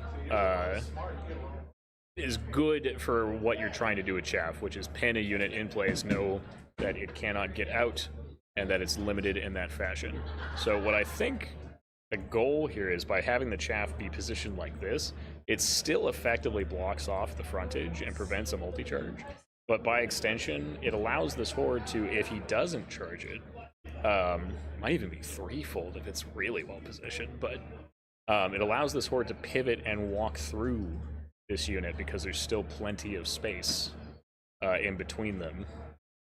Whereas if the troop was too close, then the opposing unit might be able to hit it, and just by being there prevent the orcs from pivoting through, because they can't pivot through an enemy unit, they can only pivot through friendly units.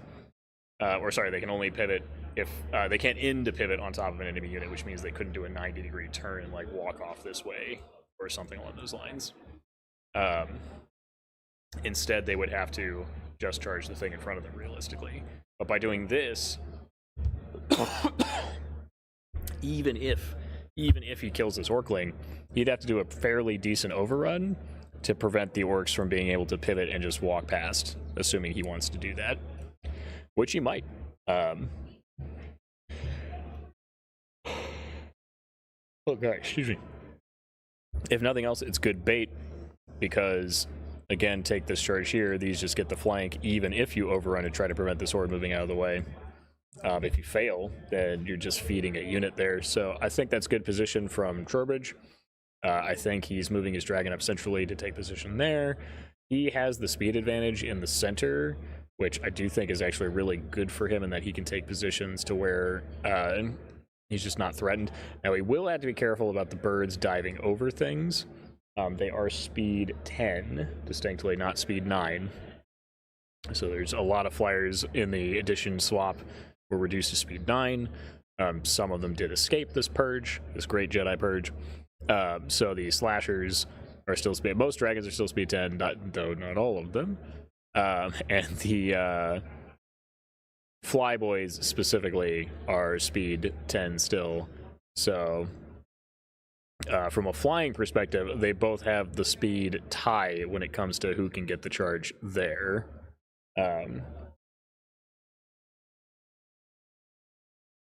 Yeah, no additional wild charge or any other tricks anywhere as far as I can see. So here, looks like we're having some regiments buttressing back to back. This is intriguing.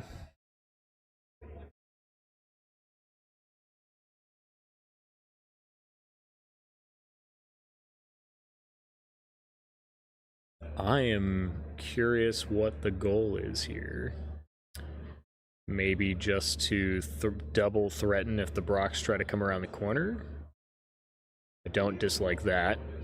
Because then he's left just enough. Oh, maybe he's changing things up. Maybe he's trying to butt.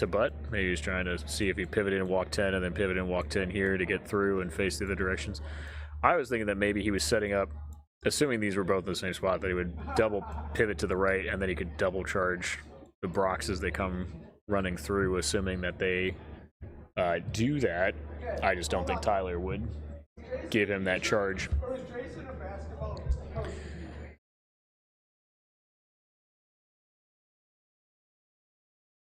It is noticeable, considering how much of a speed advantage he has, just how much extra time Trowbridge is taking for his turn 1, despite and a lot of that I think can be said for the advantage of going first and invade. Tyler takes so much board presence that now Trowbridge has to think about breaking through, as opposed to Tyler's turn where really all he had to do was run forward. And in fact, Tyler's ability to project threat to that side of the table, meaning that Tyler can reach out and touch everything kind of in this line here, prevents Mr. Trowbridge from being able to advance completely with impunity. He has to set up to where he can get the charges he wants, not let Tyler get the charges Tyler wants, respectively. So I like, he still hasn't 100% let go of his markers up here, I think.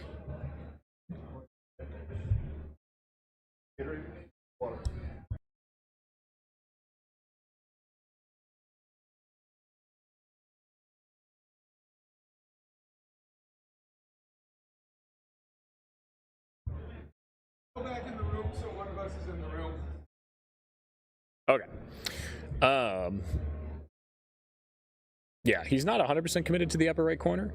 We have a regiment that is facing down. I think he is trying to box it, though, pretty well. I do think Tyler may have moved a little too aggressively forward, because if he cut this corner a little tighter, what he could do is you could position so that if you pivot 90 degrees, that you can slide past this building with one move. As it stands, he's going to have to double pivot to walk this way instead. That may not be that big of a deal because he can use the building to buttress and basically say these orcs. I foresee a lot of this turning this way, and then these two will turn this way, and then this one will turn back this way, and then this will turn this way. Like, I could see a lot of back and forth over this gap here. And just positional posture. Frankly, the Brocks are already on the other side of the table. Oh no. So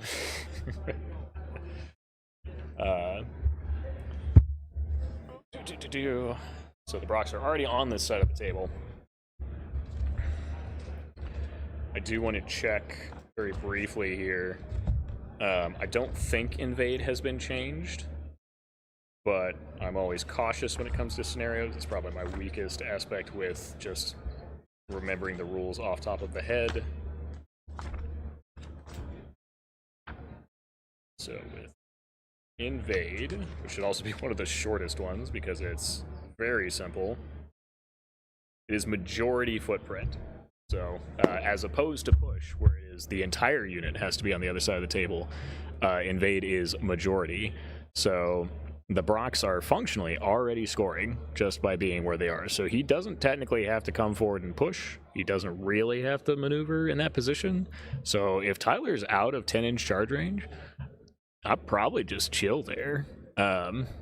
Or even just kind of sit there and face off and let one orc regiment come through on its own. Because the Brocks...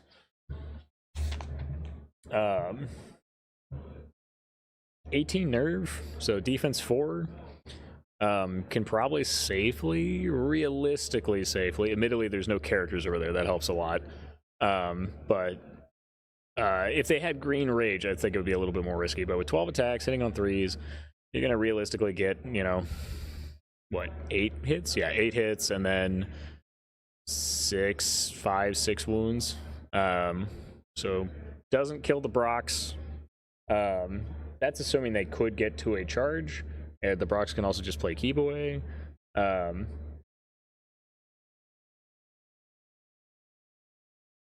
Notably, the Brocks hitting back are significantly weaker. They do have Thunder 3 for some godforsaken reason. So 26 attacks on 4s with Thunder 3 and Vicious is definitely nothing to sneeze about. I do think there's a distinct possibility the Brocks can just kill the regiment if they really want to and just turn and face the other one. Odds say they should do 13 hits and then, realistically 13 wounds because they'll need 2s to wound and they'll re-roll the 1s.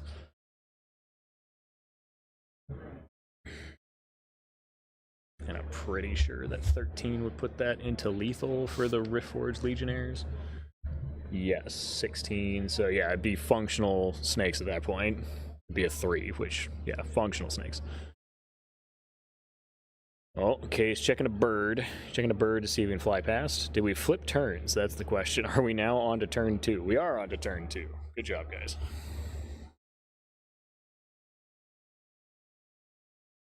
But not the bot of turn 2.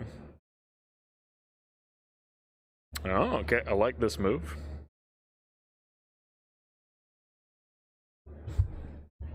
Top 2. Okay, so he's seeing if he can fly past and pivot, which to me looks pretty good. Also looks fairly safe. In the words of an umpire, safe. Interesting that fence is apparently on that side of the board. I feel like that got flipped at some point.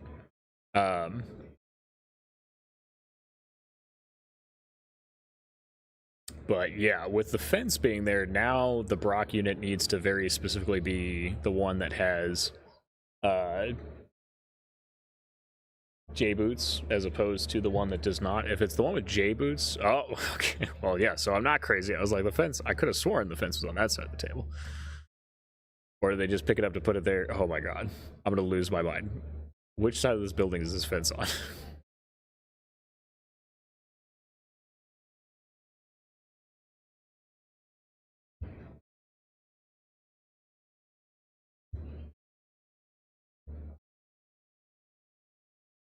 Okay, so that's a flank for the Brox, who can't fit. Oh, I see what he's doing. Okay. So he's going to edge forward and just not put himself quite within the arc of the Riftforged Legionaries, which then I do wonder if he put himself in charge range of the other ones, though. I guess the gamble there, if Trowbridge can charge the Brox, then I don't think that the Stoneclaw Riders flying over actually does anything for him, because now they're just kind of facing the regiment that will not be there if Trowbridge chooses to charge. They are, I guess, threatening the flank of the other regiment as well, but there's going to be a lot of pivoting. I do like the move to fly over, though, because Trowbridge did not really have a good answer for that. He's going to have to, like, continue spinning his units in circles to try to catch these birds. Or he's going to have to shift one of the slashers, which I really think he doesn't want to do that. So I think that was a excellent spot by Tyler to jump over, take the pivot, and put some threat on that side of the table. He also kind of has to do that because he has 2 speed 10 units over Trowbridge's 2 dragons, but he is slower everywhere else. So for the most part, so there's kind of this interesting dichotomy of the Tyler's main line units, his infantry are very slow and outsped by the orcs, but the rest of his list outspeeds the majority of the orcs, except for the very top end of Eric's list. So Eric has to, respect the speed that Tyler has initially, but then he also has to respect the even slower stuff by staying out. So it's kind of this, he's got to stay just in, but also just out. But Tyler needs to be cautious not to come too close to the orcs. Having first turn here, I think, is huge long term, because if this becomes a standoffy game where they basically just punch the clock back and forth, then Tyler will have the advantage to try to dive forward into the center of the table, which means that Trowbridge will have to find you'll basically get into a situation where, like, if they both just stare at each other for this many turns, one of them is going to have to blink first, and realistically, it will have to be Trowbridge. And if it's Trowbridge, it will have to be when Trowbridge moves at the double forward at the bottom of 5. Doesn't look like that's going to happen, though. It does look like Tyler's going to move forward and take some position on the board. Or further position on the board, I should say. As his regular slow dwarves are almost across the line. This time they're a little bit slowing down to let the line catch up and form the nice concave. Does spot that these ones can see here, so now maybe making a judgment call, but they're such a big unit that I don't think you can multi-charge realistically and fit 2 different things. Might be able to get the slasher, though, so he does have to be a little cautious. So you could get a slasher in 1 regiment of the Riftforge, because the Riftforge, I'm gonna use my pointer here. This slasher go here, slasher land here, Riftforge go here, end up on this side. And between the 2 of them, he will have Barkskin, so if I were going to Barkskin something, I think that's the unit you Barkskin, because that way you have a bigger durability. Because those regiments...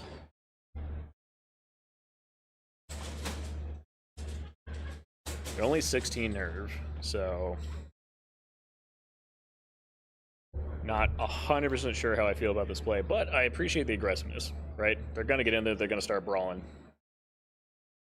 It looks like Tyler is contemplating jumping in here. I kind of want to know what he thinks he gets out of this. Is he going to kill the Orklings and then try to pivot? Is his plan to just sacrifice these birds for an Orkling unit? And then just let Trowbridge collapse on the birds and kill them? But I don't think you need to collapse the birds and kill them, because, like, oh, is he committing to this? I'm really fascinated if he commits.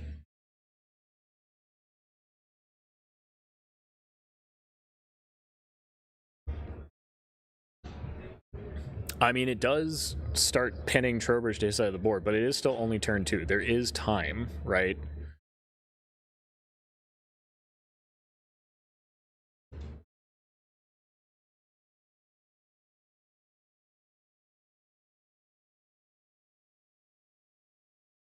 Yeah, fascinating. Okay, so what is the plan here? Because, like, you kill the Orklings.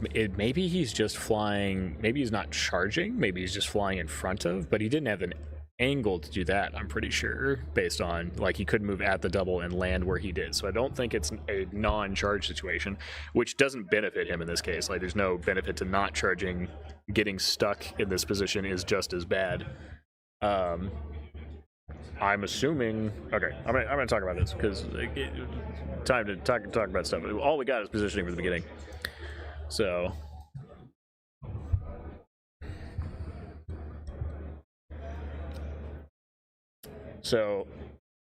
birds here. They kill this Orkling unit. They overrun.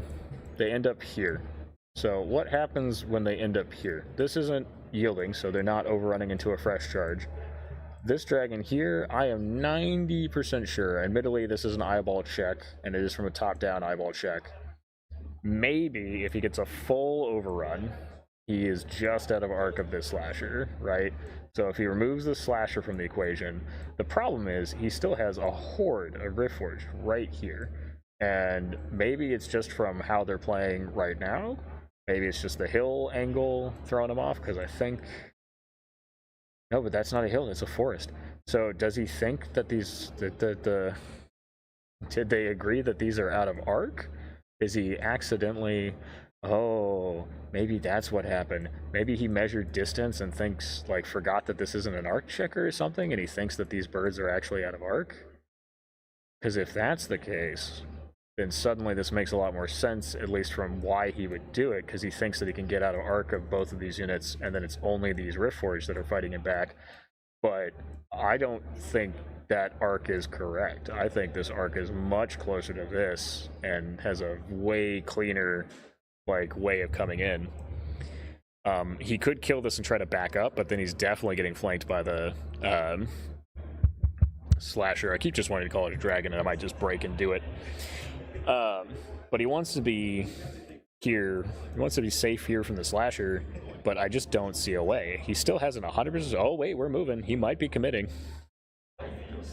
I don't see the vision here. I'm gonna be thrilled to see, like, if it results, you know, if there's something I've just completely missed here. But I feel like this is just trading a unit of birds to maybe let you get the slasher. Maybe. Does look like he put some throwing dogs out, so we like to see that, because that's pretty much all he's going to do with his commands, I'm pretty sure. So it looks like he got 2 throwing dogs, and he got some wounds on some Riftforge there. And then same thing with the second one. Really good roll for throwing dogs. Really good roll for throwing dogs. But 1 wound, though, so gets it back on the wounds.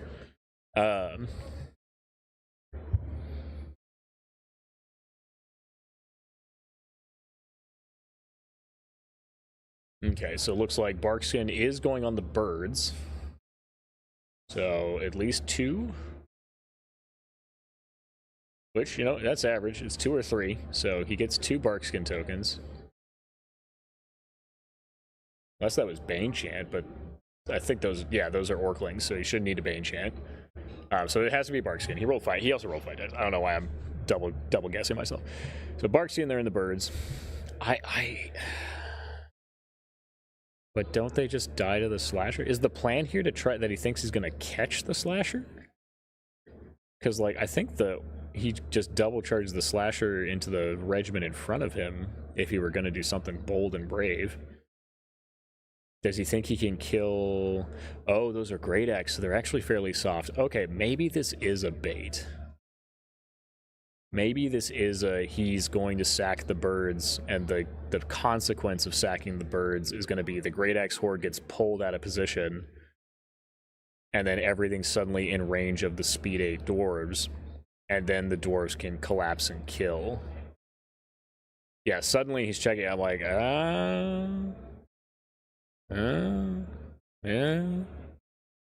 yeah, okay. I think they see it now, so does he now realize the error of his ways?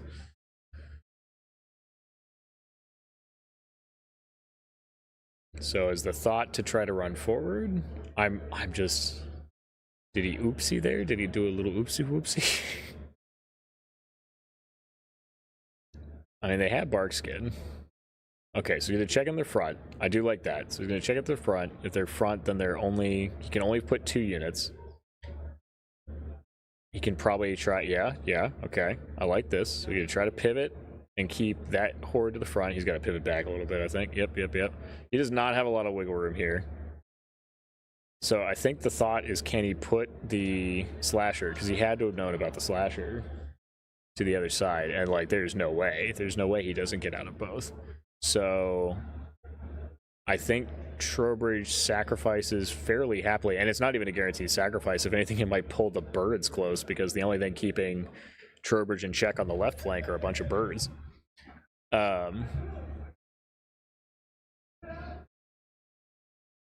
I just don't know. I think he spotted the arc just afterward and just didn't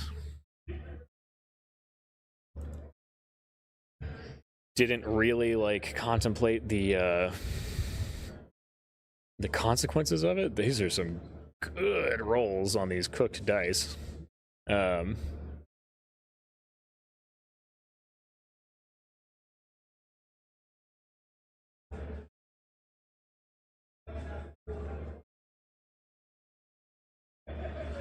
Okay.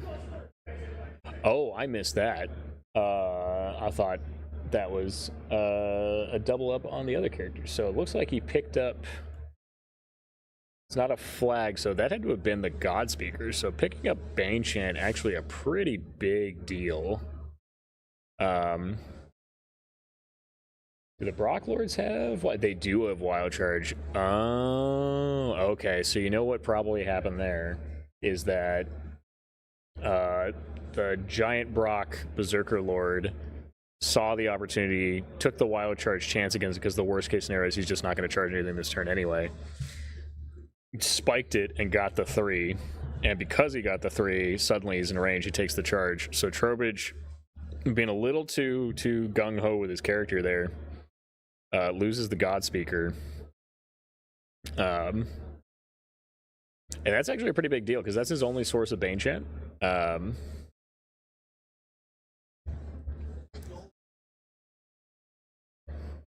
Veil of Shadows doesn't matter, so that's irrelevant. But Banechant, oh, and I guess the Banechant would have gotten +1 from the Great Axe, right? Because they have that rule off the top of my head. Power of the Horde, which Orc trait specifically, and the Great Axe do have Orc. Okay, so his Banechant would have been better than Banechant 2. It would have been closer to like Banechant 3 or 4, realistically. Okay, I did see this charge earlier, and I do like this charge. Oh, is he just fucking committing? He's just like, nah, I don't care. Didn't even mark it. He's just like, let's go. And I agree. This is how it shakes up. This is the positioning change. I think there's just not enough weight of danger from the birds on the left to not take this charge, because I think he might lose like the Rift Forge regiment, but he just doesn't care.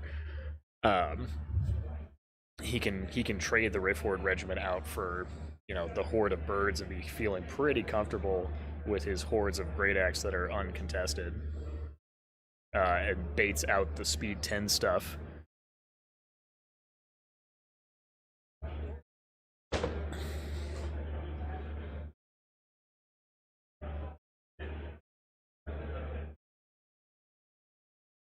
I might try asking them for a chair with a higher back. This is stiff, to say the least.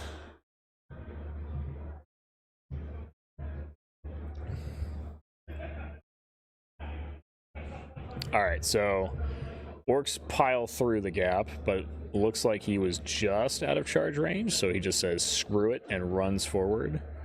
Those birds look like they are in the rear, so he's just like, screw it, I'm just going to let the horde and the regiment in front do all the fighting. I don't actually know the play there, other than I guess maybe he's saying trading 2 regiments is worth it to win the rest of the table. Does double up on the horde of birds in the center, does use the Great Axe as part of that. Notably does not have... Oh, you know, I wonder which Great Axe has Strider.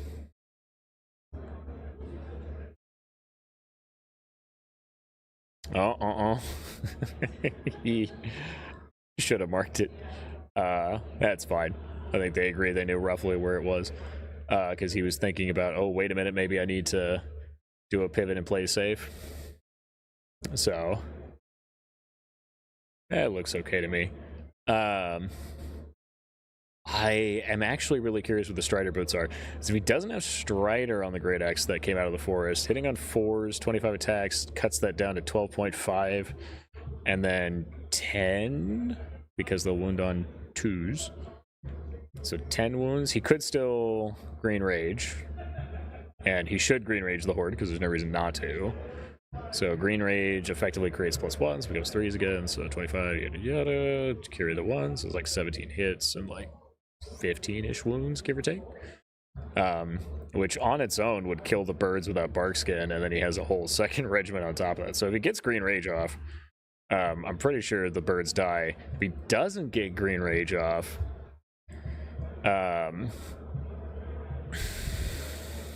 you're looking at 10 wounds from Orc 1.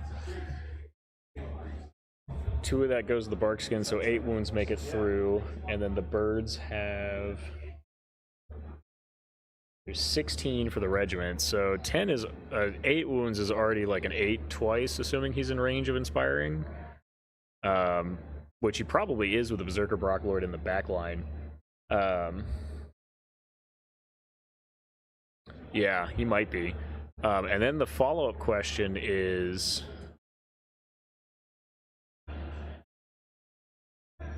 This Riftforge Legionnaire is going to hit on 3s with 12 attacks, so again, that's going to be 8 hits, and then the Crush 1, so Birds is 3s again, so... I mean, even with the Barkskin, it should be Snakes. Unless... And that's without Green Rage. Like, with Green Rage, it's guaranteed. Without it, Trowbridge would have to really roll bad with the Great Axe, I think, to, like, hitting on 4s to have that unit live, which he needs it to go away because he needs to reposition the Great Axe to take on some of the stuff that's going to come in here from the other side. Anyway, talking about that combat again, I think Tyler just missed that the Horde could charge it. I think what happened, I stand by my statements, and he can watch you back and quote me on it later. I think he had the arc thing, and I think he thought that was the arc, but it was actually a measurement. And then he just never rechecked the arc because he thought it was an arc, even though it was a measurement. And then it discovered later that it was within arc. I think Trowbridge, because this is U.S. Masters, probably politely did not tell him that, like, yeah, I think that's an arc. I just waited for him to discover that later.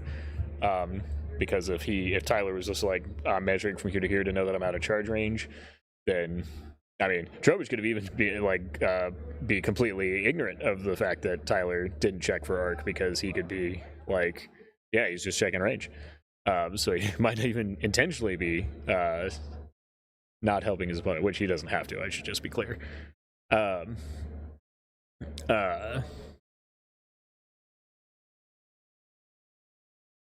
just think that doesn't...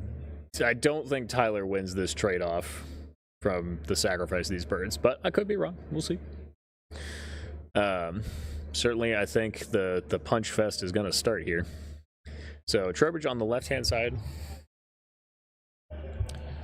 has positioned the 2 hordes in such a fashion that they are side by side, and by being side by side and anchoring to the building, the birds are unable to charge either horde.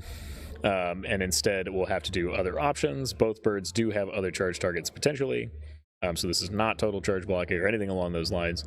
The birds will instead have to charge the Orc regiment directly in front, and will instead have to charge the Orclings and or a different Orc regiment if they want to charge something, or they'll have to fly off and do other things. He's going to go ahead and run an Orcling regiment up in front. Okay, pardon me, excuse me. I don't...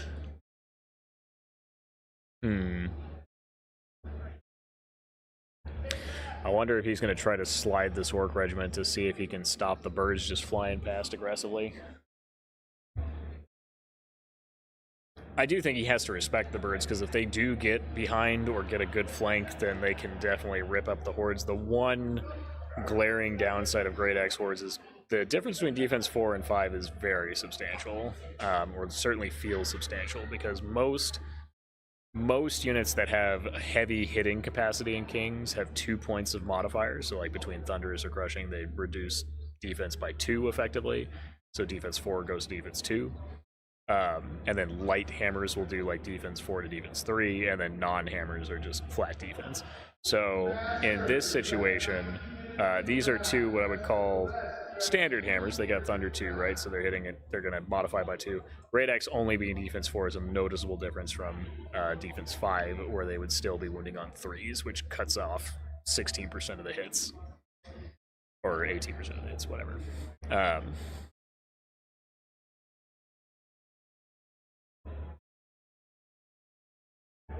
Okay.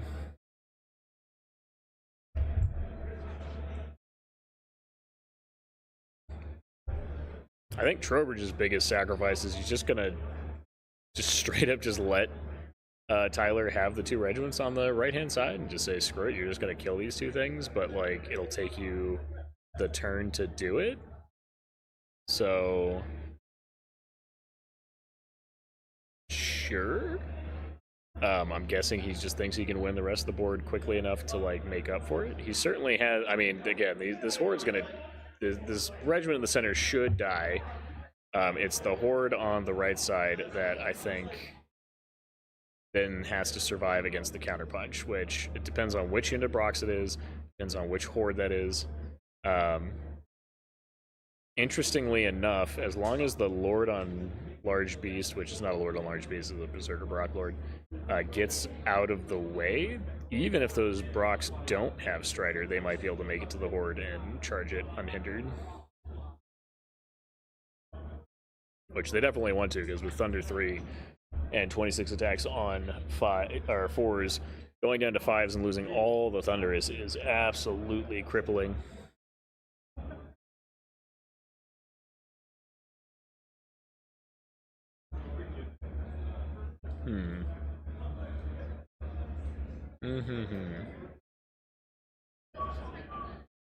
Okay, so we're seeing the regiment get picked up, which, again, not entirely surprising.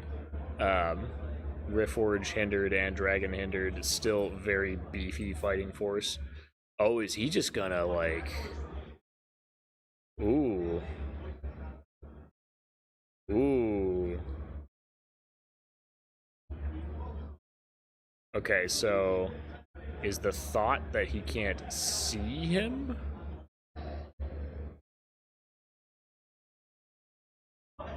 Ooh, yeah, so much question for all this. It looks like they each turned sideways. So the dragon is facing to the right, to the regiment of orcs is facing to the left. In terms of lists, let me see if I can get a link in the chat. They were from the previous matchup cast.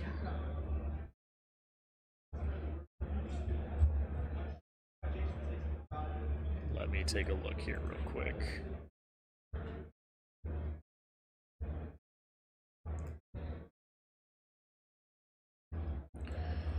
Okay, hold on. So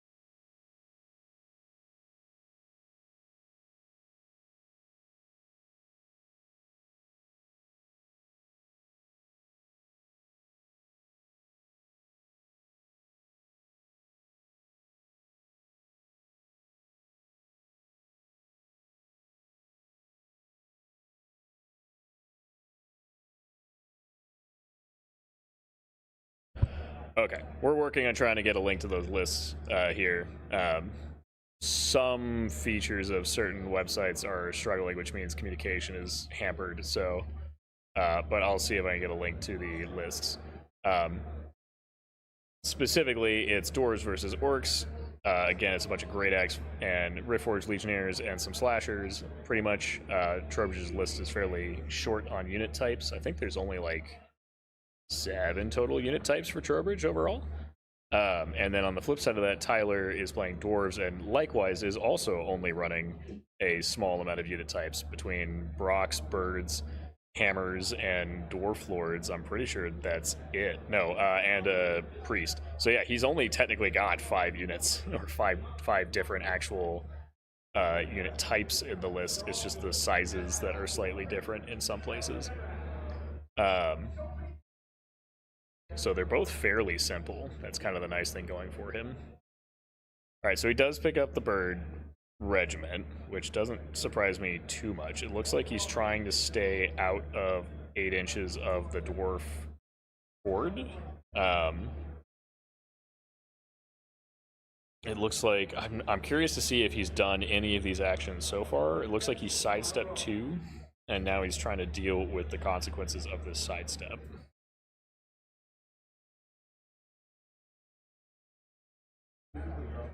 Okay, so pivoting here. This pivot's important because it does determine what can come in here. So I think this horde gets double charged. I think that's what Tyler wants to do, and that might be the only reason that trade of the birds is okay, because it effectively nets him the orc horde. I think the problem is that he sacked 2 units to get it, and I just don't think he can punish the slasher. And he doesn't really have a way to utilize these birds in the bottom left in a way that's actually going to do much right now. He can't come out and punish these orcs, because if he does, he's going to get flatlined by these Great Axe. And Trowbridge, after letting the first pack of birds fly past, has not put himself in a position where I think the second pack of birds will be able to get through. Now, Tyler could result to using these as chaff, which could open up some options.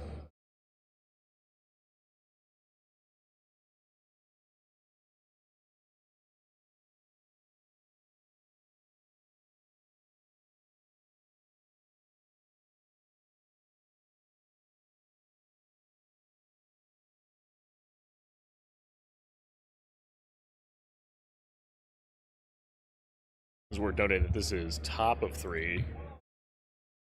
I'm pretty sure.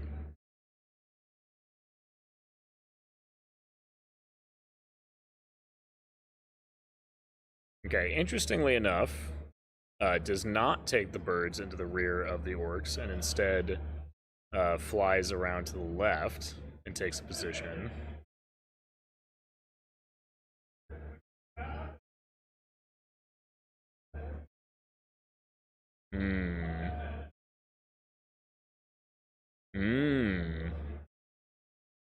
Okay.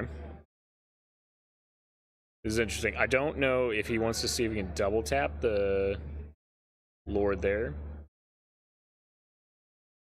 Need to know how you're moving the blob around on the screen for the next Clash commentary. You're talking about the, literally this red dot.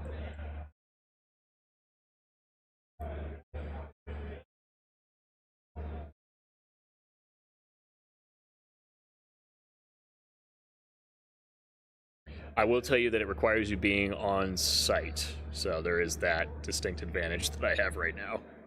I would not be able to do that if I was doing this commentary from home, because I'm using Streamlabs OBS, or not Streamlabs, but just OBS. So open broadcast software to run all the stuff through, and so effectively what I've done is I've made sure to lock everything so I can't accidentally click the camera and drag the whole screen to the right or left. And then I just I created a very simple red dot in the middle of a white landscape Microsoft Paint image, and then stripped the white with GIMP, which is basically Photoshop, but it's just open source Photoshop. but stripped it with GIMP, and then that creates an alpha channel. So now I just have a red dot, and then I just drag it around the screen on OBS. And that's it. That's that's how I do it. Which is why occasionally you'll see me accidentally resize it because I'm clicking the corners of the image and making it larger.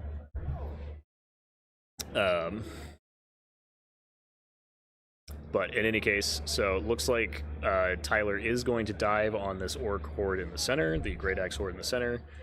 I'm not 100% sure which Brocs those were. I'm assuming that even if they weren't the ones with the J-boots, he was able to skirt past the fence and not be hindered just due to how large the Orc unit was. So technically let him get away with not using J-boots even.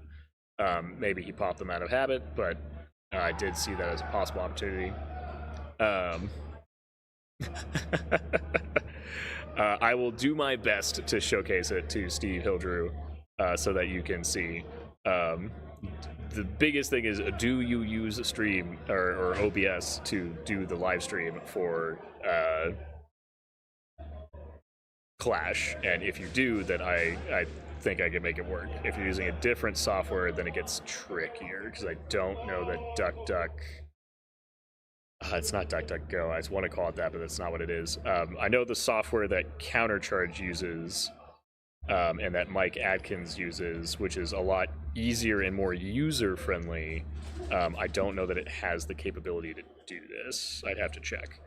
I could look into it though, so I'll let you know. And I have you on Facebook, so I'll look into it.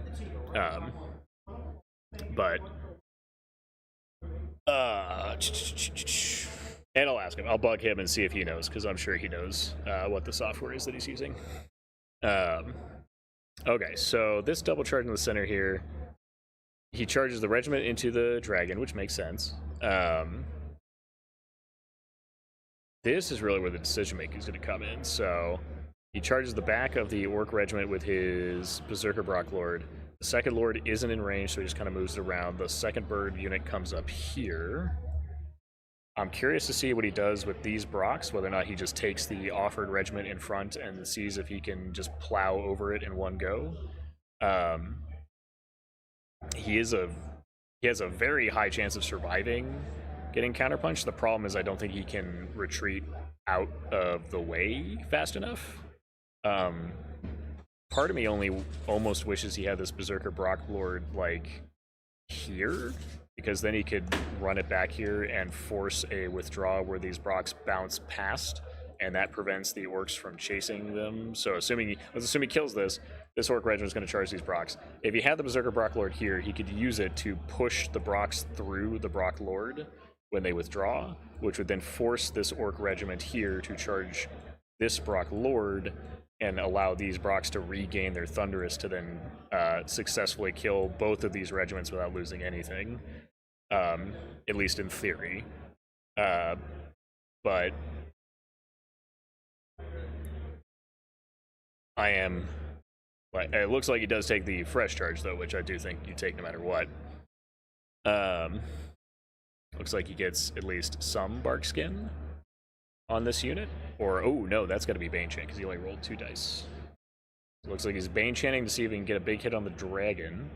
Again, notably the doors only have Pathfinder, or they have Pathfinder but no Striders, so he's hitting the dragon. Dragon's defense 5. He's going to be hitting on 4s with 12 attacks. Yeah,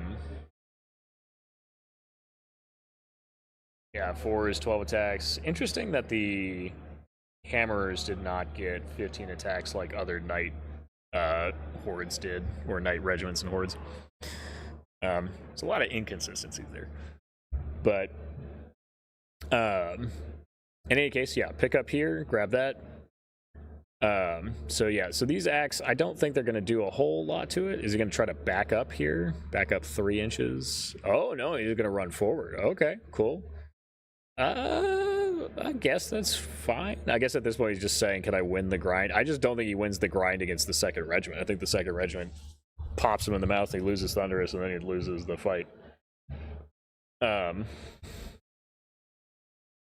hey, let's... Holy God. I'm guessing this is the Brock Riders into the Horde based on the sheer number of dice that were rolled there.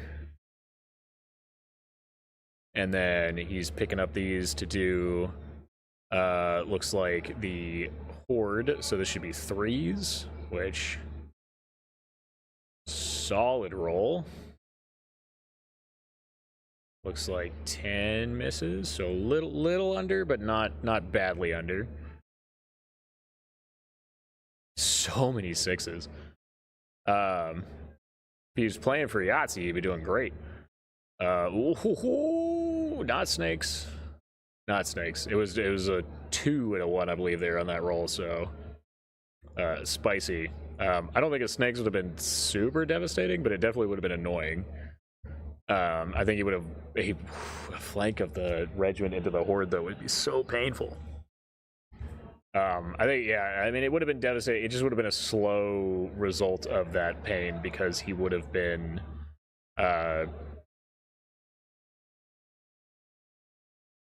he would have had the regiment charge through. I'm pretty sure if I were Trowbridge Snakes there, you withdraw this slasher and then charge this regiment into the flank of this Horde, and even if you don't kill the Horde, you pin it down, and then you get the opportunity to move forward with both of these units extremely aggressively. As is, he's going to be pretty limited in his pivot options. Yeah, he might have to, like, scooch the Brocks.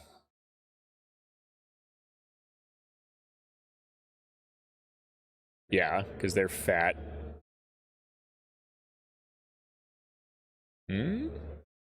What's the thought here? He's just saying pivot him first, pivot the Brocks first instead. Yeah. Okay, yeah, that works. I also don't see any reason not to do that. I don't think the character is going to matter all that much. Oh, the hell is keeping them pinned there? Are they on a hill? Alright, so Brocks are there. Like, this feels like a good turn for Tyler. I guess, in terms of piece trading, the slashers are going to come in clutch here for Eric. I think that's my assumption, because, like, I just don't think this hammer regiment's going to do a lot to this dragon. What is this roll? Are these guys not individual? Oh my god, they're not individual. Holy crap, I thought they were individual. Okay, well, suddenly this Berserker Brocklord in the rear of this regiment looks a lot better. I thought that was a individual, and now I'm like, that might just be a kill. Wow. Okay, so the Brock Lord getting in the back there, actually a really big deal. I thought it was an individual, so yeah. It's because they used to be individuals, but it's kind of like they blended the two profiles together: the Berserker Lord, or the Lord on Large Beast, and the Berserker Lord on Giant or on Brock now are one character.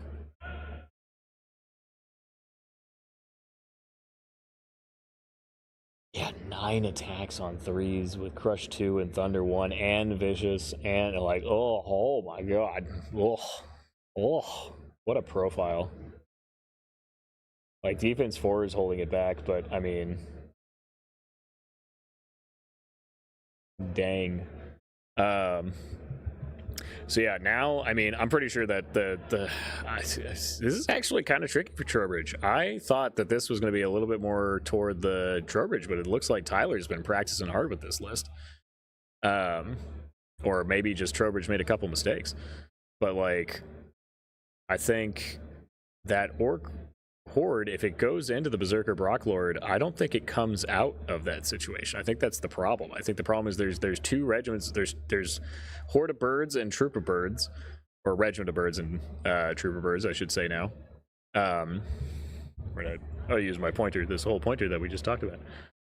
So we have birds here, right? So these birds, specifically this bird regiment here, is covering so much frontage here, is very safe from the orcs. I'm guessing that the flank here is just in such a... Oh, did he oopsie daisy there? Did he not think about the flank? I can almost laser that from where I'm sitting. It looks okay.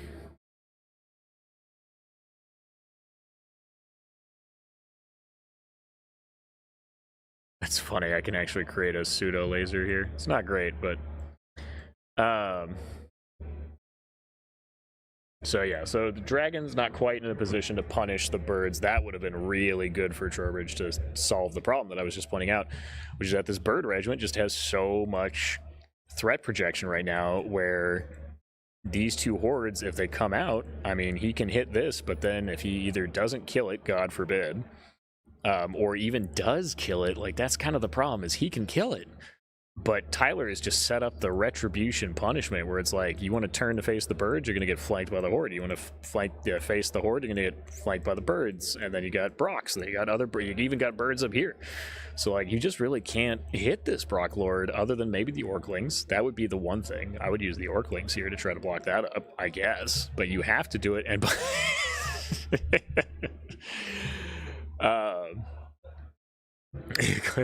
trying to save himself by pushing his opponent's units, surely. I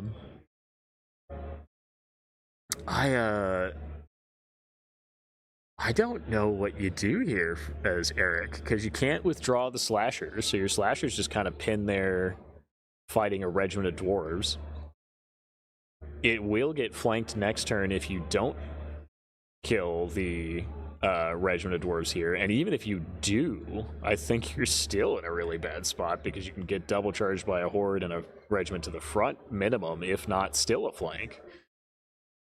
He can at least pivot through. So the one saving grace, I have, apparently a lot of people have struggled with understanding what one of those FAQs did. So I'll say it here live on the stream so everyone can hear it, and hopefully everyone will remember and everyone will quote me and misquote me and yada yada yada. So because of one of the FAQs, you can effectively pivot this regiment, and while the pivot is done, it is overlapping the dragon. As long as he moves then in such a way that takes him off of the dragon, that is technically legal. So he could pivot through this dragon, walk over to like here, and then park. I don't know if he has the speed to do that because he's only speed 5 because he's stuck in a forest. If he was speed 10 outside of a forest, he absolutely has the ability to pivot, walk 10, and just be away. So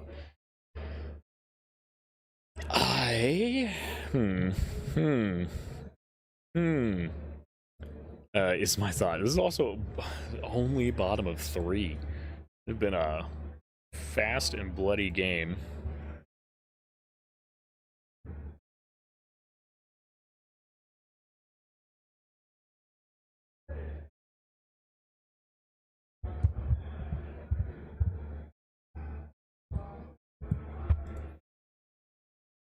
Okay, so I guess this is the other question, is because I didn't actually check to see which direction they were facing, so it looks like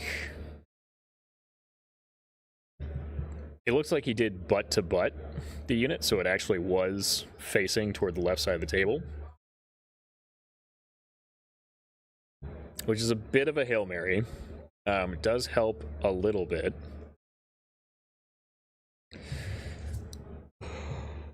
Oh god, excuse me.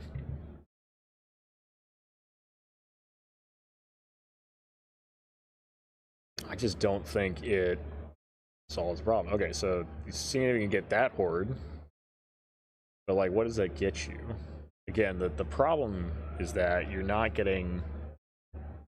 I don't think you can charge him in such a way that prevents him from being able to punish you and just delete at least one of your hordes, if not both. And the problem here, like, even if you double charge, you're just exposing one horde extremely. Like, you'll kill the Berserker Brocklord, and that's great.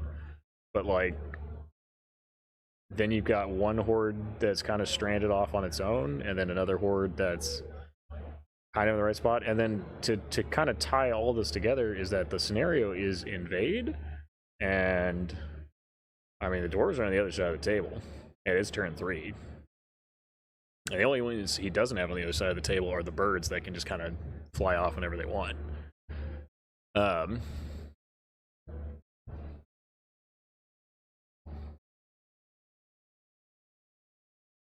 Gosh darn, that was a spin. Okay, so takes this charge.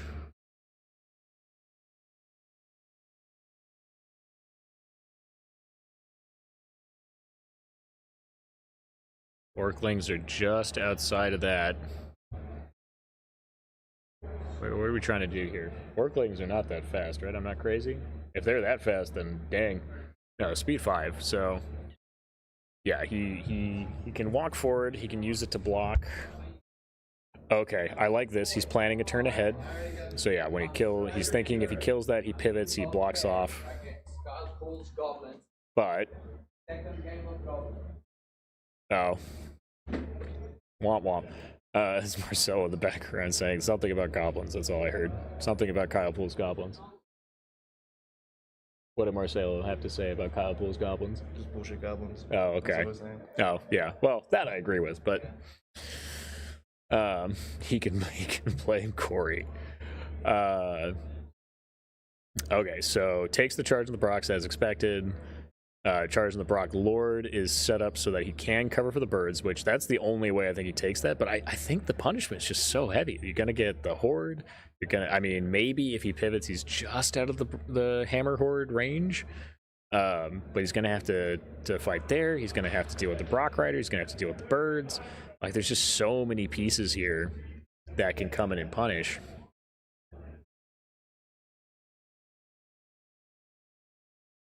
I will say Tyler does have to be careful not to lose the hammers and the Brocks, or at least he's got to trade very carefully with them, because if he does, those are really his best options for punching those hordes. If he doesn't have them, I don't think he can one-shot the hordes, because they just have such a high volume of attacks that he's allowed to get through, as well as having Vicious on the Stoneclaw, or not the Stoneclaws, the Brock Riders specifically. So these... Tyler needs to preserve these and keep them fairly safe. I mean, realizing how hard these guys hit is darn. So, this game escalated so quickly.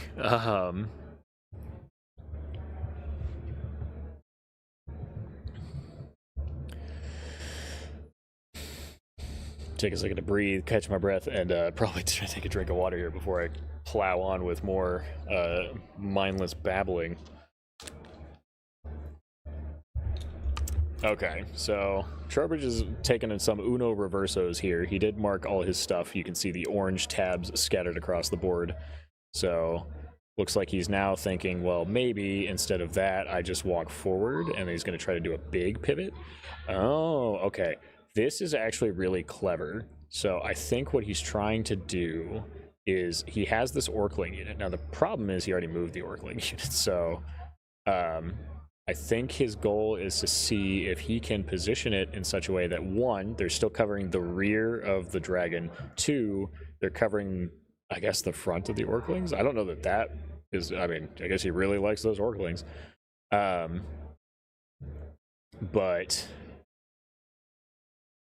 maybe now the Orklings are covering from the rear of the birds up here. Maybe that's the thought. Maybe he thought that these guys were at risk of being charged from here. Which, sure. I don't think I'd take that charge from there. I think I'd kill the slasher, if anything, if I'm gonna sack and trade 1-for-1 at places.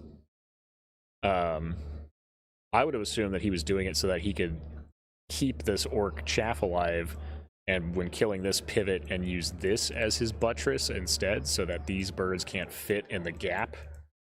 And then these Orklings can just kind of be here still, and still be useful doing something here. And he can rely on, these guys won't charge the Orklings to kill it, because if he does that, he's trading a giant unit for a tiny Orkling troop.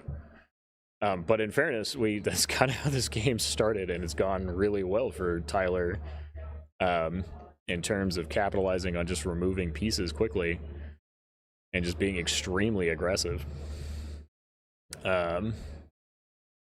Ooh, big nerves. Yep, so he just yeah. Surprising, probably no one. Picks up that and then pivots to close the gap. Yep, creates a nice little flash line.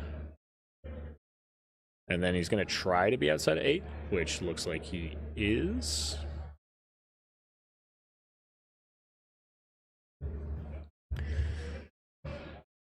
So here's the question. Do you care about that horde? I don't know that he needs to charge it. I realize I'm leaning further into my screen here as I'm trying to get a good image. What I'm going to do is I'm going to actually pull this monitor closer to me so I don't have to keep leaning all the way past my mic, and then I can lean back in this incredibly, horribly uncomfortable chair. There we go. This is peak Kings of War commentating on the commentator himself. All right.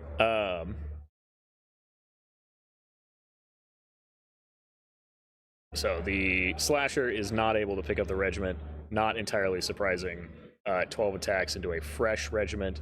I imagine he put some damage on it, but the regiment would not have quite been enough. There's no vicious there, so again, 8 hits. Realistically, 6.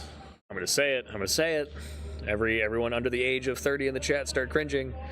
Yeah, gonna do approximately 7 wounds. And need a 9 twice to break, so the regiment should stick. And it had some, I don't know if he bark skinned or bane shitted. I think he bane shitted, so I thought that's what he did. Ooh, I don't know how I feel about this.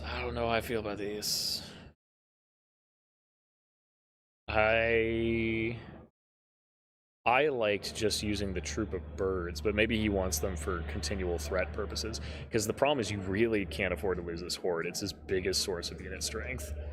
And at the end of the day, that's what really counts in this scenario.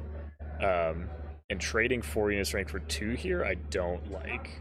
I would have much rather seen the troop of birds, even if he gives up some of the positional advantage and one of his fast units. He still has, the troop that's coming around behind on the other side, which is now threatening everything because Trowbridge just can't look everywhere. There's too many fast things. It's just circling around him. Vultures circling in the sky. But because, yeah, if we look, this troop over here has now flown over and then pivoted to face this whole center chunk. So now he's literally surrounded. He's got things. So maybe that's the reason he wants to keep this up here. He just keeps the pressure up and keep him literally, guessing as to which direction he's going to dive in. But my thing is, okay, so you kill this, then what happens, right? Is he going to sack the Brocks? Is he just going to fresh charge the Brock regiment in and try to just hold it up and just dish out so much damage that it's functionally crippled? Because this slasher can come in and pin these guys down if it has to. I don't think he wants to do that, but he can.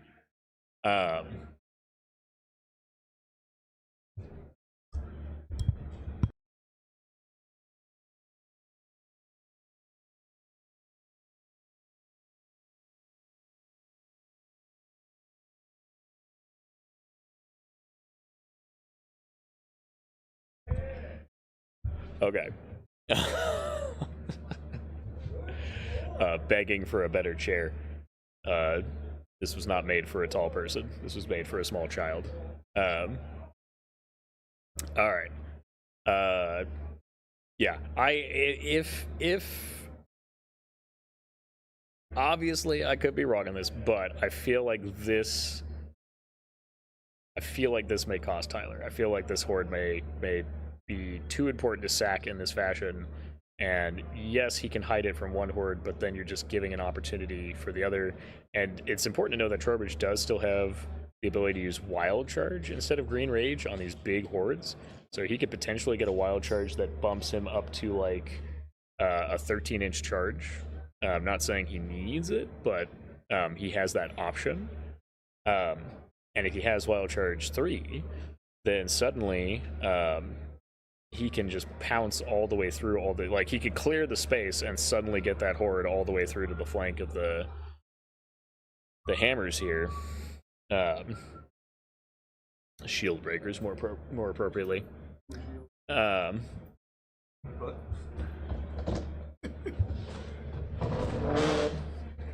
more the back, but we'll see if this is any better. Good now? I mean, that's the best It's thing. better. That's the best thing I got. Yeah. It's better. I'll take it. Going in here.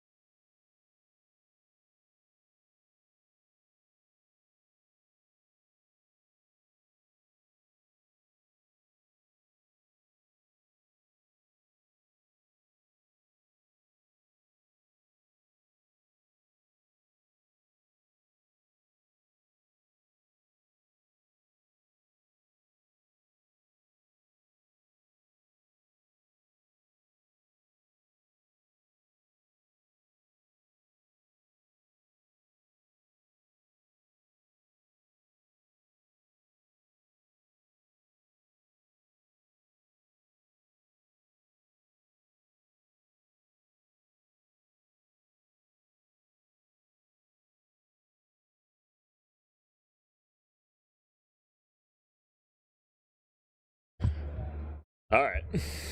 Praising Tyler's skill a little bit here, as well as the few critical mistakes of Trowbridge. As we've had some people asking about the quality of the game.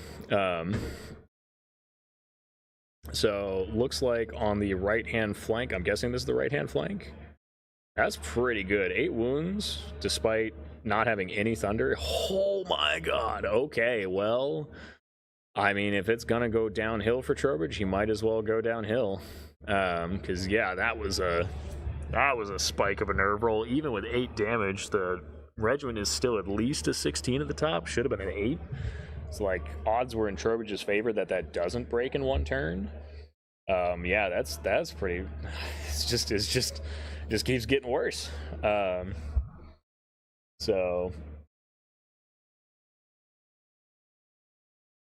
yeah, 16 nerve. Yeah, there's no brutal on Brock's. I'm 90% sure, 99% sure. Though of course, them getting Thunder 3 still shocks me to this day. So yeah, no brutal. Just flat out 8 wounds out of 26 attacks on 4s and 5s. There's definitely a spiked roll. Because 13 hits. Yeah, it should have been closer to 5, even generous vicious, maybe 6, but he got it up to 8. So a little bit of a spike, and then a big nerve roll to top it off. That's just brutal for Trowbridge. Because I think he was expecting to win that grind, throwing 2 regiments at it. Oh my god. The nerve rolls there, 3s.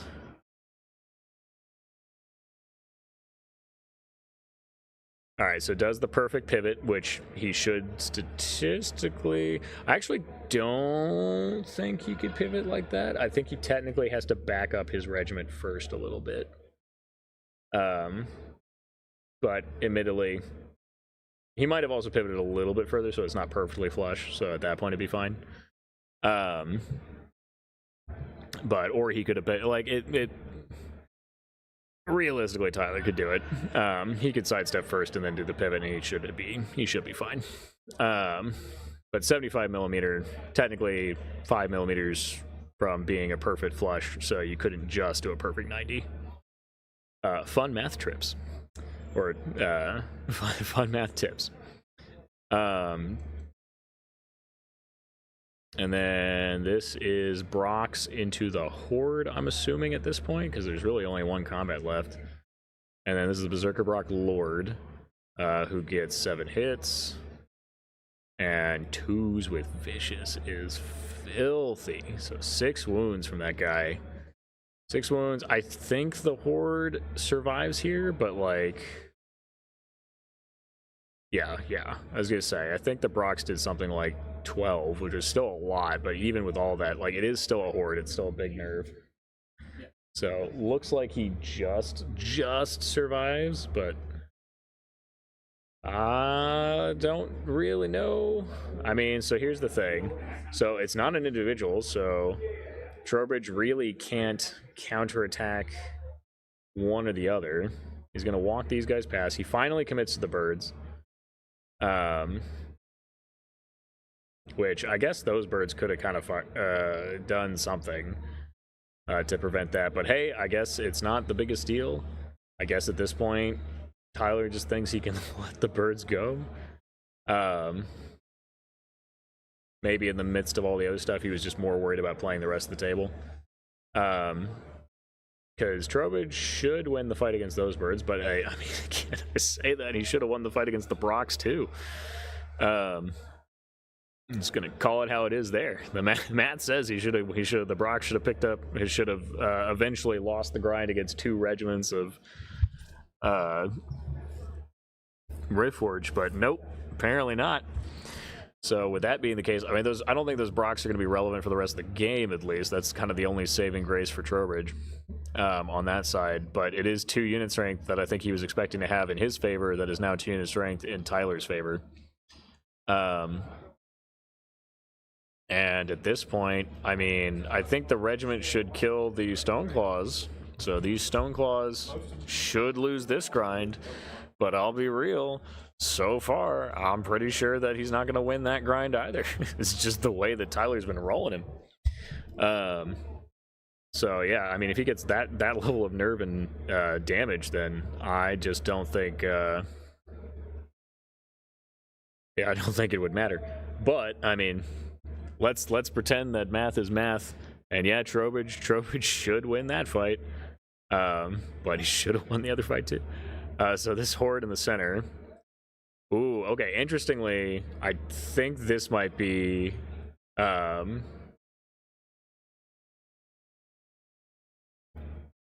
Gotcha.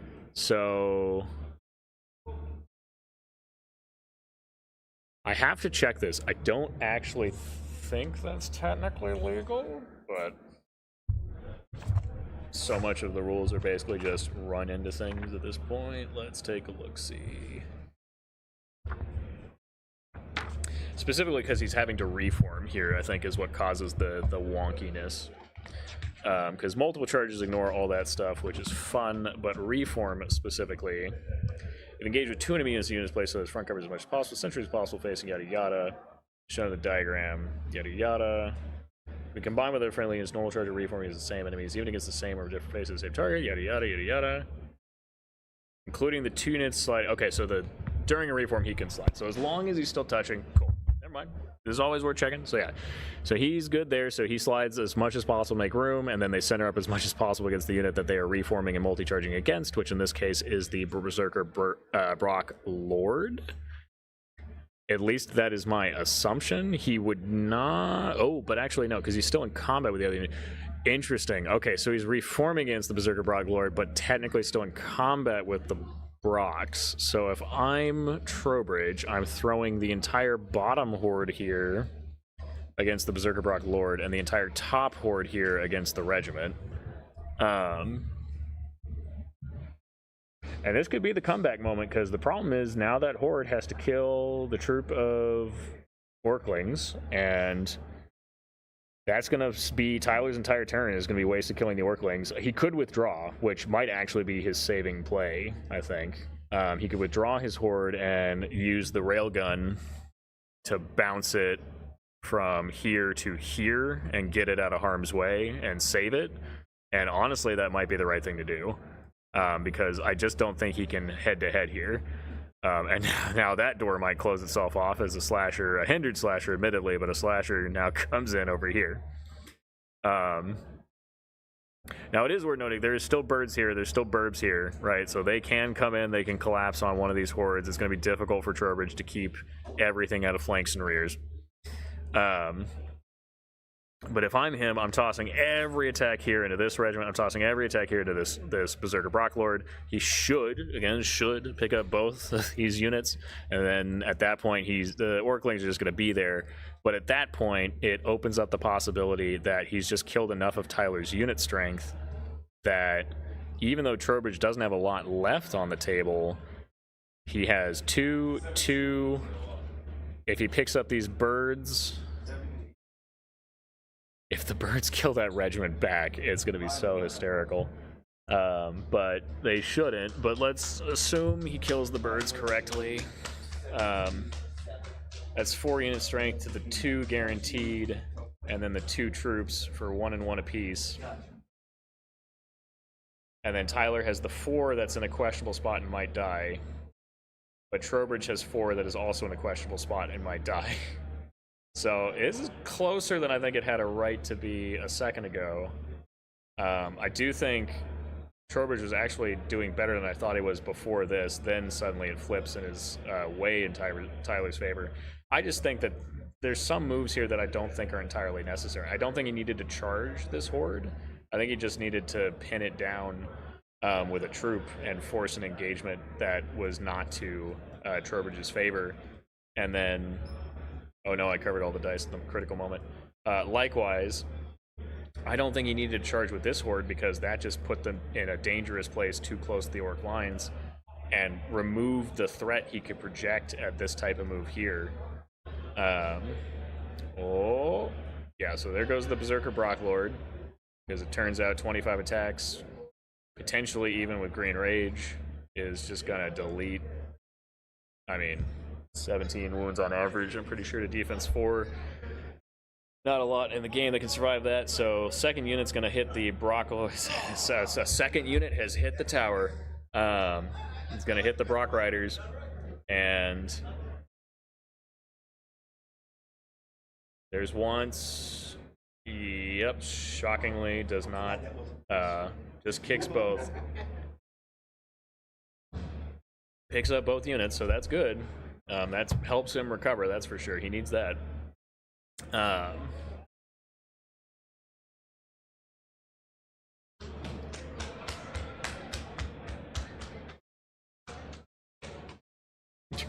Dodging the cart over there as he runs by. All right.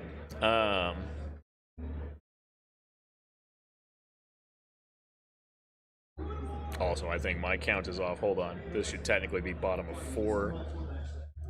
But I've actually been caught up in the fun of this one. Alright, here's the big thing. Can he pop this regiment with the slasher? I almost feel like he should have done this move first to kind of see how... if he killed it, because that would have kind of told him what he needed to do with the slasher afterward. Ooh, okay. So he does a little flipperoo. I think he just accepts that the horde at the top is so beat up that it just doesn't matter, and that it's going to die anyway. And so he turns around to make sure that he can't be reared by the troop of birds and take 24 attacks on 3s and 2s to the rear. On a fresh horde. Oh, wait, now we're changing it up again. You can't pivot like that. You're too tight. Too tight, sir. The corner is touching. That is correct. But the pivot is wrong. That's fine. Oh. Okay. Little tighter. I like that better. Oh.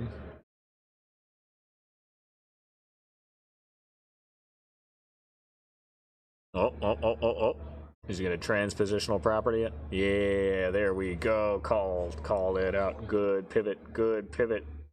No, corners overlapping there. Can't do that. Can't do it. You're a square. You are a square. Sir, if you pivot like this, your corner must be touching. Hit this corner here. Must touch this corner here. If you're gonna pivot like that. You cannot pivot like this. You are just too fat. Nope, too fat. This corner cannot do that. Cannot do that. Call him out. Oh my god.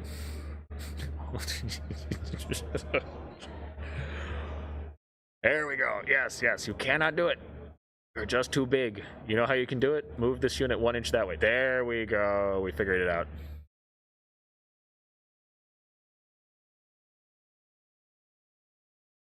Yes. Okay, sidestep 2. Now he can do it. They got there. They got there in the end. Everything is good in the world. All right, now he has the room to pivot. He has the room. Does the pivot. Interestingly, pivots to face the birds, it looks like.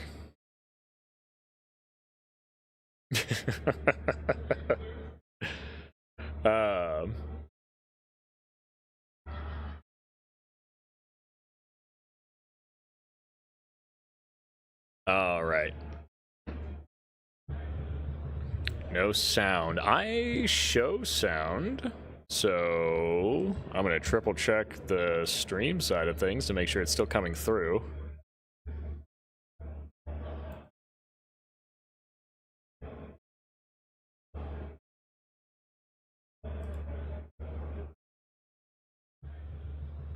No sound. Giving myself a test 1 2 test 1 2. I'm gonna triple check the stream side of things to make sure it's still coming through. Nope, I got sound. Okay, good. Just making sure. Good call though. Always worth checking. Keep me on my toes. There have been times I have muted myself, I should be very clear, where I have intentionally muted because I'm either having a conversation with someone behind me, someone around me, or something along those lines. So just playing it safe. In any case, Tyler will take the flank with the burbs up here. So into this orc Horde. So this is the Great X Horde. Now, this Great X Horde is pretty beat up. You got at least 3 dice of wounds there. I believe that number is 17. So that is pretty spicy. It is worth noting that these birds will be hindered. They do not have Strider they do not have Strider, and Pathfinder does not do what it used to do. So hindered, 16 attacks on 4s. There's a chance that Orc Horde could live on a particularly bad roll. Notably, they also lose their Thunderous. So actually, I don't know how I feel about that. Because now we're talking 60 attacks on 4s to hit, so only 8 hits and only 4 wounds. So I don't think it's impossible, but it's definitely not like ideal. And I don't think he can get his wizard in such a position that he can double up to get 20 to get Bane Chant there. So he's basically looking at like a 6 to kill. It's not impossible. It's just definitely like there were definitely benefits to Trowbridge moving sideways. And in fact, if I were Tyler here, I think I almost want to charge the front. I think it's the same either way. If you charge in the front, 8 attacks, unhindered, 3s. Yeah. Yeah. I think it's still about 4. It's like 4 to 5 in the front, and then like 4 perfectly in the flank. So, yeah, I think it's slightly better if he had an unhindered front. But it's still not ideal. In either situation, I just don't think he kills. And then when we're looking at everything else here, the dragon did not pick up the regiment, so we have the double regiment into the slasher. So, and then on the other side, the orcs did not pick up the burbs in one go, which makes sense. That was the expectation. Ooh, 7 twice. Okay, so nerve roll makes up for whatever damage he did or did not do there. So birds do manage to clean up the horde. That's big. Tyler needed that, especially given the odds were not necessarily perfect there. I think the trick is Trowbridge is just not gonna have enough left. He's gonna be close to tabled here in a minute. He just doesn't have any options. The burbs at the bottom, the flank there, that was a good move by Tyler, I think, to ignore the horde, which just can't. He just doesn't have any tools to keep spinning around. So the burbs are gonna fly into the regiment here, and that's going to be 16 unhindered attacks on 3s and 2s, which on its own would have been pretty good against a regiment, but then the remaining birds, and then I think they have vicious, don't they? No, okay, so the burbs don't have vicious, thankfully, because I was like, maybe that was what I missed with the horde. Maybe he did more damage than I expected. But no, they don't have vicious. So 16 3s and 2s, though, or 3s and 3. Yeah, so only Thunder 2. So the flank of the birds not guaranteed to kill the regiment, but with the front birds 2, probably just enough to pick it up. He probably then loses. He's going to lose the regiment of burbs because there's nothing he can do there. But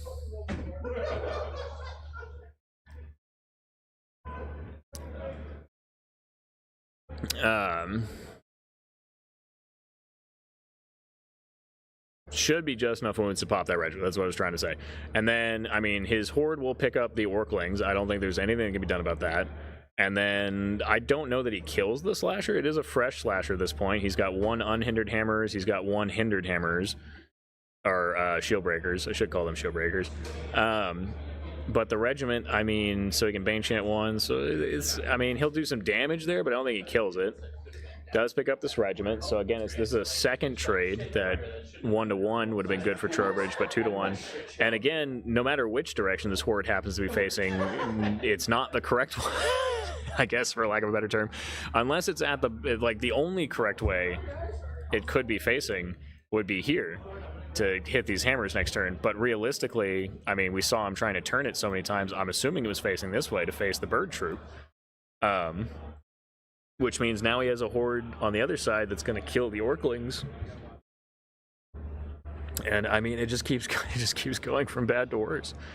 Because now he's facing the wrong way for the hammers, so he's got to turn around and he won't be able to charge them, so he's going to get first struck left, right, and center here. Looks like Tyler is shifting sideways. Eric assisting him there like a good sport. Yeah, I mean, damn, Tyler is just cleaning house these last turns.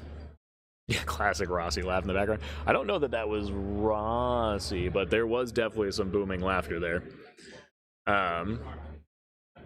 In fairness, I was not looking too hard. I just heard it. All right, well, we are on bottom of 5 as we're basically speed running these last turns.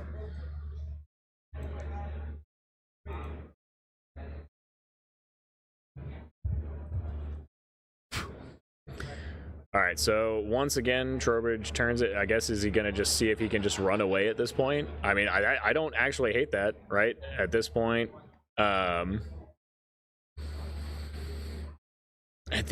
if you are, like, he's trying to stay out of 8 of those dwarves and then basically saying you can flank me from either side with the burbs, but I can survive that at least. And I told him that.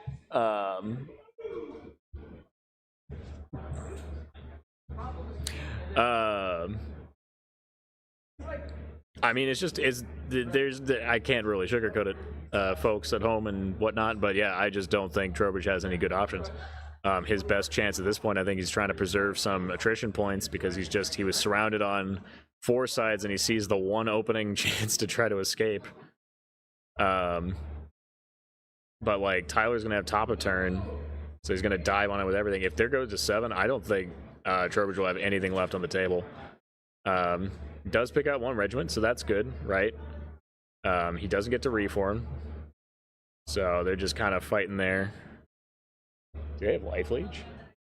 No. Oh my god, that'd be insane. That'd be amazing. Like better undead dragons. Okay. We're gonna work on clearing the vocabulary as we wait for the last of this game to go through. I need my second shot of daily caffeine. So his orc regiment goes to the front of the birds that already beat up. He should. Oh no, no. He didn't kill the birds. The regiment of birds is somehow still alive. And they have feint. Oh my god, he could get out. He could escape. Oh no.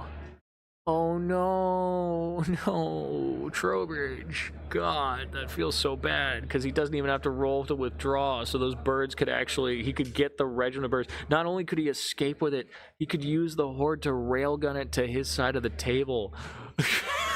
Would be disgusting.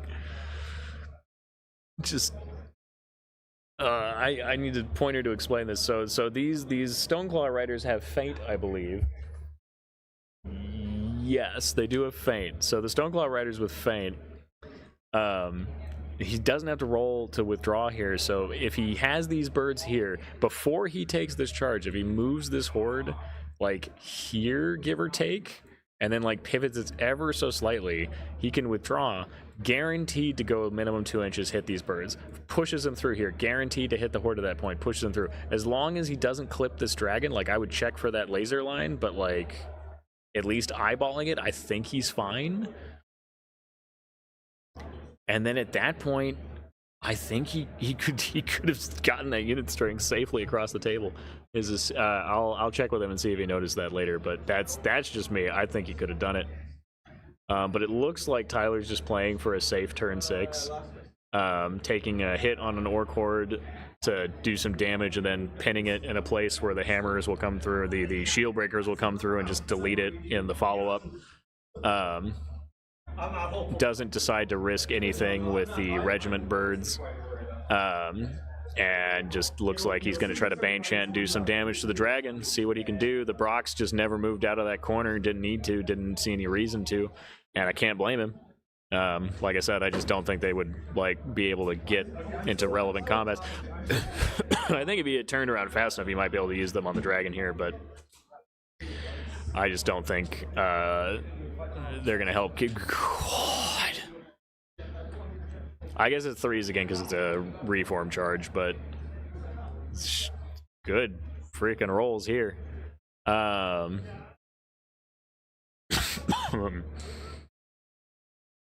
Okay, 5. 5 is solid. Not enough for lethality, though, because they haven't taken any damage, but hey, 5 wounds is 5 wounds. I still think that unit should have just pulled out, but like I said, I'll ask him about that after the game, see what the results are there.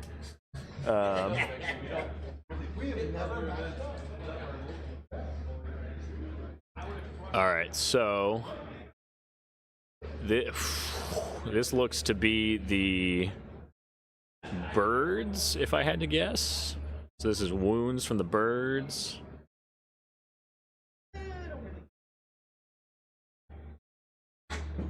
But the nerve on that horde should be fair. Oh, I saw one there. I was like, that would be snakes. That'd be disgusting.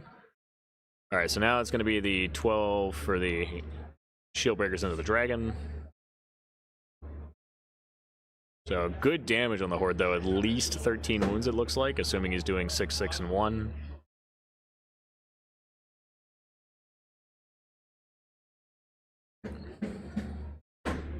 Oh yeah, we're getting to the second monster after this.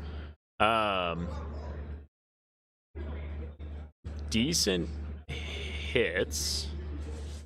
I don't know about wounds, though. Should be 3s, because it's a reform. They're just bad rolls to hit. So yeah, so 6 hits. Looks like 3 wounds, because Thunder 1 versus Crush 2 is really, really noticeable change. Big nerve rolls, though, just continuously big nerve rolls. I think he was 1 wound short there of just popping another slasher. So yeah, now they're figuring out the logistics of this final turn.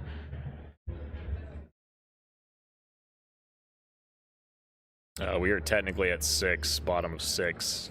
I like how they turned both dice instead of the one at a time. But that's okay.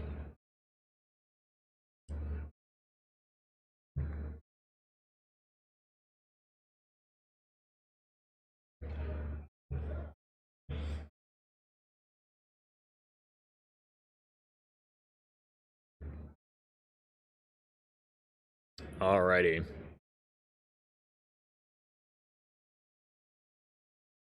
So Dragon kills the regiment, and this was a fresh regiment at this point, so that was a good roll on him to pop that. Pretty critical, I think. And now he's got to pop the regiment in the back. Having said that, I still think Tyler takes the gamble at this point because he does still have a troop of burbs that can go and just cover the flank if he's really worried about it. That snake has really a long time. Like a snake, right? Yeah, some big points cleanup here, so this will help Trowbridge at least catch back up on attrition. But I mean, it feels like they're both pretty close. The hordes are going to be similar in cost. The Great Axe might be slightly more expensive. But 2 troops versus the 1 regiment on that side, and then the regiment of Brox versus the slasher. And then the characters, the remaining characters, the priest, the God Speaker is going to be a little bit... Or not the God Speaker, sorry. The Dwarf Priest is going to be a little bit more expensive than the Burb. I think my brain just farted there. It was the Burb because he just killed the birds. Sorry, I meant the Flagger, which I believe is still hiding next to the building. He's trying to back up out of range. I think that was the play, and I think it's just not going to be quite enough. Which, that's actually really clever, to kill it on the side and then use the backup to reposition yourself rather than reforming where you definitely couldn't back up. So it was a good effort, I think.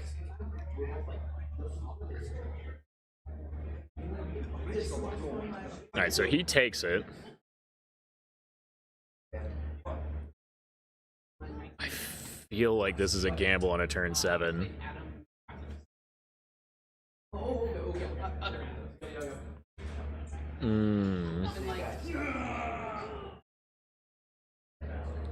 Yeah. This is going to be interesting. Okay, so 4, 2, 1, 1. So there's 8 unit strength for Tyler. That is majority on that half of the board. There is 1, 2, 3, 4, 5 for Trowbridge. So Tyler's winning in unit strength. And if he, unless there's a turn 7 and he loses the horde, like this is the one problem of turning the birds like that. I actually think that's almost worse because if he doesn't kill the horde and then the dragon kills his horde, like it feels like. Oh, okay. Well, I guess they decided that that was enough. Yeah, it was. So I had 2 hordes of ceremony guard. I think they're checking to see if it's majority on versus off. They do know that it's majority, not fully, right? Right? They do know that, right? Right? I don't know why he's pivoting as much as he is. I think he thinks it's only fully, and it's supposed to be partially. So, yeah, he doesn't actually have to. The horde is safely on the right side of the table. We could even see because we got the nice clear lines. What is he worried? Oh, maybe he's worried about a double charge? I just see him as unnecessary. Anyway, it is turn 7. It won't matter. They're not going to have a turn 7.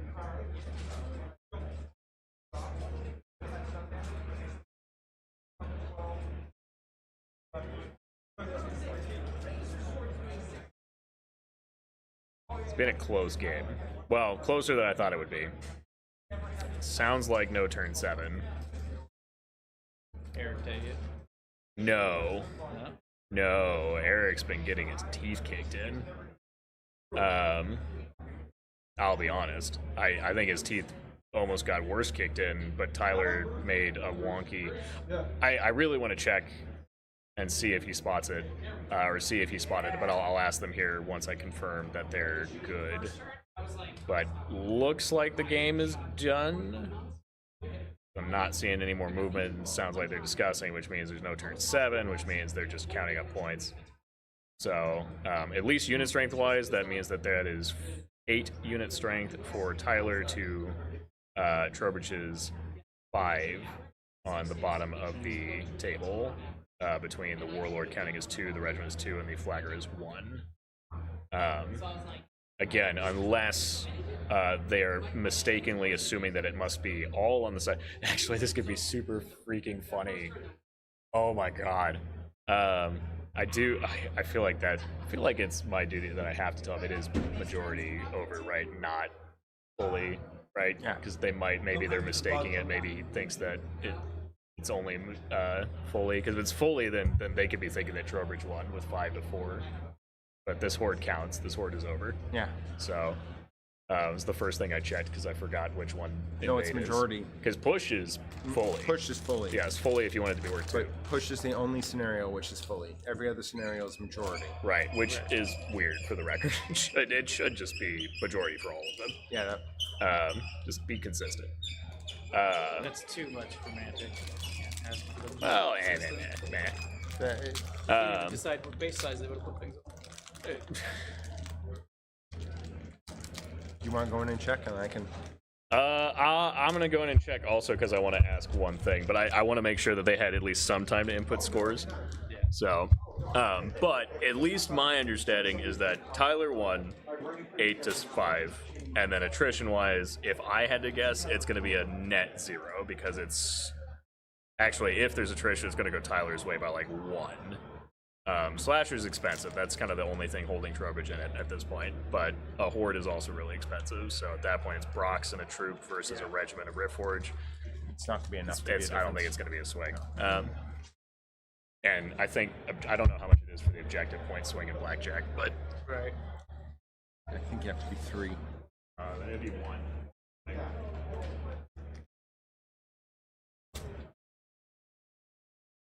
Why is that locked? So that Everyone wants to go bottom. I mean, I would. Yeah, I would too. And maybe they're justified. Is 3 a big enough difference to get a win here? Yes, if the horde is not counted, it would swing the win. Because the horde's 4 points. So But I mean, on the scoring, there was some weird stuff where like 3 is +1. big to get a win. I looked it up, and 5 units drink difference was +2. Okay. So Yeah, that's a big difference. Is 3 the max? no, the max is 4 points scenario if you got 10 plus unit strength. And That's tough. Oh.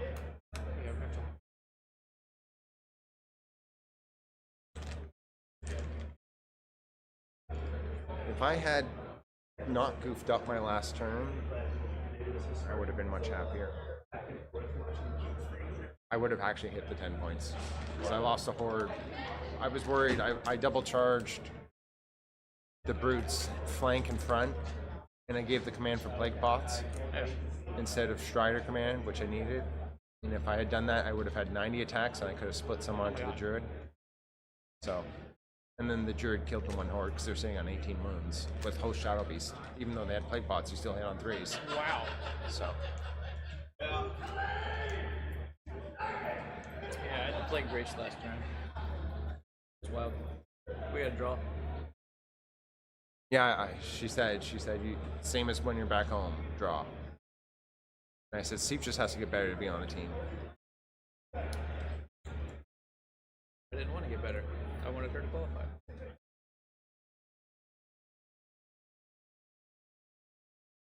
And she did. But she said you're playing 40k right now, so. What army do you play in 40k? Eldar. That makes sense. But I run wraiths. I don't do the aspect host guys so much. I do like more into Wraith Guard. Wraith Guard, Wraith Lords, Take that, Mom. Dread Knights, Where I want now. or whatever it is, the big monster. Wraith Knight? Yeah. The big guy? Yeah. I got 1, no guns. Well, he's got the 2 kind of auxiliary weapons, But but no it's guns? just a sword and a shield. I try to stay classy. It's a lot of fun. It's a lot of fun doing that because I'm just running out of and go punch stuff. Probably kills a lot of things. It does. It's durable and it hits pretty hard. And it's off meta. It's not what people expect when they see Eldar. I'm gonna get some chips. You have a good idea. Yeah.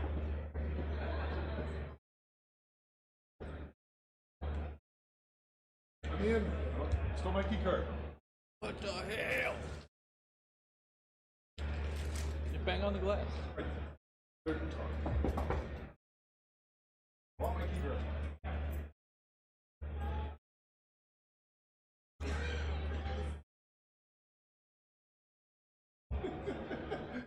Look, where's my key card? Yeah. Only the door opens. That wire is just fine. It'll be fine. It'll be fine. Alrighty. Are they mic'd up in there? No, we don't have the technical equipment to get all that going. Also, too much.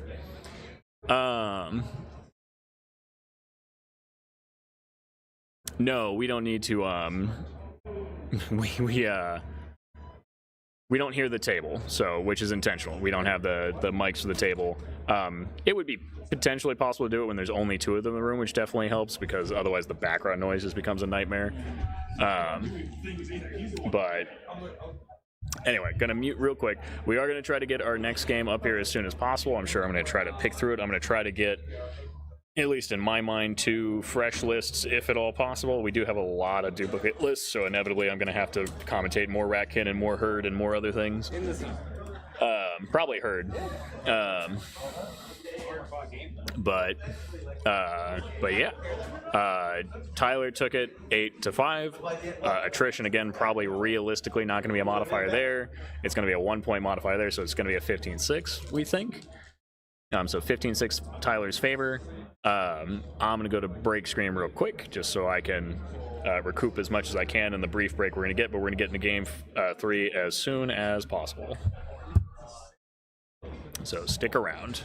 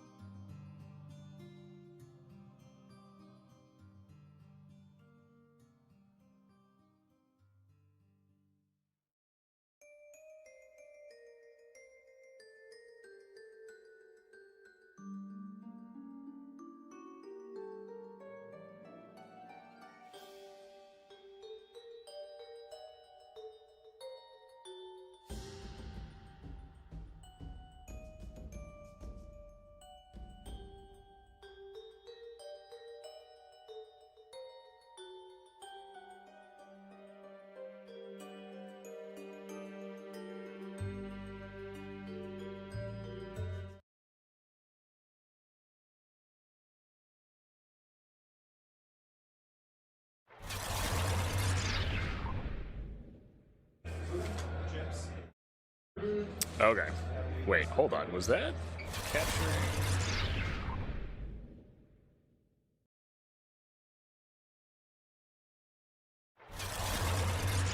That's for my own paranoia there.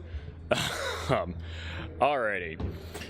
Welcome everyone back to Game 3 of the U.S. Masters 2026 live coverage. I'm gonna make sure that I post to the socials here before I forget that we're going into Game 3, Round 3 of the U.S. 2026 Masters.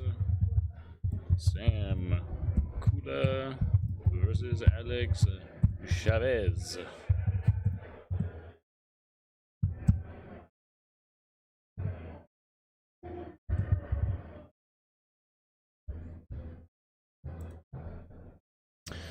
Alrighty. It's gonna sort itself out. It's out of the way. Get out of here. Get out of here. Okay. The scenario is smoke and mirrors. As we can see, they are already going ahead and drop on the topic, drop down the counters left, right, and center.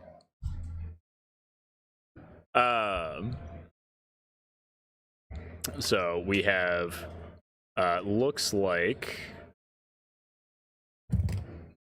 thank you. It is worth noting this is a scenario where they flip all of the tokens at the start of round 4, or at the end of round 3, however you want to describe it. It's the same thing functionally. Based on the setup so far and what was placed where, we had 2 tokens dropped here, so this should be the dead center one. I assume this is the dead center one. I don't actually know if there has to be one in the dead center. No, there does not. So this was deployed. So if this one's deployed here, then I'm almost certain that Alex won the roll to deploy first, because he would have intentionally done this to push these tokens back, which is definitely interesting. I don't think I've seen that before. That feels weird. That feels like, well, oh, but actually no, it would be, Sam would have had to have won it, because Sam places the tokens on the opposite side of the table, because those are the ones he knows. So he would have put these 2 here, which then pushed these ones closer to his edge and push Alex's further into his deployment zone. So that means Alex is going to have to be the one pushing to secure more of the side of Sam's table than Alex. I'm going to make sure I get their sides marked here. I'm going to shorthand nature because that's just taking up so much space. So FON. Top versus Alex. Ogres bot. All right, and then I believe maybe I was tossed a list. Maybe Jason did not toss me a list. Got so many lists at this point. Not that one. What is interesting is that Alex and Sam are tied for 3rd place with Keith Randall. And so just below Jonathan Neeson and Jeff Shilkin, who are on the top table this round.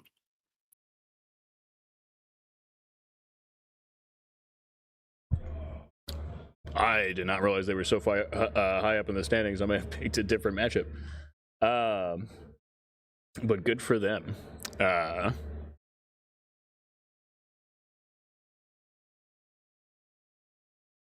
All right. I am going to briefly step away because I could have sworn that I got handed a list copy, but I don't have it.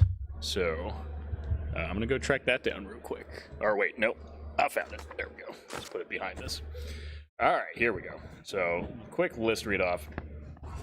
We're going to start with Sam since he's top of the table. Yes. At least I believe he's top of the table.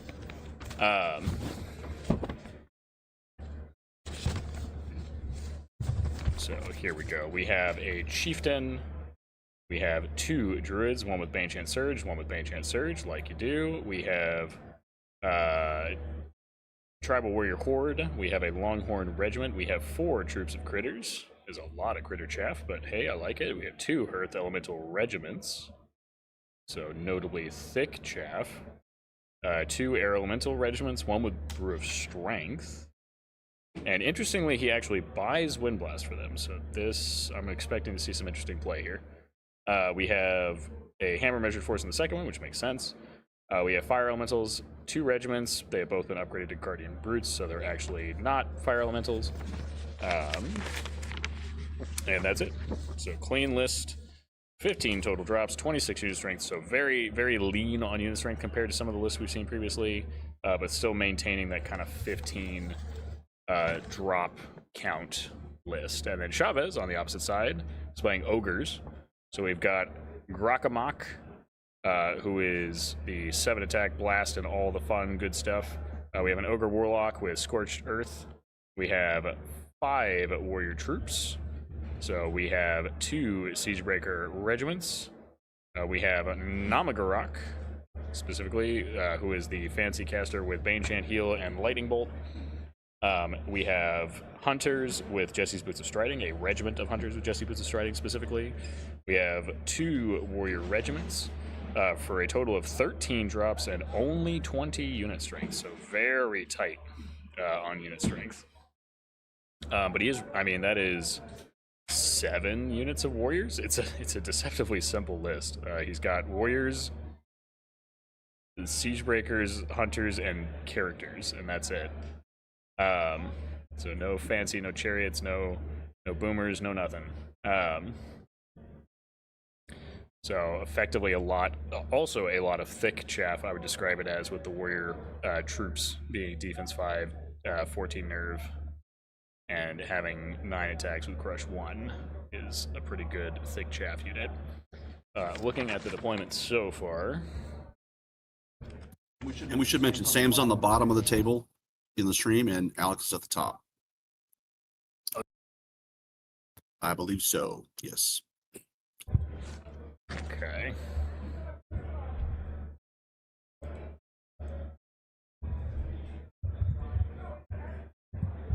Flipped. Okay, top smoke and mirrors. Da-da-da-da. So, with that being the case,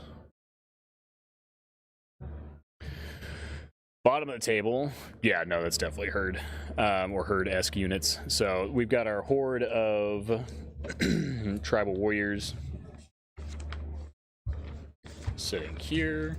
We have the only troops you have going to be these critters for the most part. Looks like the answer is yes. Yeah, everything else is regiments, so it makes it a little easy to spot on the table. So critters. I'm going to have to go in and check some of those units to confirm, but this looks like earth elementals. This looks like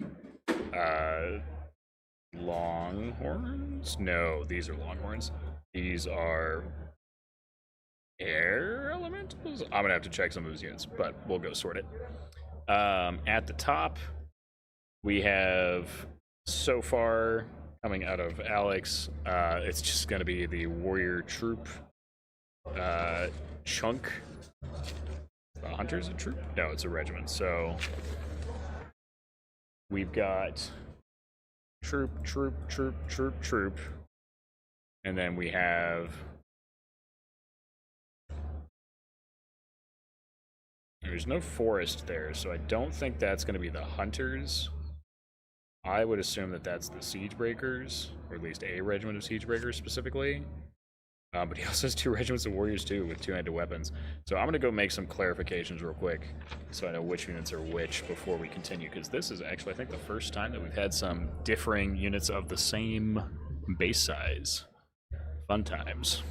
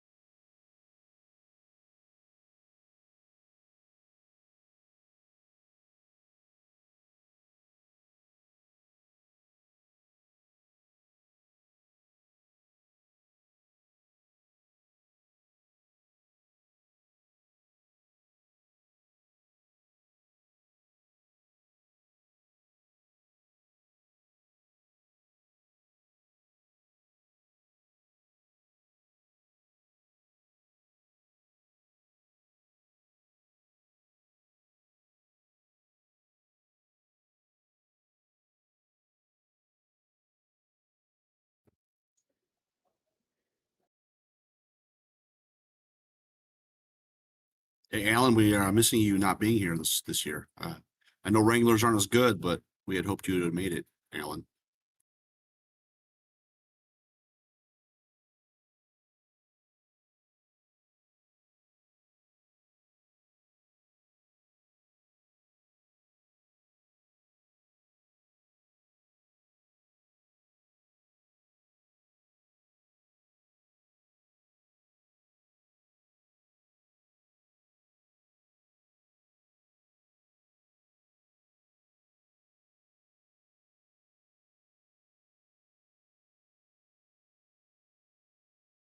Good catch. All right. Back with sound. All right, so after some clarifications, we got these guys here. They have these big two-handed swords. They're kind of sticking out of the back of the base. These are our two-handed warrior regiments. We have siege breakers here, and then the second one will be coming out shortly. And then I believe his hunters have a distinctly lighter base, which I'll be able to point out. On the flip side, the air elementals are the brilliantly white, shining ones here. Earth elementals here.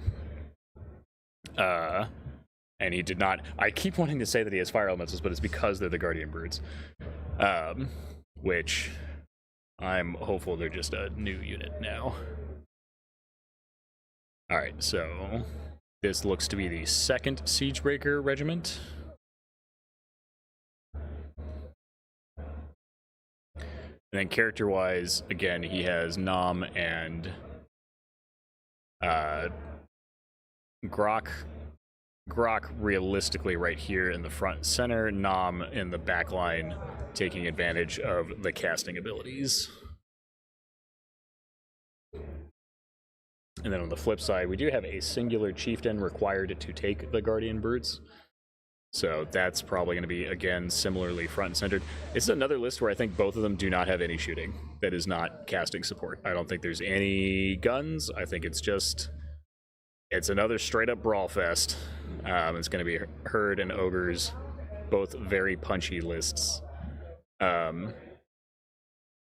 do think with the plethora of chaff options that the air elementals specifically are going to be the thing that Alex has to watch out for here, and that Sam has the probably has the best opportunity to get value out of. Here for Alex, we see the Hunters. Dropped in the back. That's what that unit was. So those are his hunters.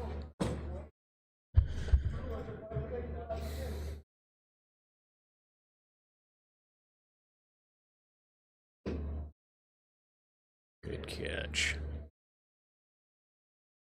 So the trick with this is that the first part of the game is always going to be a little bit tricky in terms of trying to figure out what the actual objectives are and therefore where people are actually going and why. But from experience, if I'm Alex and I'm putting stuff on the opposite side of the table, call this some predictive gambling here, right? This is trying to read the poker hand. So these two tokens are right on the line edge, right? So one of the main reasons to do that would be to force these tokens deeper into your zone, so no matter what they are, they're worth something for you. But in addition, distinctly, if these are the good tokens, they're closer to you to actually go out and pick out. Now, interestingly, and I will note this, Alex has not put his army too close to this one. So this one could just be a 0 to force stuff back and push it this way up the table. This one I predict is actually probably worth something, maybe a 1 or a 2. Probably a 2, based on just how much stuff he's looking to fight to take it. And then this would be 1, this would be 1, and this one way in the back is going to be a 0. Now, no guarantee on that, but that's just a prediction. I can see if I can get a link to the lists.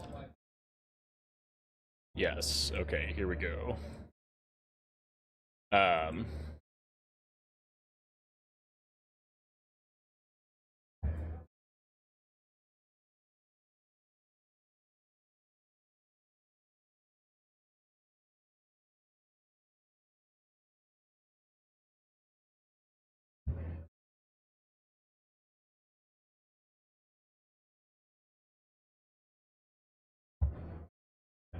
So I love that they're splitting up their colored dice.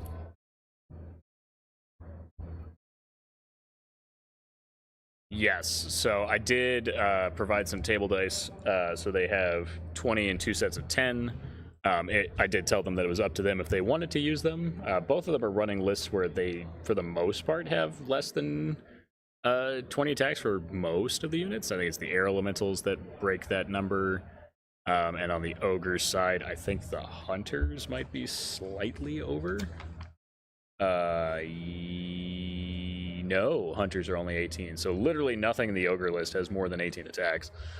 And then on the flip side, the horde has 25 and the air elementals have 24. So there's a little bit more discrepancy in the herd side for attack counts. All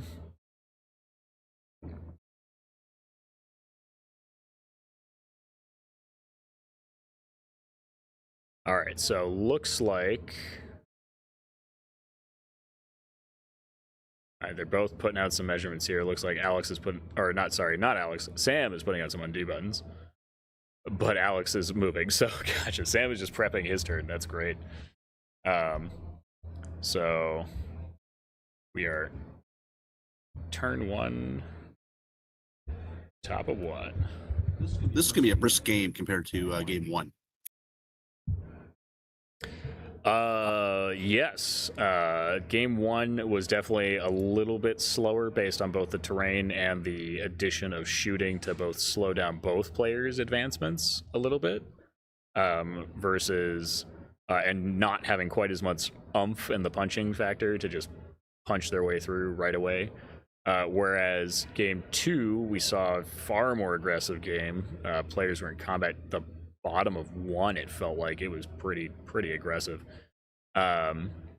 Versus game 1, and then here, likewise we're seeing Alex take an immediate forward step, some board control, taking the hill position, moving up units on the left flank. He has a building here that we can effectively expect him to anchor towards. So he's going to use this to try to limit the frontage that can squeeze through here. That would be my assumption. On this side of the table, he can basically try to break it the other way. This does kind of create 2 miniature battle lines. So you're going to have a fight here and then a fight here, basically.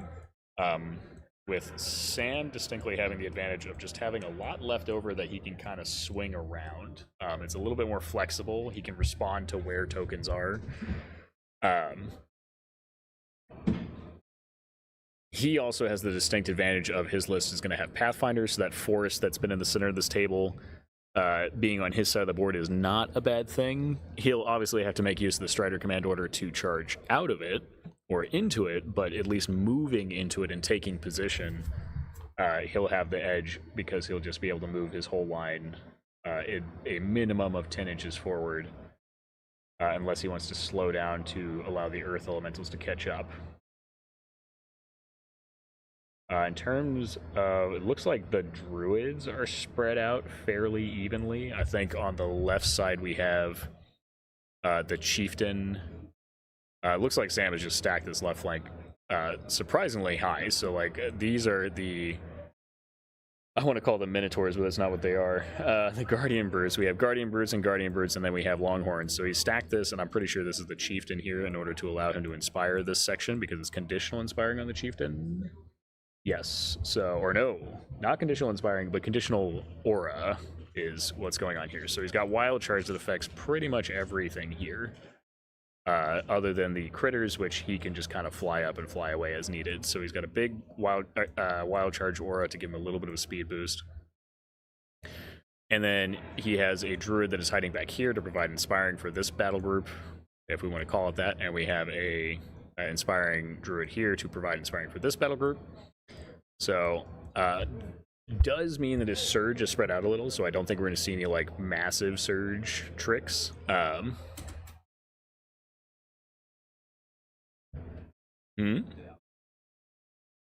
Not that I can tell, but I honestly have no way to check that. Yeah.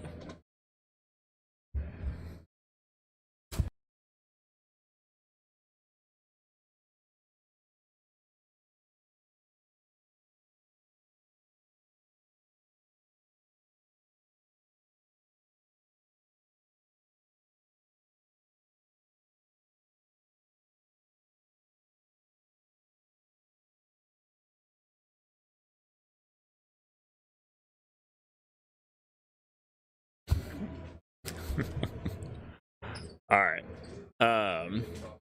Okay, so here we see Chavez setting up, checking arcs, basically getting in position, and like I said, taking advantage of that first turn play in order to get that board control.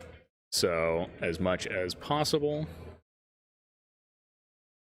checking arcs, just good manners.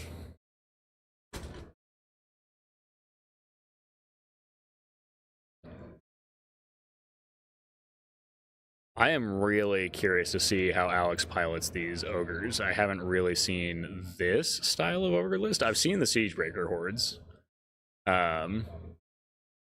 The two-handed warriors make sense to me. They just seem to hit exceptionally hard, especially with the command order for elite behind that. It's a smaller footprint for a higher output than orcs, which I think actually helps considerably. I think one of the biggest struggles for Alex is one of the biggest struggles for orcs is that they are usually a bit larger. The 25 extra millimeters off the sides of the bases can lead them into situations where they just can't fit. So I do think ogres have that advantage on a list perspective compared to orcs. And herd in this situation is going to be very similar. There's only really one unit of longhorns. If there were multiple, that's where I would say like the ogres have the better footprint advantage, but not by a whole lot. It's only 5 millimeters.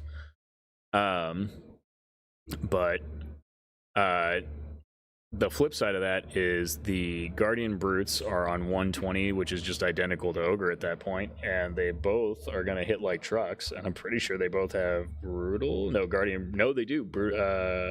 Hold on. Yeah, Guardian Brutes do have Brutal, so they both have Brutal. They both have... They have slightly less attacks on the Guardian Brutes.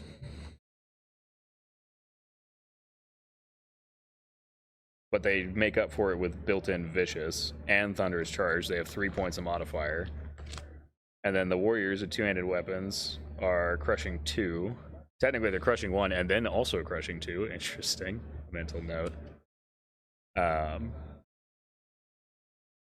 then also Brutal, but with 2 extra attacks. So they're functionally identical.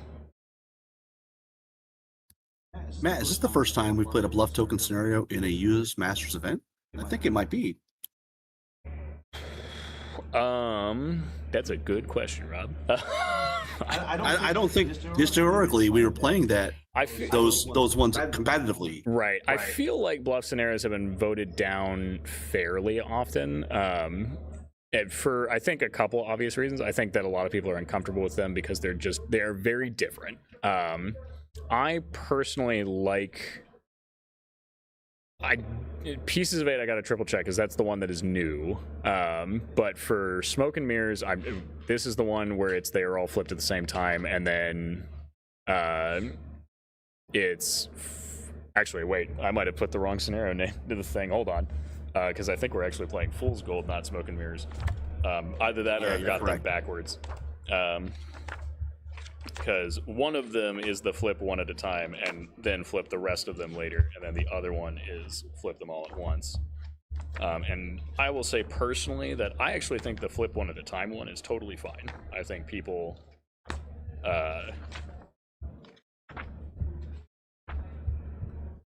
just don't like having all the information right at the start. But I would argue that you do have a lot of information right at the start, or you can attempt to bluff, which is the whole point of the scenario. It just adds a little bit of a different skill set into the mix. Alright, here we go. Make sure I got the right one.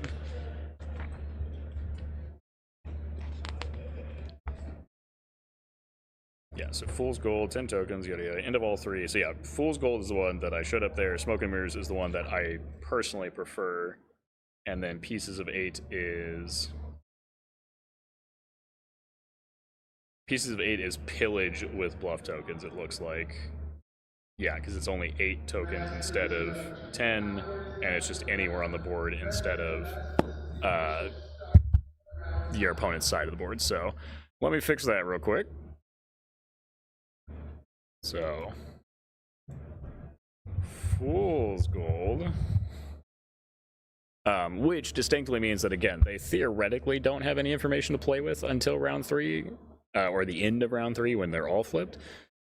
However, much like any good poker player will tell you, a lot of information is available before you get to see the cards. So the way that each player is deployed, I think, tells a lot about where we can expect to see some victory points. Where the victory points themselves were placed, I think, can give us a hint as to which tokens are which, right? And neither player really has a way to, like, sneak to a token. If I was gonna see an actual, like, bluff in this situation, it would be from Sam, because he has the flying units and could theoretically get to a token in the very far back. So, like, sometimes I especially like to do it with smoke and mirrors, but sometimes I like to put a token way off to the side and only send a single unit to go grab it and, like, make it the 2-pointer. Which is always risky, because if your opponent then out deploys you there, you then don't really have the force to fight it. But if they, deploy to fight you elsewhere,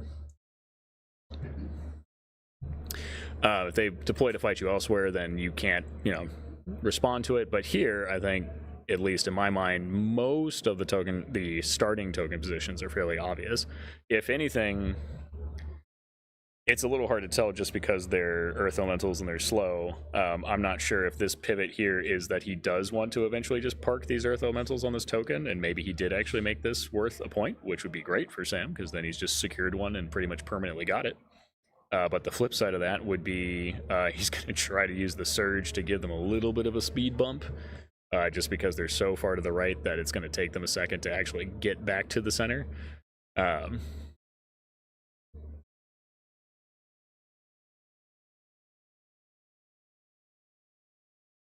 Left side here, we've got some markers out for some careful position to make sure he can't get charged. And he's going to try to make use. He does have that wild charge +1, right? So he can stay just at 12, and he can charge the ogres without the ogres charging him. So the number of Strider commands available is somewhat limited. He does have second Druid here, so second Druid can kind of wing this way, and then dump a command order wherever it wants. So he's got some flexibility there if he wants to Strider in the center, Strider on the left. Sam also has these critters, which could potentially force some of these units to go around them and go around this wall here. I'm a little bit worried for Chavez on the left here. I think Sam has a pretty critical amount of oomph, for lack of a better term, just all focused heavily. He is stacked to the flank strong on the left, so two Guardian Brutes and a Longhorn Regiment is nothing to sneeze at. A double charge from any two of those three deletes most things in this game right now, in my opinion. Just between the minimum 3 points of modifiers on the Guardian Brutes, if not 2 points from the Longhorns, but with 20 attacks. So and on the flip side, the ogres, the troops are very durable, but I don't think they're durable enough to survive a charge from those units. I think he'd be very happy to survive a single charge from one of those units. So 20 attacks and a defense 5, 14 nerve. You're looking at okay, 14 hits on average, 14, 15 hits. And then 2 points of modifier, assuming Strider is going to put you at... Actually, it's not a guarantee, at least with the Longhorns. I think the Guardian Brutes, it's closer to a guarantee, because it'd be realistically 16. You're going to look at 10, 11 hits, and everything's going to wound because of Vicious. So at that point with Brutal, you're looking at a 3. Even on a bad roll, a 3, which... that's functional snakes. So yeah, those warrior troops really don't want to go toe-to-toe with the Guardian Brutes, but likewise, the Guardian Brutes don't want to clear out the warrior troops and then be counterpunched by siege breakers and tribal warriors with 2-hand weapons. So the biggest issue here is that the siege breakers don't want to be punched first, because that defense 6 will count for nothing against crushing 3 modifier functionally. And they're just going to get squished. even though they're normally one of the most tanky units in the game. And on the flip side, the two-handed warriors are in an even worse spot because they're not defense 6. So, gonna be a little bit interesting to see the cage off on the left-hand side and who decides to take the charge first or how they try to handle it. I almost wish Alex had one more troop over there, because if he did, I think he could actually arc himself in such a way that only allowed a single charge to go through and really lock up that side. Likewise, Sam could do the same thing with his troops on the opposite side, but he went for the safer spread, I think, to achieve all the objectives. Center of the table here, this was an interesting checkerboard formation. A very interesting checkerboard formation, top-down style. I don't think this was caused by any difficult terrain, so this is an intentional setup.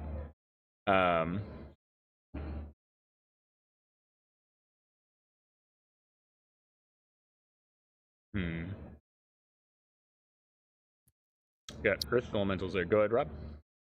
I was just saying, I think Sam is doing a really good job with wind blasting, just trying to spread things out a little bit.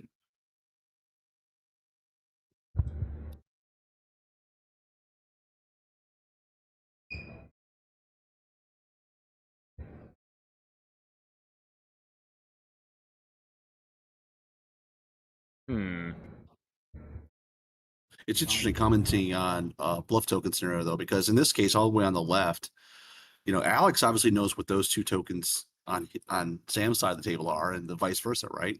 So I don't know what that says. Alex has got a lot of stuff over there. So does that mean the 2 here, are 2 and a 1, or is he just trying to bluff him into overcommitting to the left flank? I don't know. It's gonna be a lot of speculation until these tokens flip up.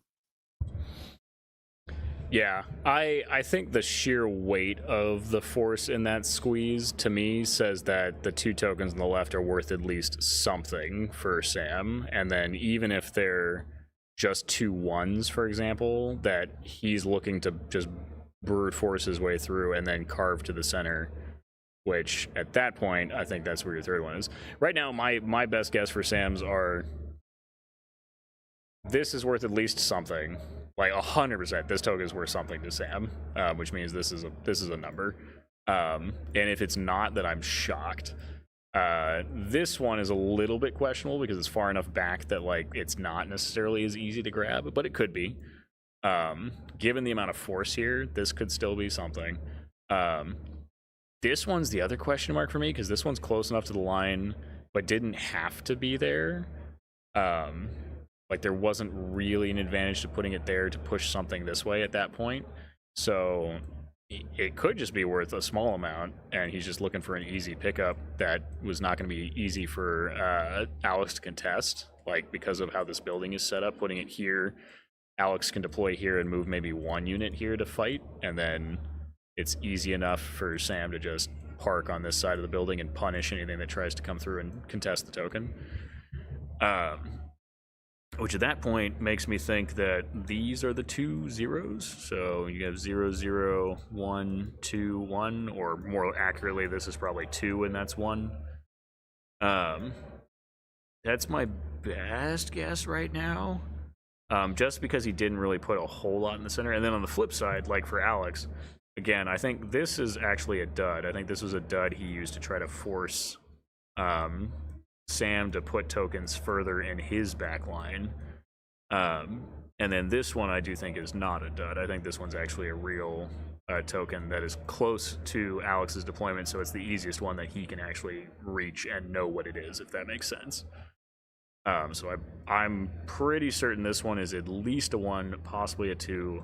This one is as close as he can realistically get it based on this one, so probably also in a similar vein, 1 or 2.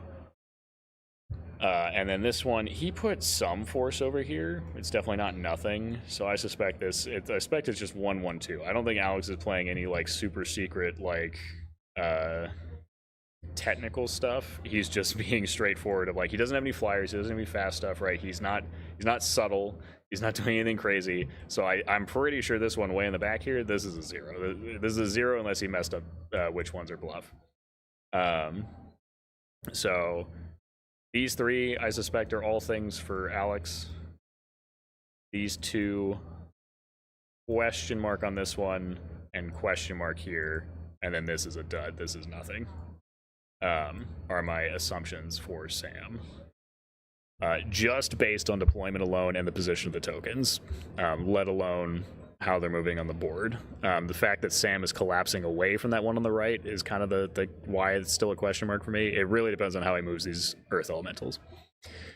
In either case, looks like we are on top of 2 because I see Alex making moves.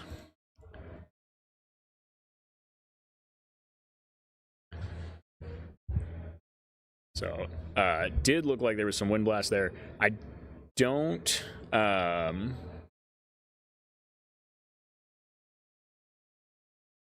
wind blast is always interesting. So he picked the warrior regiment in the very top, which that's a good one because there's nothing there to buttress. It is going to be really difficult for Alex to buttress up his warriors. He doesn't really have a good way to inverse angle units. So usually a good way to protect against wind blast is you basically take 2 units and like you put the one that you don't want to wind blast, and then you kind of like arc that. So like you would have like the corner here backed up against the corner here, which is backed up against the corner here, which is backed up against the corner. Like you can effectively daisy chain a whole chunk of your army to make it so that wind blast is nigh impossible to actually get off and have an impact, except for the very last unit in the chain, and then you just kind of say, hey, that unit's going to always get blasted. So it might be that Alex just hasn't expected to see wind blast all that much and hasn't really prepped for it, or he just kind of said that it's not a big enough deal, he'll just cope and run for it anyway, and he's really relying more on Sam charging these troops of warriors to kind of use them as a speed boost. The troops of warriors will draw in a unit, and then he can withdraw the warriors and charge in with the units behind. So as long as they're within 12 inches of the front of those troops, so here, as long as these units are within this front radius, then he's going to use that to effectively lure in. I don't think he's going to be doing a lot of charging in front of these troops, but we'll see. Could always be wrong on that. It's going to be interesting to see how aggressive he wants to play it.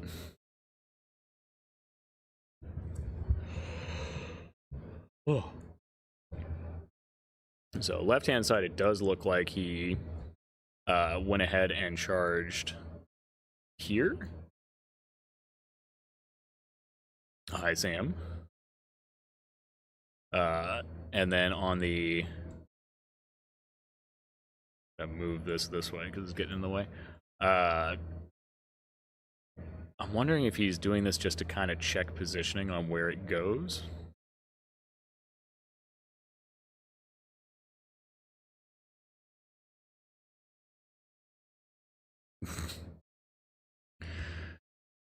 All right, so we've got Nom trying to draw B through the center here. Did he have a warlock on top of Nom, or was it just Nom? I think he had both. Yeah, he has a warlock too. Yeah, Scorched Earth Warlock, no less. Which is beautiful on Strider. You know, units that have Strider. And okay, so OBS is back up, so I'm guessing the stream's going to kick back on here in a second. What's up? I'm on my hotspot right now. Okay. So, all right, looks like we're back up on stream though, so that's good. So that's one problem solved, at least temporarily. Sorry, folks, we're back. So, bit of some technical difficulties. We're hoping that we can get that sorted here in a moment, but we've got our backup up and running right now. So we're going to use that, at least for now, until we can get this sorted. So hopefully things are still looking good on that end. Like I said, apologize for that hiccup. We're going to try to catch back up now while we're dealing with it. Thankfully, we're on game 3, so worst case scenario, we'll just finish this out on the hotspot. So yeah, so Alex looks like he charged here. Does look like he moved a troop here and had like a base to mark it to kind of see how things would look. We were talking about how he had access to Scorched Earth, and that took a lot of the umph out of it. And then I was commenting on how we had access to the +1 dice, but that does not work with Scorched Earth very specifically. So he's only got just the base Scorched Earth value. Based on where he's positioned it, he might be able to sneak it through and poke one of these units. The Guardian Brute's the most obvious choice because he should be able to draw a line from here to here. Unless I'm gonna have to go check and triple check on the Warlock. This has to be Grok, which in my mind means that one of these is the Warlock, but a character check is gonna be the most easy thing to go do here. Again, while we're kind of sorting that out in the background.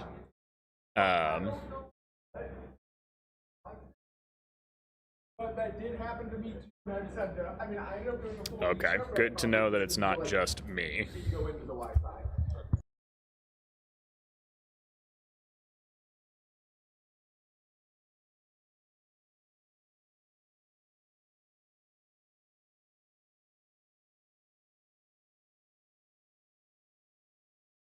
Difficulty hiccup. We managed to get it sorted. Hopefully we're back live on the stream itself.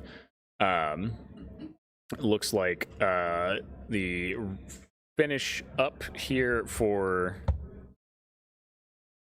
Alex. This should be bottom of 2, I believe. So we haven't missed a whole lot, thankfully. It didn't look like there was a whole lot of action. Looks like Alex picked up a troop of critters on this wall with a pretty good hit there. It looks like the angle of this warrior troop is actually really important here because it's preventing a double charge onto this troop here from the Guardian Brutes and the Longhorns.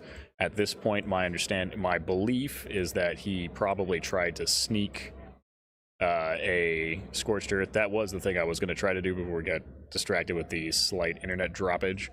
Was to confirm which characters are which, but I will see if they got a Scorched Earth off anywhere and how significant it was. We do see a Critters regiment flew over the top here and poked this warrior regiment in the flank, which pins it there. It's a very big deal. It means that it's just not doing anything for a turn. So even if these Guardian Brutes don't kill this, that kind of gives him some options. We're going to start some peace trades here. He probably picks up this troop, then these guys would maybe pick up the Guardian Brutes, and then vice versa, and then just gonna be a punching fest in this little side of the map. And then on the flip side of things, so mostly just positional play over here. Alex actually kind of gave ground a little bit. Looks like he mostly backed up and just kind of anchored himself to his part of the board. And did advance on this token, so notably looks like he does want to play on this. He's using the forest to block line of sight and kind of force a more limited selection of things to come fight him. He might be looking for a long play to come around the side. We'll have to see. But yeah, we will see how that goes down. I'm going to go check on those characters now and get a confirmation on which ones are which. So, because that did eventually get caught out. And which one, I'm pretty sure the chieftain, Sam's characters are fairly easier to figure out than which one of Nam and the Warlock are in each direction here. But I'm going to go sort that real quick. Again, apologize for the brief hiccup in the stream there. Not sure 100% what happened. We know it wasn't just me, so it wasn't my equipment that failed. It was just something to do with the Wi-Fi networking. My guess is it's so many people jumping on the same network simultaneously causing a little bit of a hiccup. But in any case, we're back now. Should be safe for the rest of the day. Shouldn't have any more issues. Fingers crossed. Check.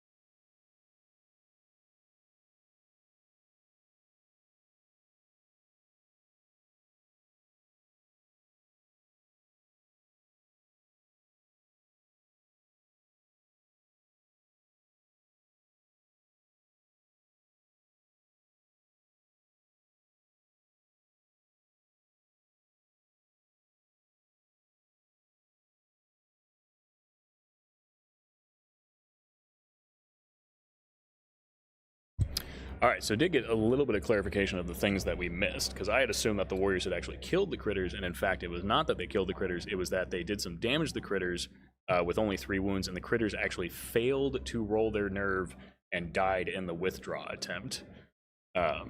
So unfortunate for them. But on the flip side, I also got confirmation of Alex's characters. Oh, got it. So Alex, in fact, this is the Warlock. So the Warlock is actually more centrally placed, which actually makes a lot more sense for giving him options to cast Scorch Earth. And then this is Grok.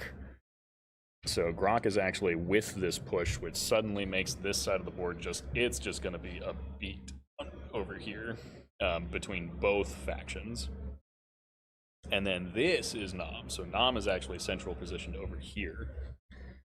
Bringing with him, I want to say, Banechant and some other goodies. Oops.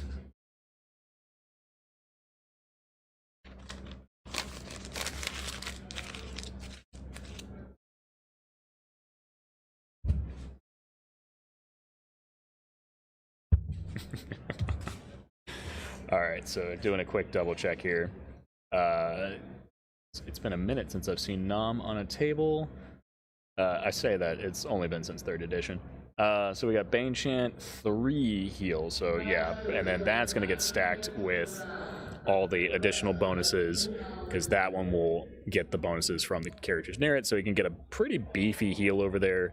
I don't think there's a lot of, well, actually, I don't think there's any incoming shooting from the herd, so the heal is mostly inconsequential, at least early on, which is why he's probably playing it so aggressively. But it's the Banechant that's really going to come into play here. Banechant, I don't know if Nam's heal works on Banechant. He has like a special thing on top of the other special thing. Hold on, let's double back here. Okay, so yeah, there's the plus for all the spells, right? And then there's a different plus for all the spells. There's Master of the Planes and then Power of the Planes. So he has Master of the Planes, which is his spells specifically. So Lightning Bolt, yada, yada, yada.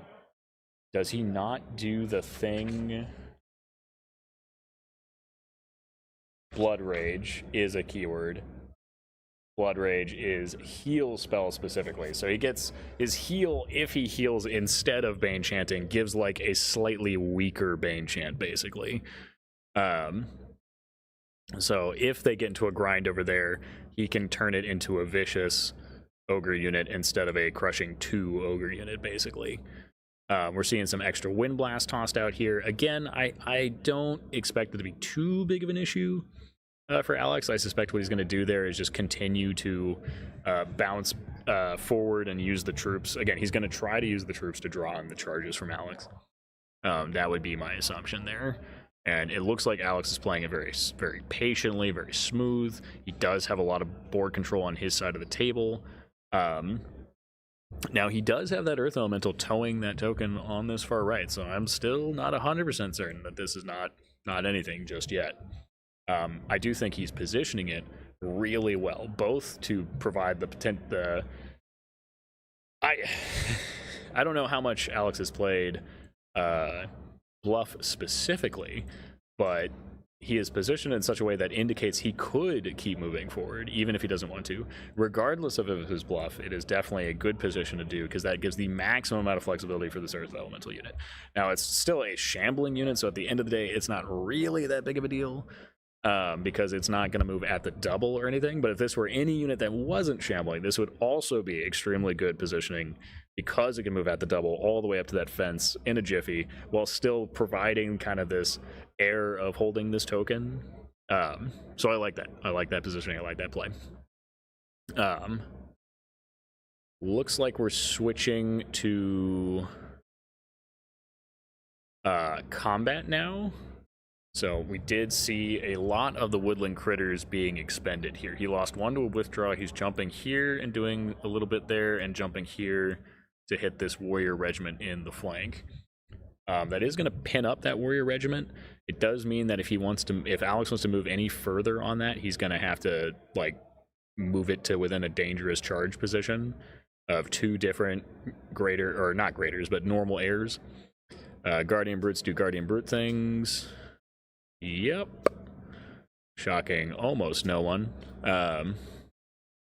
It's going to be really critical whether or not he got the Scorched Earth off on either of those units, or any of those units, frankly. Though again, based on the base sizes alone, I would be tossing it on the Guardian Brutes.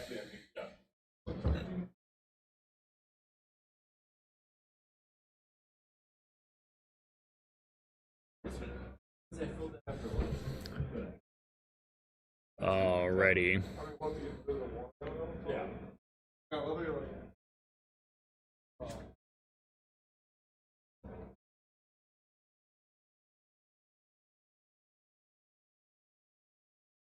All right. We see another just double snakes roll over here on these Guardian Brutes. So yeah, Guardian Brutes doing Guardian Brute things, just hitting a unit and removing it, as they do. So we're gonna see a pivot here. It's a really clean pivot. I like that there's a tray under that even. Now we're kind of seeing all these different positions that he can take. So I think he's trying to see if he can force a hindered here. No, I like this. He's trying to use the siege breakers and make sure that the longhorns are off and cannot be charged by anything. So nothing can fit in between these 2 units. That's really good. He's basically forcing the siege breakers. Frankly, only have one option because they can't see these they can't see these Guardian Brutes. Like, not Minotaurs, Guardian Brutes. Can't see these Guardian Brutes. Can see these but can't fit, so he can really only charge these, and Alex, I think, will have to take that charge. I don't think that's really an option he can't.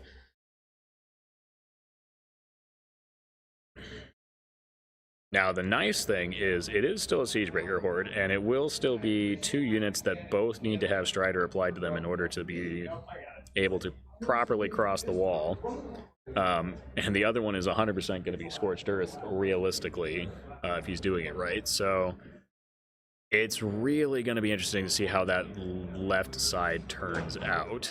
I think the positioning is really good for Alex, where he might have to sacrifice the Scorched Earth Warlock because he wants to protect this warrior regiment. So he might use that to buy himself a turn. Not quite sure how he wants to play it. Surprising, some damage was done by critters to things. Those things did not die, because that's how that works. Does look like it might be a couple wounds on the troop of warriors. The troop of warriors looks to have taken 2, and the regiment looks to have taken. I can't tell if that's a 1 or a 5. If that's a 5, that was a disgusting flank. If it's not, then that was a little bit more tolerable.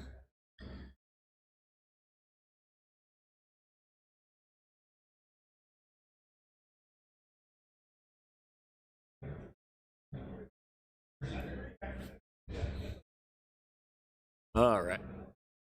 So we're kind of seeing what options here. So here we see he might not even be charging. He might just be positioning right in front of the wall, which I do like.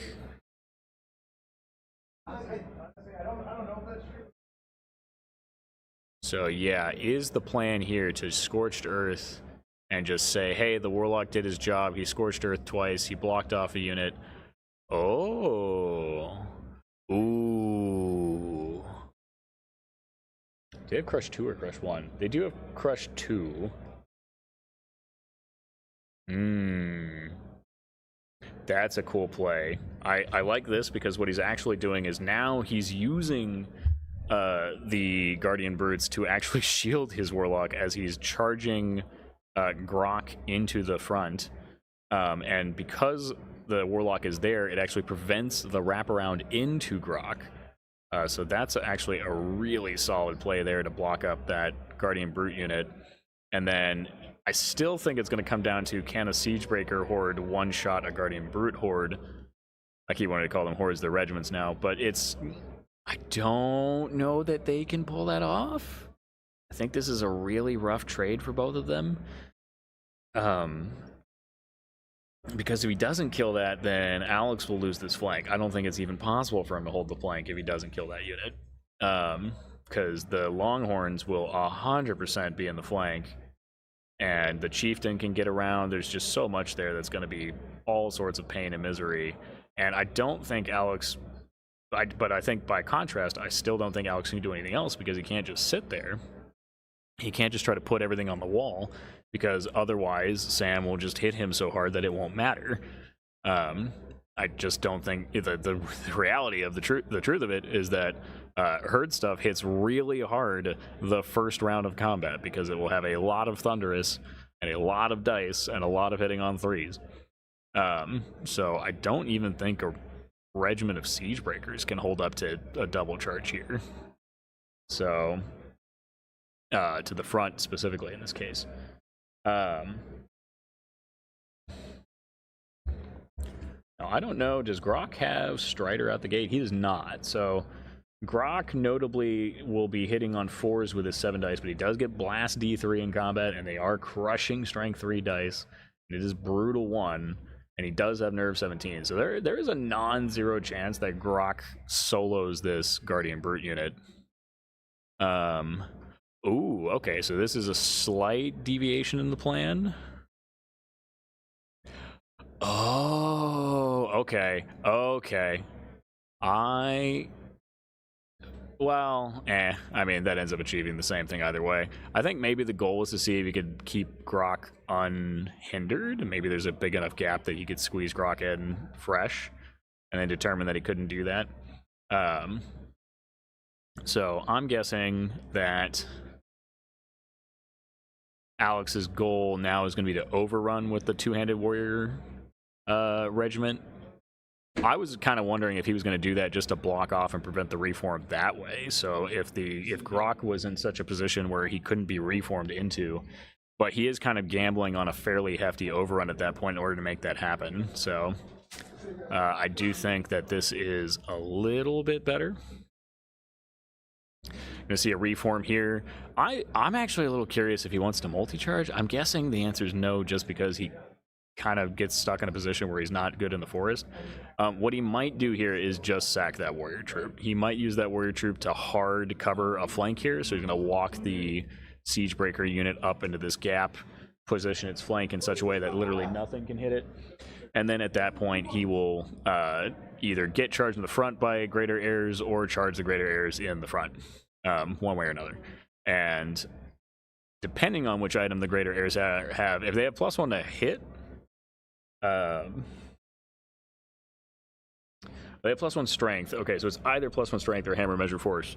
If it's +1 strength, I think the siege breakers are happy to have the greater heirs come in. I keep wanting to call them greater heirs, but regular heirs come in.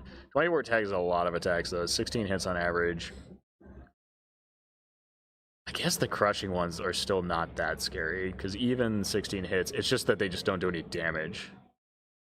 He does have Bane Chant on the druids, though, so he could turn it into Crush 2, at which point then it's 8, and then it's a much closer fight. And the heirs have 17 nerve. They are defense 4, so Siegebreakers hitting them back are crushing 2. That's a close matchup. I just think the big thing is he can't afford to sit there for 2 turns. So these hunters are going to have to come forward a little bit. He's got to watch out for the leaper. And the greater, or I don't want to keep calling them greater. He's got to keep watch out for a leaper with the regular regiments of air elementals. And 2-handed weapons here. He's going to walk forward behind. Again, it seems like he's just perfectly happy to continue buttressing, to continue letting that wind blast kind of just be kicked in, to just continue posturing, and to not really worry about getting charged. So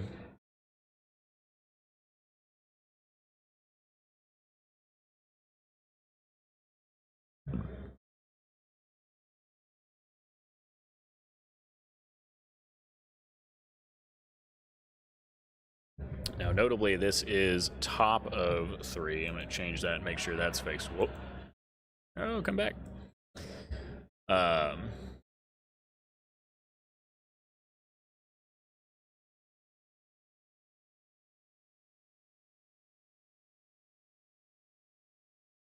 because in the middle of changing things. Top 3.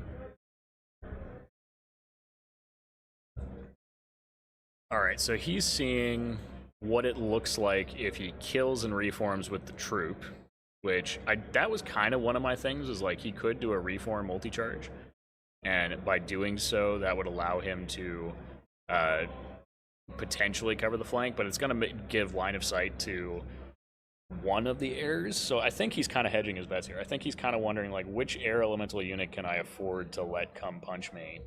I think the problem with this is that if he does this, then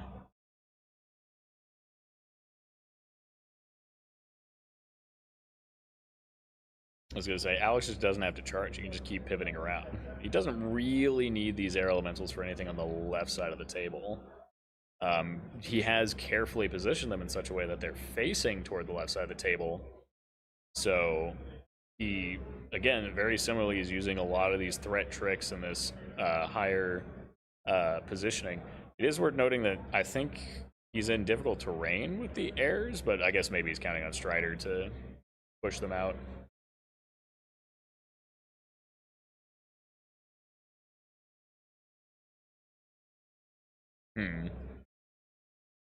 Okay.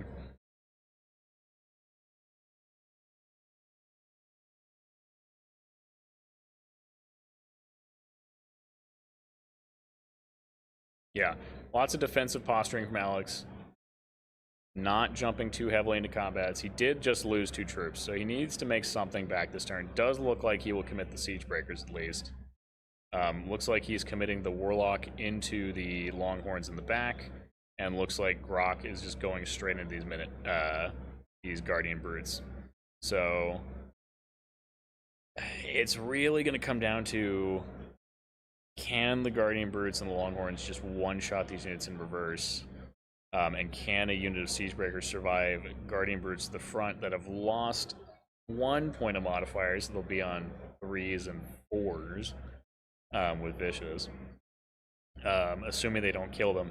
And a Chieftain in the flank. Like, that's kind of the risky part there. I feel like those Siegebreakers are going to have to do a big ask for Alex in order to actually, like, win out that fight. Because I believe they do not have access to the elite rule. Tribal strength. Siegebreakers do not have keywords. So, yeah, assuming that the command is tied to let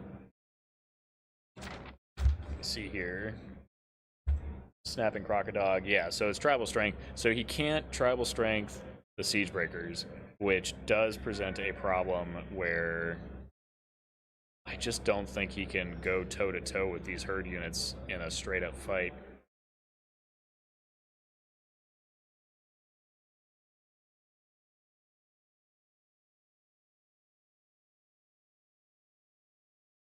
Alright, but we're going to see him try. That's what it looks like.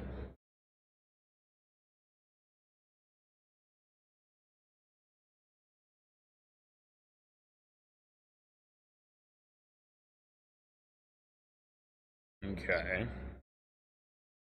I think they're rolling. There's a dice tray off to the side of the camera, so I think he's rolling in the dice tray and then pulling out misses. I'm not quite sure what he's doing damage on, but it looks like the Guardian Birds.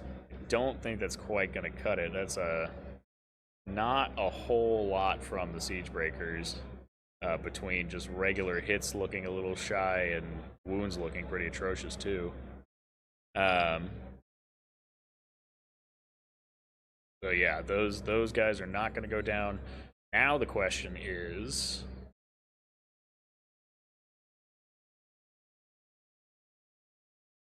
okay, looks like this is Grok, because I'm guessing since he put some dice back in the tray that he got some blast, though it doesn't look like there's a whole lot of blast. Yeah. Single dice there, so it looks like nothing. Grok does some damage, but no kill. Which, in fairness, it should not be a kill, realistically. His blast should do at most 8 wounds there, which would be still pretty spicy, but not lethal by any stretch. It's more of the follow-up turn where he's not going to be hindered that I think might be surprisingly painful. But that's assuming he gets a follow-up turn, because you never know. I think Bane Chance within reach of those Guardian Brutes. So does pick up the chaff piece here. That was definitely necessary. He needed that. He needs to be very careful about his reform. He needs to watch out for the airs. Ooh, that was risque, but it looks like he's just on the side of the building correctly, so he can't quite be seen by the air elementals, and by extension did not move his corner past the corner. And by that I mean the front right corner here. If it makes it past the upper left corner here, that would prevent these guys from moving forward, charging potentially without being able to pivot around it, which could become very much of a hassle and potentially lock him out of some of the options.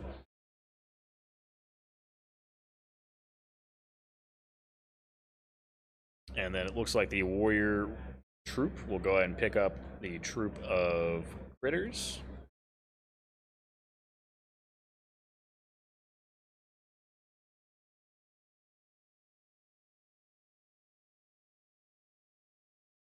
So I think, ooh, did he just kind of give up a fresh charge there? A little, I mean, I guess it's Siege Breakers, which again, it really depends on which air elemental this unit is. The one with the hammer measured force is going to be the extremely painful one for Siege Breakers, but as it stands, oh, I was going to say, don't be pissed. It was like, ain't nothing I can do about that. I'd be pretty happy in your shoes right now.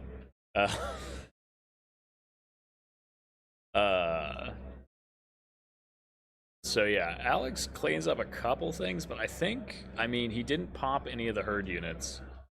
And I don't know that he can really stand up in the front grind for too long. And if he loses the Warlock here, the problem is he's got to kill both the other units, and then he's still got to take a front charge from Longhorn. So he's gonna be so beat up, even if he wins that flank, which there is no guarantee right now in my mind that he wins it.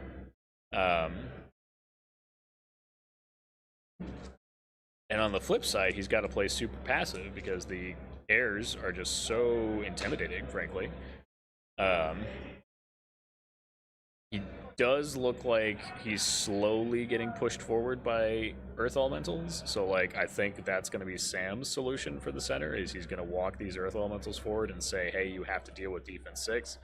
And to do that requires an overcommitment, and if you overcommit, then you get punished. And that's just kind of 101 here with defense 6 slow walking Earths.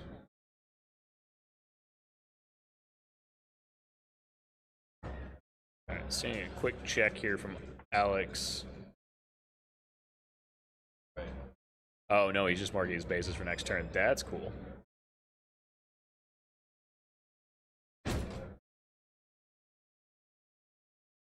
Alrighty.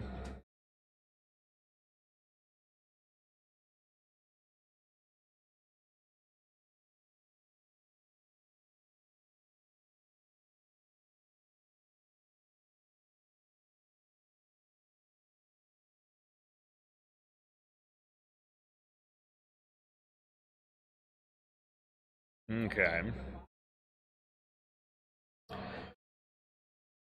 All right, I mean, on the left-hand side, I don't think there's a huge amount of interesting options for Sam. I think he can use his Chieftain potentially maybe to do something, but otherwise it's just going to be a lot of counterpunching, and hope he gets some good dice rolls and picks up some of these Ogre units.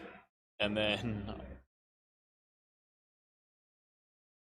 I mean, I say that, he does have Withdraw. I guess what would he do with Withdraw if it were an option? I guess if he uses the Tribal Chief, he could pin down Rock and then charge the Guardian Brutes back in. That's an option. That could be interesting. I don't think he quite has the flanky flank on Grok, but maybe he has the fronty front. Oh, is he trying to see it? Yeah, no. That's no, not happening. Cute thought. But yeah, I assumed they were in the rear. Or in the flank. But it looks like they're just barely in the front. So, managing to keep them in a spot where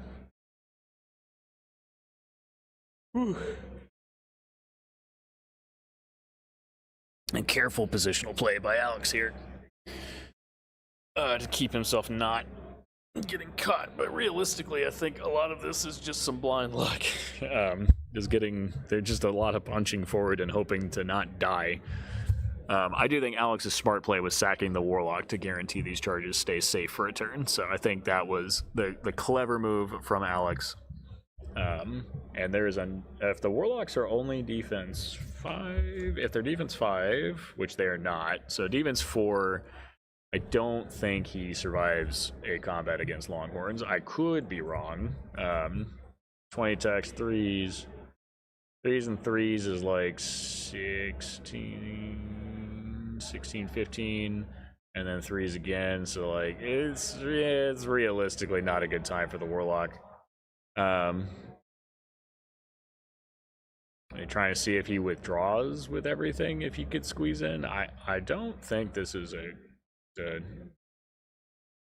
really a doable thing. Looks like he's replotting everything back.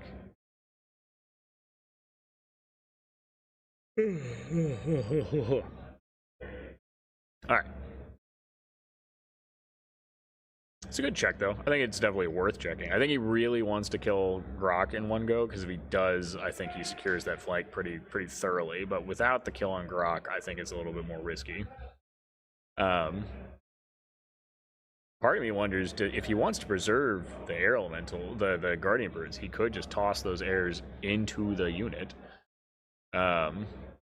Yeah, this is the other thing, is like, I don't know that with the pivot of the troop, if he could technically keep them out or not. I think he might have gotten a little excited about it. Because I was going to say, even if it wasn't just a flat lineup like this, it 100% was a, could force it to where he would slide down from here to here, because even if he didn't fit between here, he would slide down and could still fit over there. Though that did present a risk of a reform that could potentially catch him off guard, and obviously this unit here has the best interests of punching heirs to death. It looks to be right on the 20-inch line, so that's going to be the handshake agreement for them as to whether or not that's good.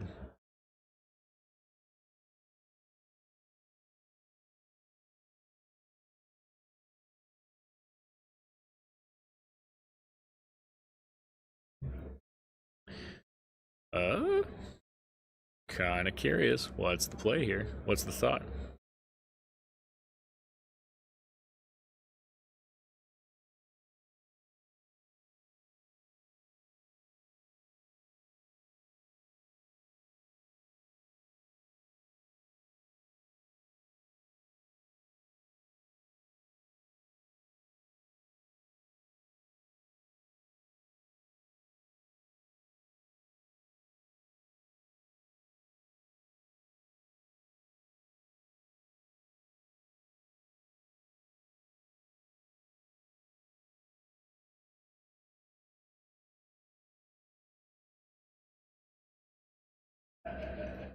Okay. This is bottom of 3, so I will change that real quick. Confirm 100% we're bottom of 3. I'm also going to take an opportunity to check, get a second link up on the video, make sure that we are still going good. See if my chat broke. Okay. Nope. Mute.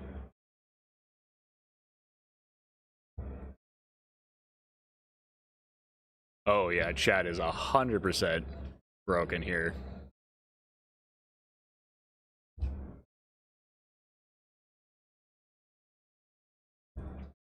There we go. Okay. Well, unfortunately, that means I missed a lot of chat, which makes sense.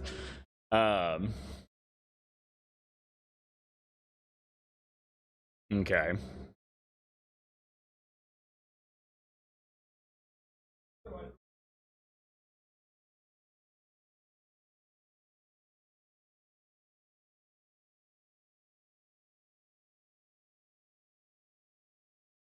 Yeah. All right. Okay, so it's looking like he's at least considering this option, which...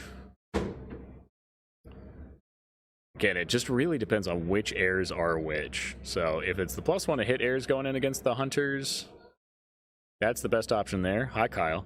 Tense little game. It's definitely very cagey, which is not quite... Well, actually, I should have expected that from Chavez. I don't know what I'm thinking, what I'm saying.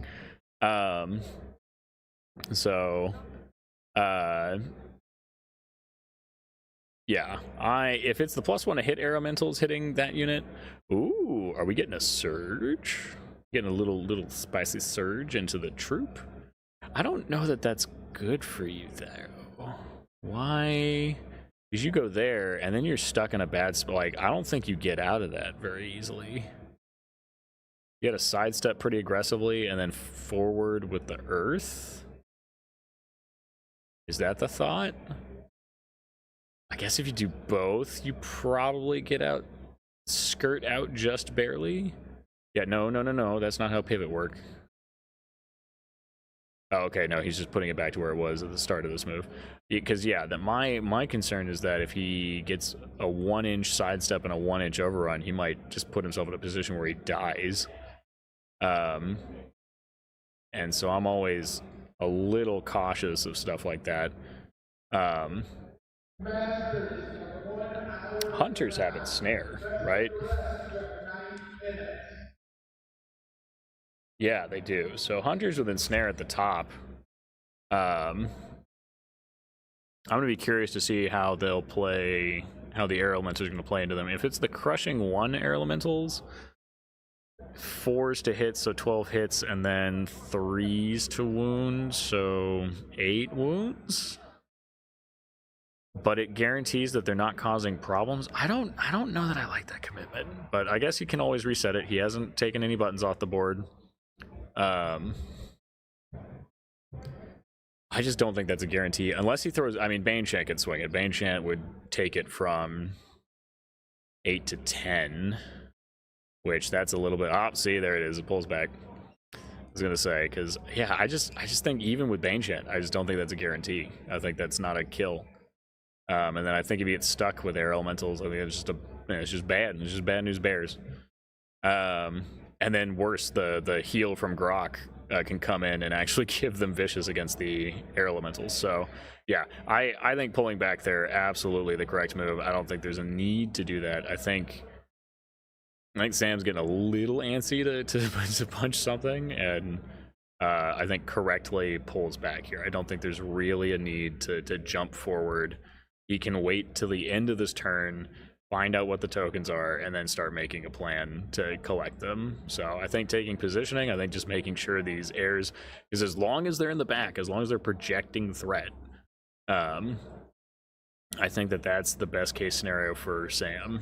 I don't think you really want them into combat unless you can guarantee a one-shot, and I don't think any of these units on the right-hand side of the board are in that kind of position. So it looks like he's moving one of the druids over to try to get a Baneshant or something. No, that was a command, I think. And I think that command failed, whatever it was. So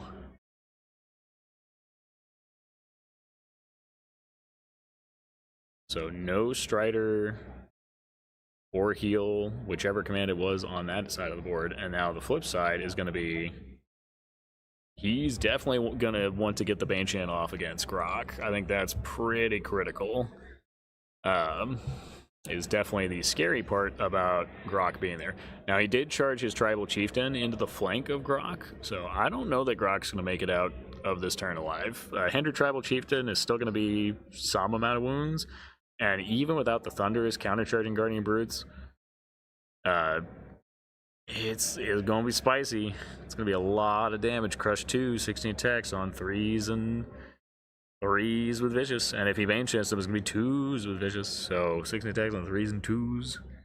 I mean, I'm pretty sure that's just 10 wounds flat, and then Brutal would already be a dangerously close to lethal amount of damage.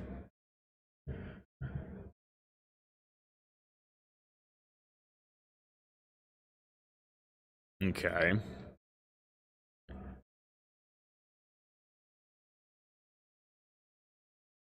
I don't actually know when we started the round, and the stream dropping threw me off, so let's see here. So it looks like he gets a wind blast off. Okay, okay. Interesting. Definitely actually a pretty important wind blast. Definitely limits Alex's moves with that unit next turn. I think prior to that, he could have charged multiple units. Now I think he's just out of range of the Guardian Brutes on the left and the Longhorns, so it really only gives him the one option instead. And unfortunately, he's going to have to shove Grok all the way out of the way, which I don't think he can do. So it might just be a really extra bad spot for that unit. That was a good wind blast. I think that was the right call. Otherwise, he just pushes some other units. I mean, it's doing something. It's giving him a confidence boost. All right, so here's our hits. And say we're definitely in the combat phase now, so that's nerve on something, and okay. Ooh, ho, ho, ho. I was gonna say that was a spicy number. So it does a decent chunk of wounds to the Guardian Brutes. Oh, sorry, not Guardian Brutes, to the Siege Breakers. The Guardian Brutes did a decent amount of wounds to the Siege Breakers. So puts a dent on them, doesn't quite kill them. Which is important for Alex. If he lost that unit, he basically loses that flank. So he needed that unit to hold. The Warlock should disappear. Oh! Okay. Wow. Okay. That's surprising to me. I did not expect the Warlock to make it out alive there, but it looks like the Longhorns rolled a little bit low. Does look like the Grok one's coming through, though. I see. Looks like the Bane Chant definitely went off, so that's 11 wounds and Brutal. And then the Tribal Chief in the flank. Some big numbers. Tribal Chief with looks like another 6 that's functionally snakes. So once. Yeah, so Grok ends up biting it, but ironically the Warlock sticks around, which I did not expect. And that's actually not a bad situation for Sam, I think, in the long run. Because the reality is the Warlock's not dangerous. The Warlock is just going to get punched to death by these Longhorns next turn, since it didn't get punched by them this turn. And by doing this, he's in a situation where he can't charge the Guardian Brutes with his two-handed warriors. He potentially charged the Chieftain with them, which is like, okay, that's cool. That's okay. But I just don't think he has any pieces left. I think even if he kills these Guardian Brutes on the left, I can kill the Chieftain and the Guardian Brutes on the left, and then he's left facing a fresh Guardian Brute unit and a fresh Longhorn unit. And, like, what are you going to do then? I mean, I guess the Longhorns wouldn't be able to charge him right away. So it just feels like this is going to come down to, like, a beat-up Siegebreaker horde versus a fresh Guardian Brute horde, realistically.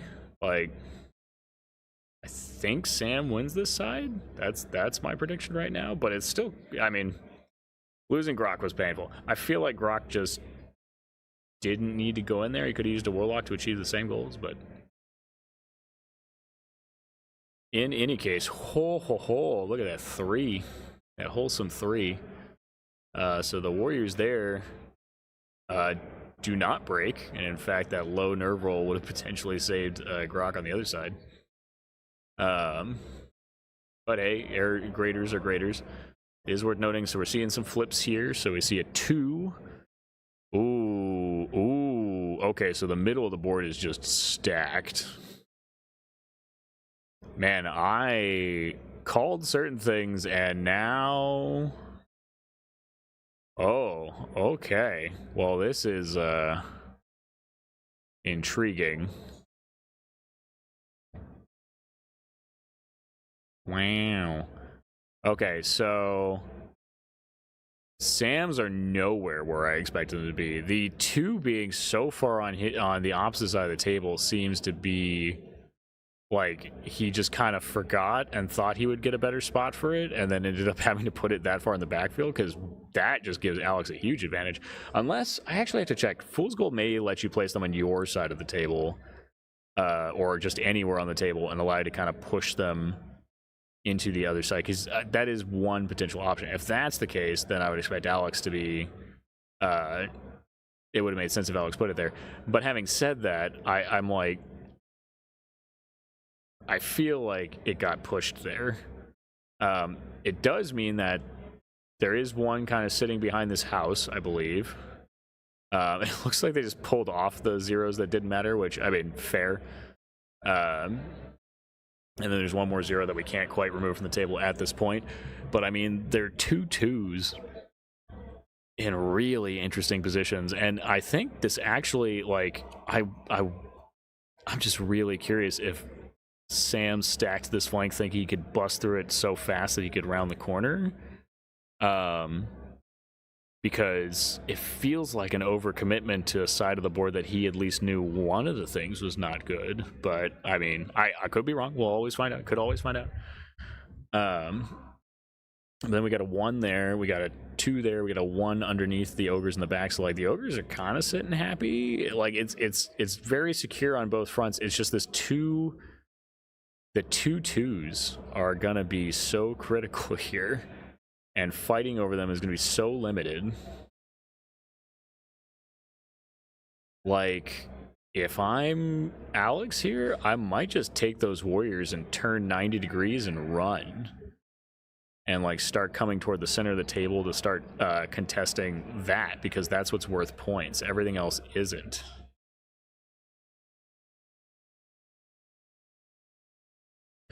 I'm going to flip the top to top of 4, though, because that is relevant for us. Big, important change to the actual game. So, top of 4. Yeah, this changes things. I am just so flabbergasted by this token deployment, and specifically the deployment of the players. Sam's, I guess, makes a little bit more sense, because he did spread out in such a way that he could kind of go for anything. I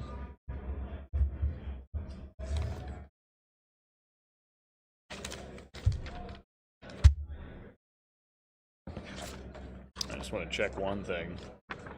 And by check one thing, I mean continuously check the rules over and over until I memorize these scenarios backwards and forwards 1,000 times.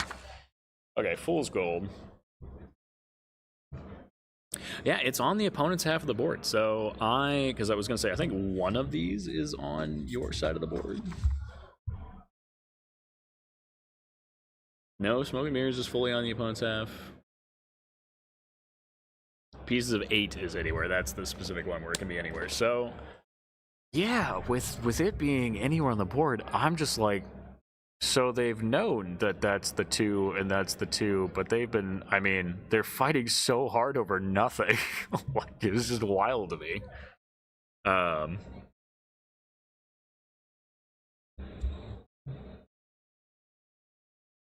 I'm guessing Sam just thought he could punch through that fast enough to wheel around quickly. And Alex's deployment actually makes a little bit more sense now, where he put just enough to hold it for maybe ideally just long enough to get in there.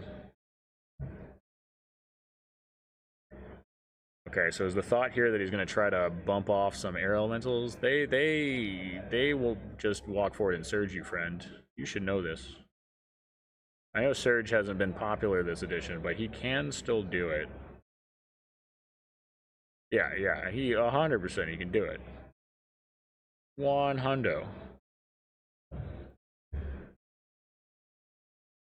Alright, so like Sam then does, well, I mean, we're talking about the easy stuff. Easy moves, easy life. Take that charge, take the Warlock charge. I mean, I think Sam has to commit to the 2. I think he needs to move.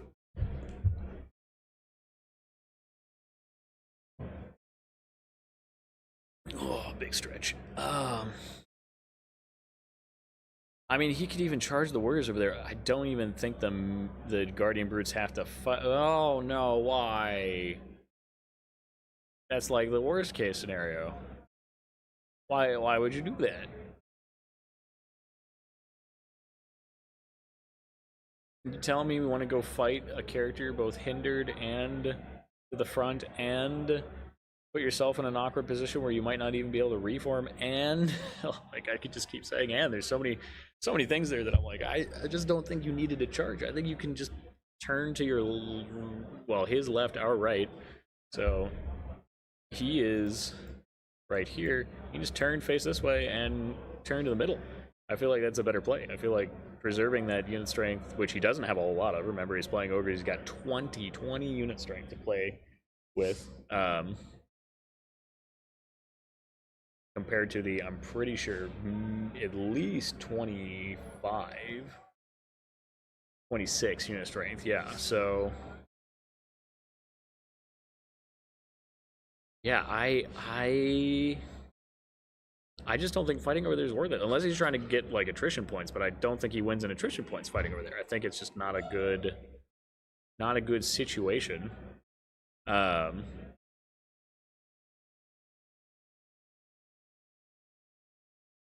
Okay, troop moving up here.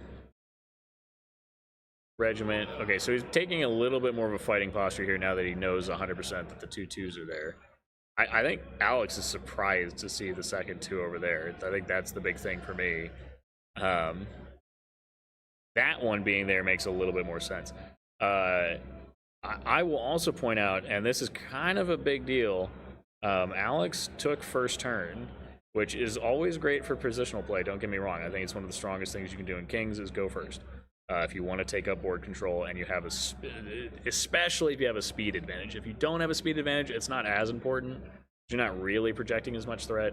But for the faster armies, getting up there can really like just lock your opponent into a corner of the board that they can't get out of. So Alex going first makes sense. He's got speed 6. That's enough to potentially go halfway across the table in the first turn, which he did in a lot of places, basically. And it makes sense to me. However, with Wind Blast involved, things change dramatically. Now the problem is that Alex not only has to cover these tokens, Sam will get the bottom of the turn. Sam will get to go last, which means once everything's said and done, as long as those air elementals are still around, Sam has it's not a huge amount of Wind Blast, but it's enough. It's Wind Blast 10 total. He could potentially shove a unit that started on a token off of the token and manage to win that way. So even the 5-inch average of a push is still pretty solid.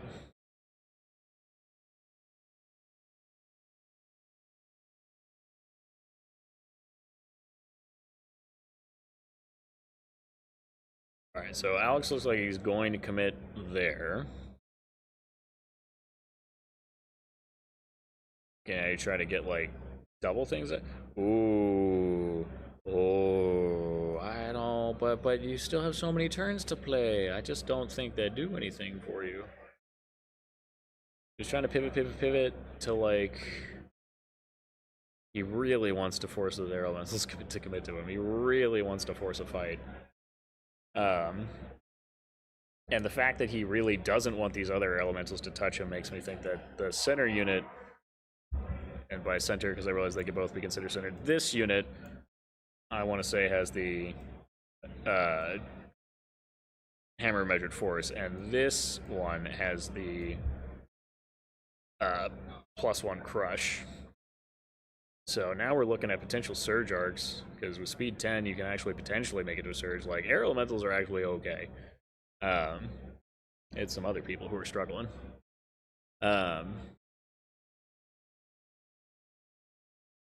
Okay.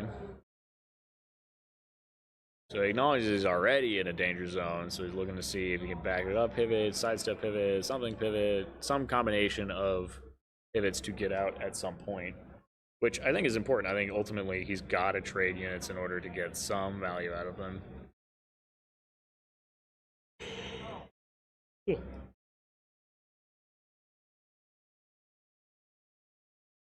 Notably, we did see the hunters not get charged by the heirs after Sam looked like he was psyching himself into it.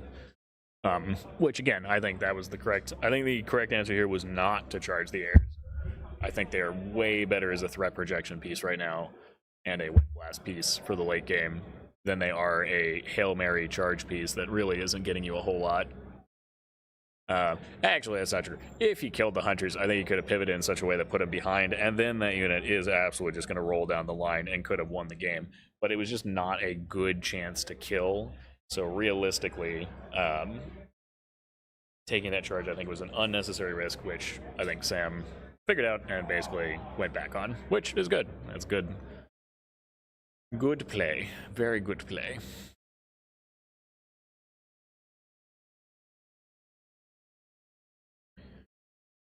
Alrighty.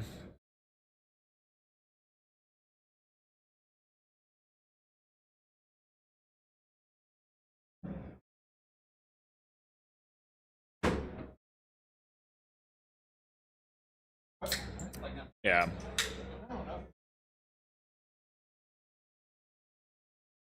Are y'all done? Oh, yeah. Mother. 2 losers.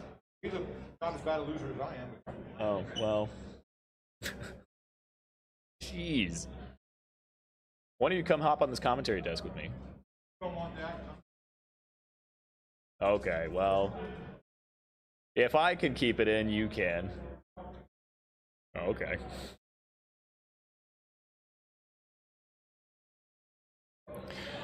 Alrighty.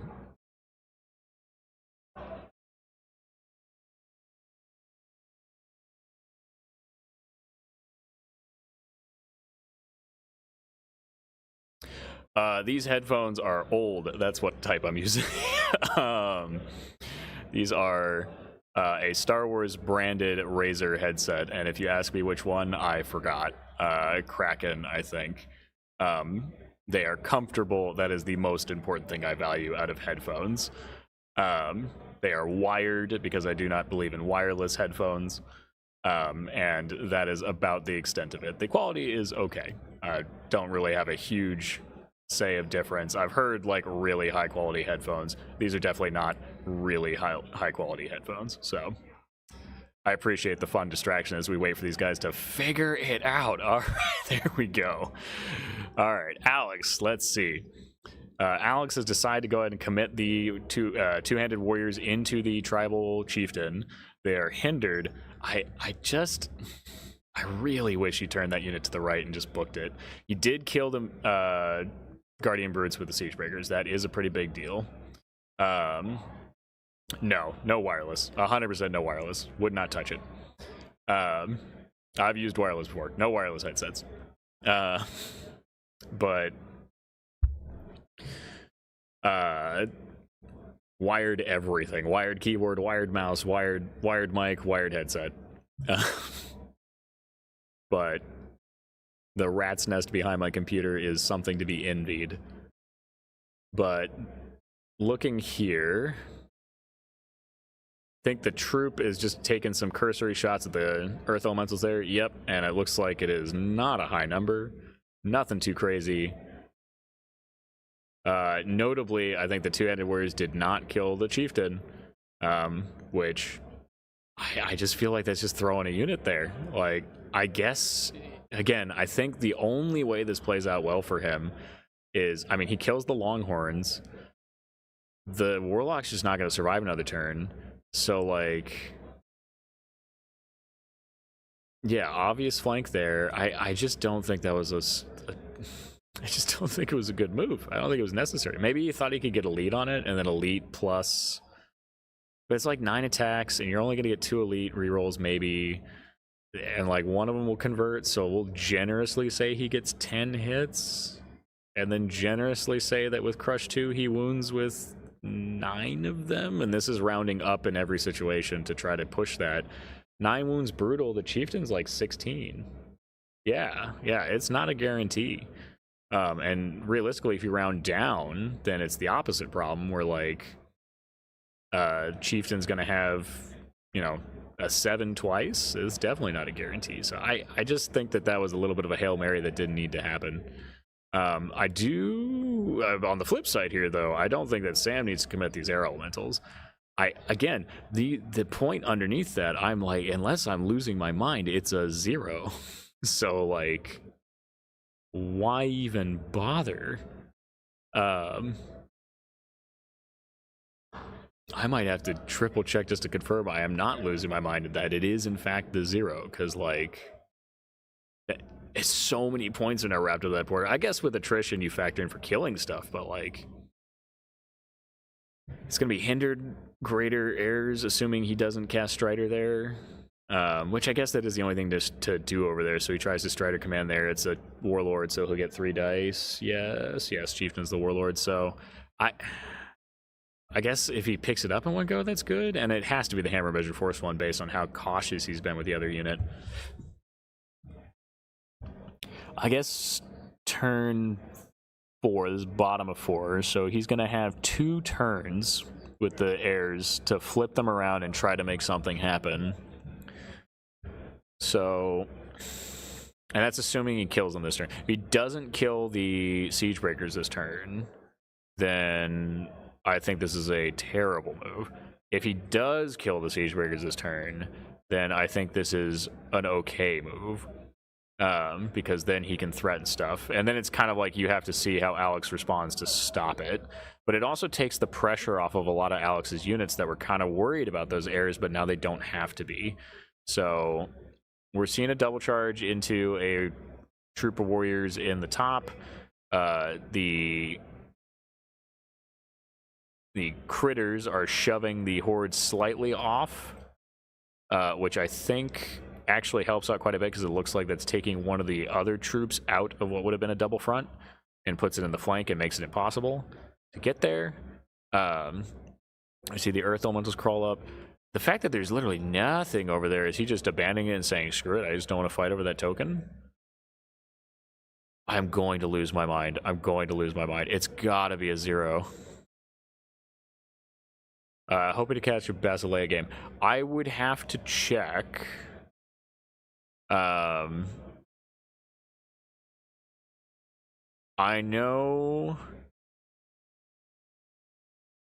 know at least one is here, but in fairness, I don't know how much experience he's had in 4th edition because he's typically very busy. So I don't know how well he's performing at this event. And the other person who I would expect to perform well with them is not at this event due to travel restrictions.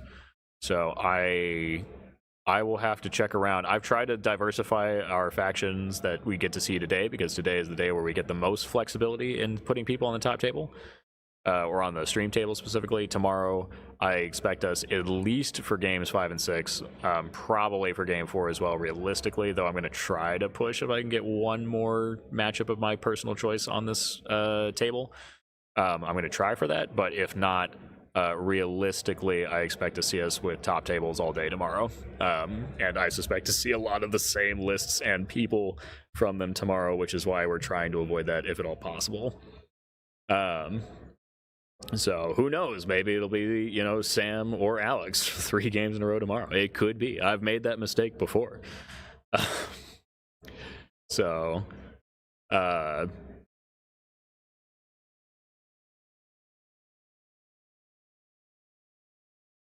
okay.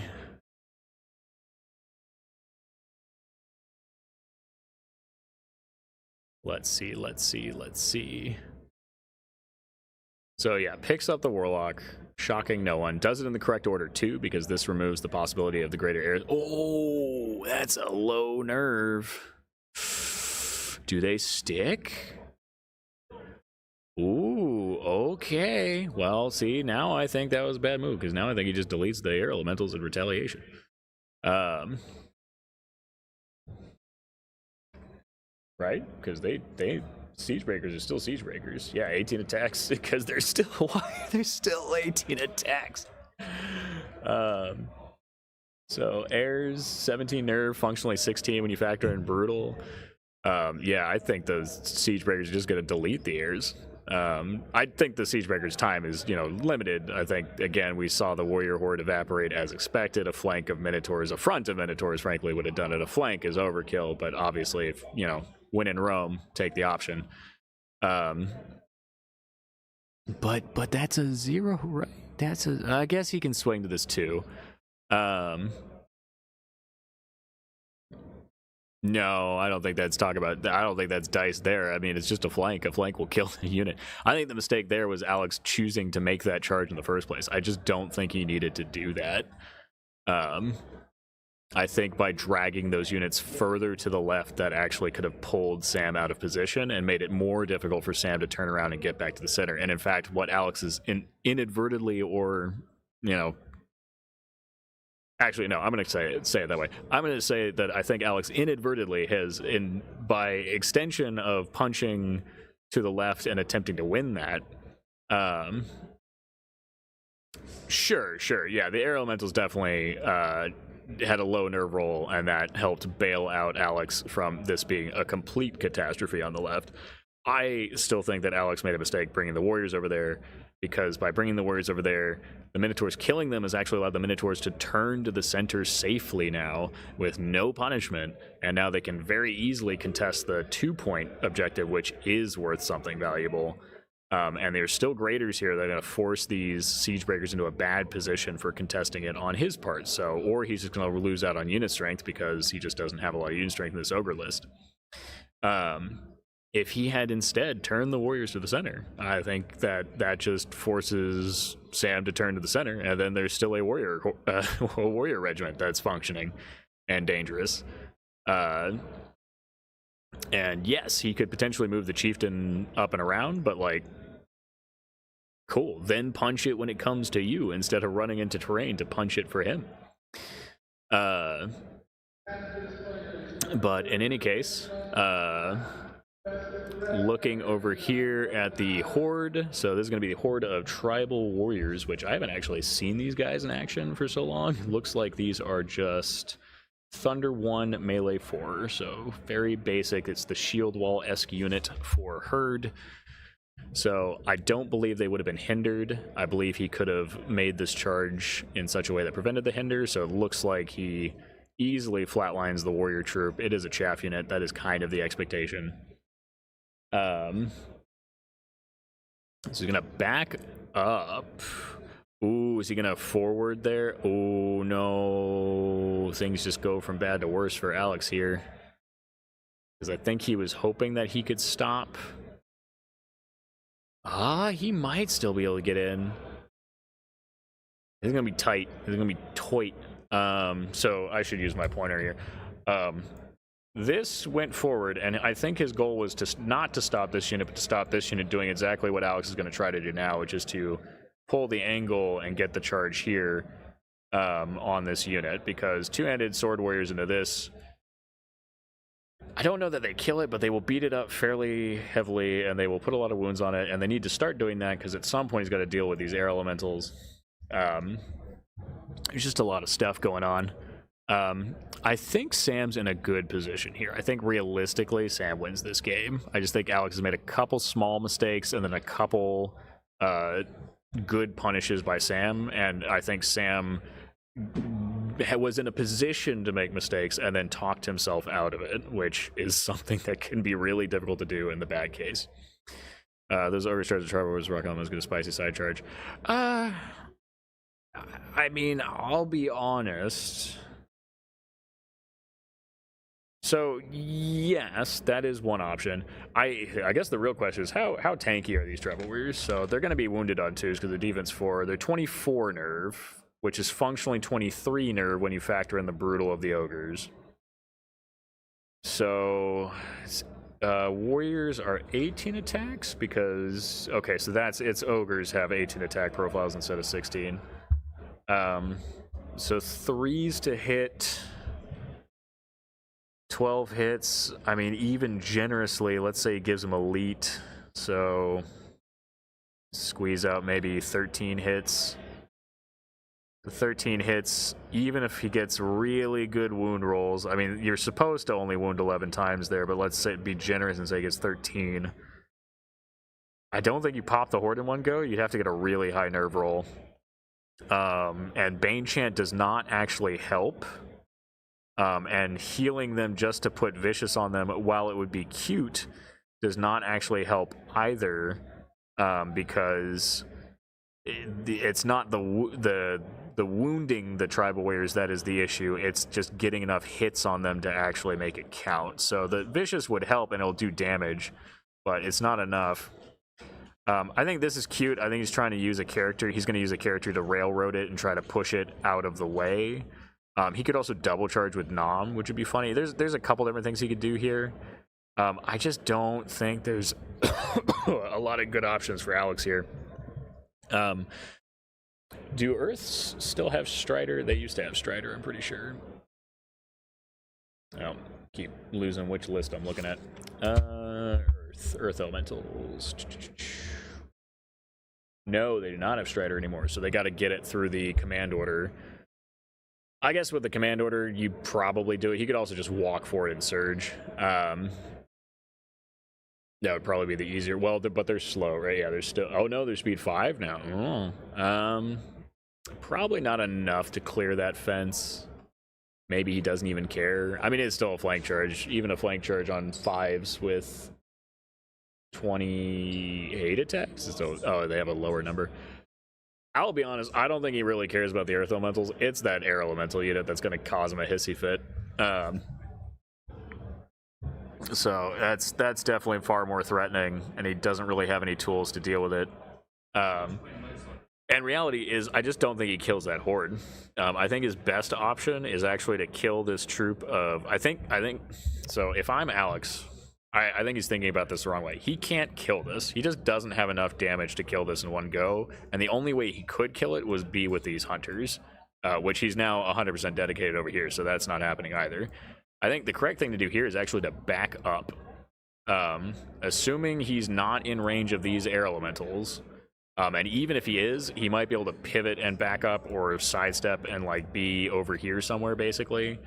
Like he could pivot, move, pivot, and put himself to where the air elementals can't fit to his front, because these should be the same frontages, 120, 120.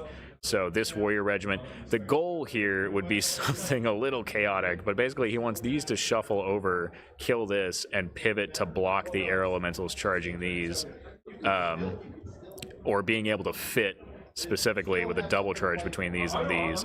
Now, I think the reality, though, is that it just kind of delays the inevitable, because he can't kill that Horde, and the only option he really has is to hit it and do as much damage as possible.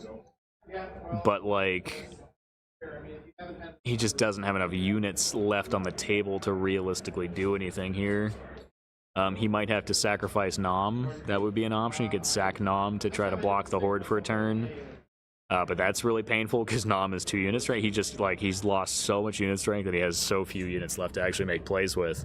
And Sam just has a lot of pieces left on the table. Some of them, which I think are basically irrelevant at this point, but they're on the ones that are relevant. He still outnumbers Alex, it feels like. Because if we're looking at the part of the board over here, we've got 1, 2, 3, 4, 5, 6, 7 pieces functionally. And admittedly, 2 of those are druids, so we'll call it 5. We'll be generous and say it's 5. But it's 5 to 1, 2, 3. And again, Nom's not a good combat character. And then 3, 4? Yeah, 4. So he's just outnumbered in terms of combat units at this point. He just doesn't have really good options with that. I have been playing Kings for...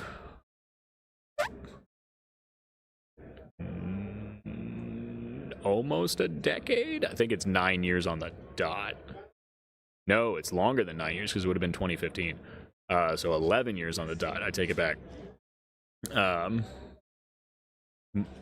Pretty much the entirety of 2nd edition, the entirety of 3rd, and then I was on the rules committee for the latter half of 3rd. And I've commentated a lot of Masters games, so not my first rodeo.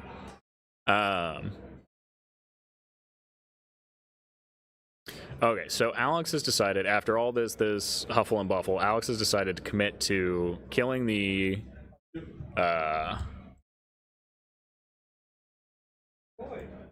I am super good at telling what other people do with this game. I am not myself all that good at this game right now. I've had a little bit of a comeback since I got off of the RC and have gotten a lot of time to actually play the game again and play well again. Turns out when you spend a lot of time talking about the rules, you don't get as much time to actually play the rules. But in either case, I spent a lot of time backseating people is basically what it boils down to. A lot of time seeing how other people play this game, so you can kind of see how they think about it. Not always. Sometimes, like again, this game, I'm still surprised where these tokens ended up. That is not what I predicted based on their deployment. But I also think the bluff scenarios are some of the weirdest ones for people to get their heads around. And so a lot of people just don't play it quite the way I expect them to. I think bluff is the one where people get caught out the most, whether or not because they just don't quite know what to do with the tokens in bluff, or they don't quite know what to do with the tokens on their side in bluff. Yeah, and that is a legitimate thing, is just, yeah, whether or not you even remember where your tokens were. But yeah, here we have Earth Elementals, we have the Siege Breakers, and then we have the Hunters all coming in these Earth Elementals. Now, I believe these were fresh, or at the very least had very little damage on them from the Warrior Regiment or the Warrior Troop previously. Okay, they did have some damage there. October with Basileia. I do think Basileia is one of the harder factions to play right now. I do think they have some okay lists. I think a lot of what they want to do, Kingdoms of Men currently just does better, unfortunately. Now, I am saying this prior to the most recent book having come out. I haven't really gotten a look at that. I know Basileia just had a pretty substantial update. So I myself would have to go look through it and see if my opinion has changed on that at all after that. But at least currently, I'd argue there's somewhere like lower middle of the field of armies. But that was prior to the most recent book. So it looks like he does pick up the Earth Elementals. That's a big pickup. He needed that, because if he gets stuck there, he had no chance of coming back in this game. Now the problem is, he's got a real dangerous situation where he's got Guardian Brutes here, and they absolutely can fit in this flank. And then he's got Air Elementals here, and they absolutely can hit in this front. Maybe they determine that they can't quite fit in this flank. Or maybe he's determined that he needs to back up. But the problem is, if he backs up, he puts himself potentially being flanked by... Oh, okay, well, he's backing up one, so we know that. But...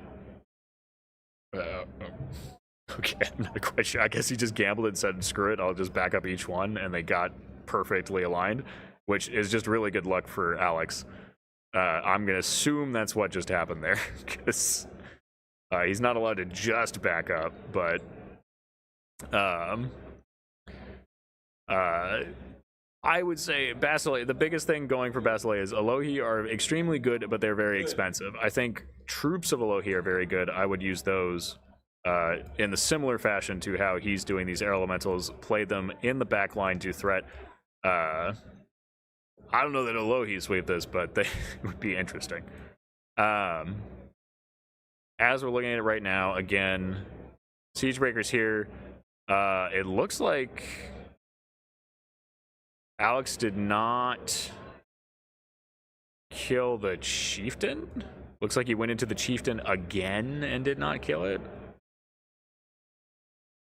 Which is just brutal at this point.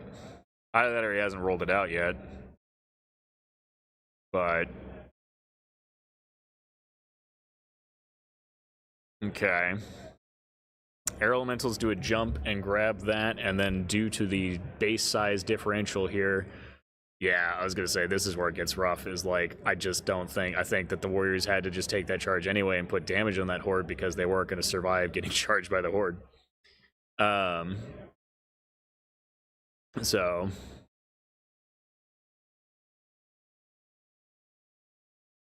appreciate that, for sure. Earth Elementals look like they're going to back up. So yeah, it does look like this is the token, and it was a 1. and he's just determined that he has enough time to turn around and get back, which he does. There's nothing to threaten those Earth Elementals. They are going to park on top of the token. And then the heirs here, I mean, they're going to kill Nam. They should kill Nam. This is, at this point, I'm like 99% sure that this was the +1 to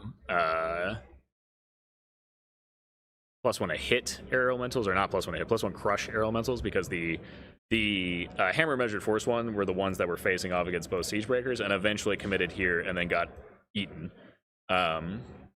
Which actually, that's what happened. He didn't punch the chieftain. The chieftain went and gone and punched them. Now they're probably low enough that he thinks the chieftain is enough to finish this off. That's my guess. This does look like it's a double-digit number back here. Can't quite read it with the camera quality, but because it's right on the edge of being fuzzy. But I want to say there's at least 10 there, so getting even a reasonable 1 to 2 damage here is close to lethal. And even if he doesn't kill them, like gets a snakes or something silly, they kill him back, this is a 0. It's worth nothing in this game. Like, it doesn't matter. This is what I wanted to see from Sam, frankly, last turn. I think he can easily stomp on this objective, but this objective is only worth 1. It's these 2 objectives that are the valuable ones. This is the problem I think that Alex had, which is that he's fighting over these, but he needed to be fighting over these. He needed to just abandon this. The Earth Elementals are slow. They can't keep up with him. And try to turn this way, and like, yeah, the air elementals can jump, but like, you have to collapse on this horde and actually have some unit strength left over to hold this. But as it stands, there's a chance this horde kills this warrior regiment, because they're defense 4 and the horde's gonna hit with 25 attacks. And he has access to Bane Chant, so 25 attacks, 12 hits, and 10 wounds realistically. It's not a guarantee, but it is going to beat the crap out of them. And then the air elementals with 24, depending on if he wants to Bane Chant them instead, that would also potentially be a lethal kill. I think it's more important to pick up the warrior horde than it is to pick up Nam. I think Nam is just kind of a bonus point at that. Which he has time. I think he can just sit there and kill Nam slowly.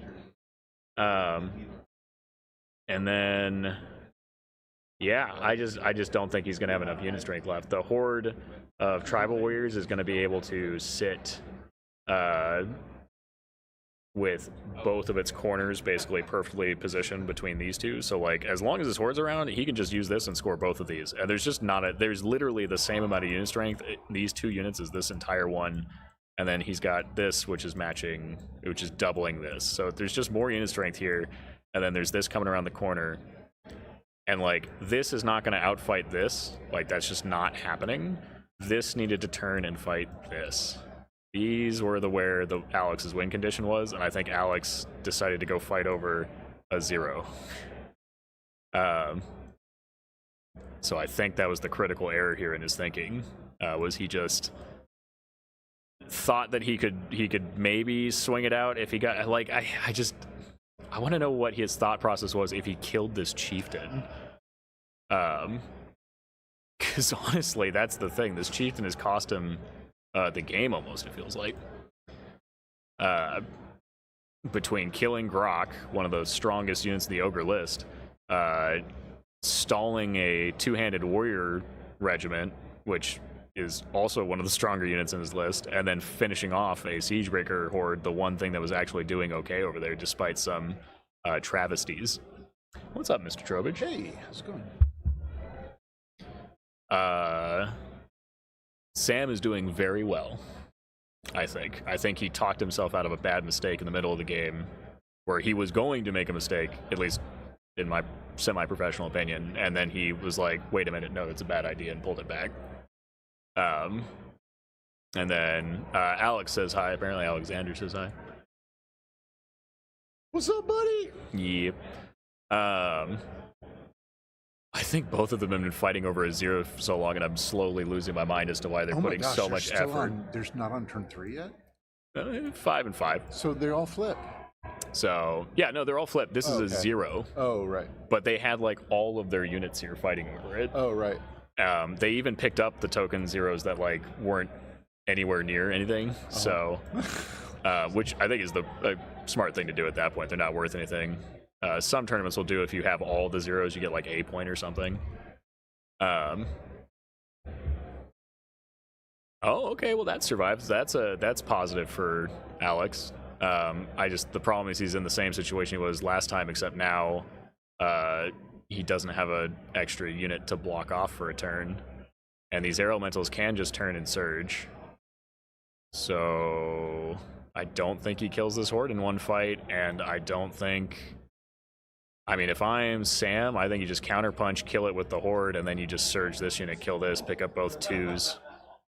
This Earth Elemental picks up this 1. This is a 0 or a 1. I don't think he can get both of these, so he's just got to pick one, unfortunately. He's got a caster. Just walk over there.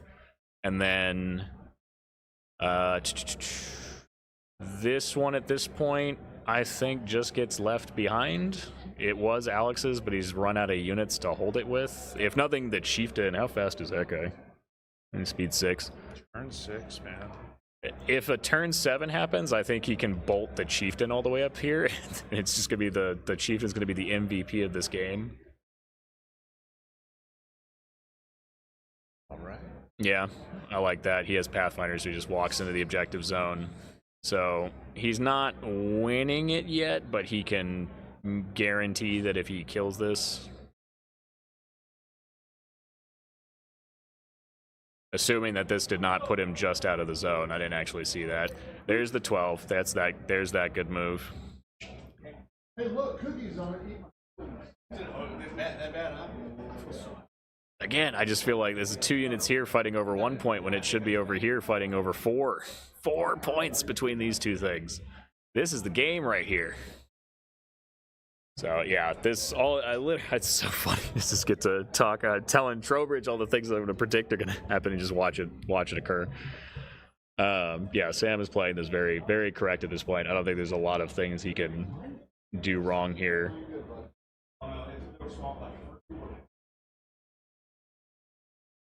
Actually, he doesn't even need to kill this warrior troop. Yeah, I like this, just claiming that because he can guarantee it. His horde is scoring 2 objectives and Alex is scoring none there. So, yeah. But, I mean, I think the problem was that if Alex engaged that horde, honestly, engaging the horde might have been the right call just because it would have pinned the horde outside of the objectives, which at least would have been better to deny them to everyone than to give both of them to Sam by positioning in such a way that allowed him to charge and just perfectly get both. So at least for me, maybe it was the right call to charge the warriors in against the horde, but yeah, like I said, I think it just delayed the inevitable either way. I think the horde would have popped through the warrior regiment eventually. If we get to a turn 7, then I think also that die roll there, holy god. I think if we get to a turn 7, I think this just turns into an almost tabling from Sam here. So 8 wounds, pretty spicy. I don't care which unit it's on. 7, I'm pretty sure that's that warrior regiment. Yep. Yeah. I think he needed to charge them when he had the chance. And just, even if the air elementals came in, it's like they were going to die anyway, so you might as well, like, just try to get the positioning advantage where you can. Save the troop. Yeah, turn around, put the warriors in the front. Yeah, it's a good play. Very good play. Alrighty, and then on the bottom, the only point that Alex may be able to squeeze out of this game, because he's got nothing left. Okay, no 7. Looks like he didn't kill the Siegebreakers, so I don't know if... It's really going to come down to... I can't tell from with all the stuff here, but I would assume that Alex positioned in such a way that the Guardian Brutes could not actually touch the circle, in which case Alex will get 1 point, and Sam will get 1, 2, 3, 4, 5, 6, 7, which is gonna be pretty good. Attrition wise, he's looking to win on attrition. I don't think it's gonna be a blackjack, but if I had to guess the score of this game, I'm guessing at least a 19-2 or an 18-3. which is a very solid win. I think, again, if I had to pinpoint the critical moments that determine this from like a thought process thing, I think this side of the board was anyone's game for at least a little bit. And then when it started very quickly sliding towards Sam's favor, Alex worsened the situation by doubling down. And it did not bail him out, basically. And I don't think it would have bailed him out. And then likewise, the flip side was that when Sam was presented with a similar situation, specifically when he was looking at charging air elementals here and air elementals here, he then thought better of it. I don't know whether or not he did the math in his head and just figured that it's not a guarantee and therefore it's a huge risk. Because if he didn't kill that, like, it was one of those things where it's like, if you kill it, but it's a low chance of killing it, you win the game. But if you don't kill it, you're probably losing the game. So, like, generally speaking, if you're going to make that type of move, you need to make sure it's a really good chance to win the game if it, goes off. So, like, if he was guaranteed, like, if it was where he kills a troop and then he's behind the whole army, that would have been a situation where I'm like, oh, yeah, no, you take that charge. But it was good either way. I'll see if I can get a further score here. It looks like they're doing their, post-game quick analysis of, like, how did things go down. So I'm going to let them talk through that a little bit. But like I said, my guesstimate based on how much is left on the table, how much those things on the table are approximately worth, Sam's going to get at least a few points in the attrition difference. And I want to say the points difference, too, is going to push it probably 19 to maybe 18-3 generously.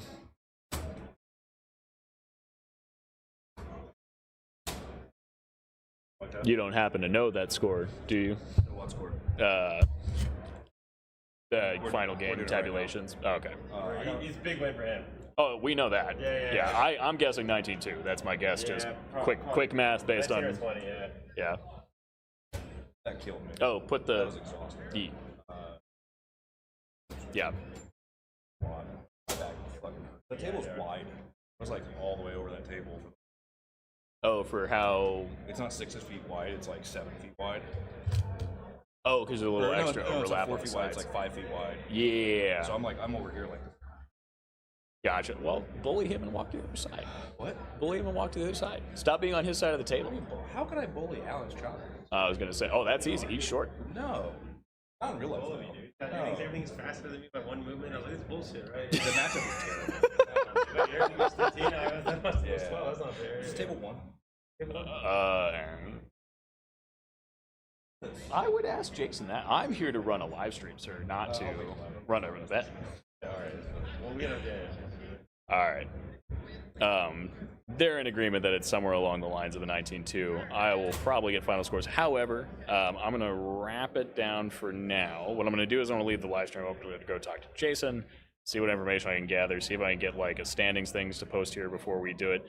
I am going to, at that point, end the stream for the night, because if we go past a certain point, YouTube will cut off the video and say mean things about me. So we want to do that. We will be back here tomorrow. It sounds like we will be back here tomorrow at an 8:30 start time so that people can get out of here as soon as they can. So my goal is to stream those games. We'll do at least games 5 and 6. 100% are going to be top tables. Game 4, I'm going to try and see if we can go for one more self-pick table to try to diversify what you guys get to watch and what you guys get to see. See as many different people across as many different regions as I can, with as many different factions as I can. And then when they do awards, I'm going to, as much as possible, ad hoc shift the stream into there so we can capture the awards ceremony to the best of my ability. But yeah. I will be right back. Gonna put us on mute. Nobody panic.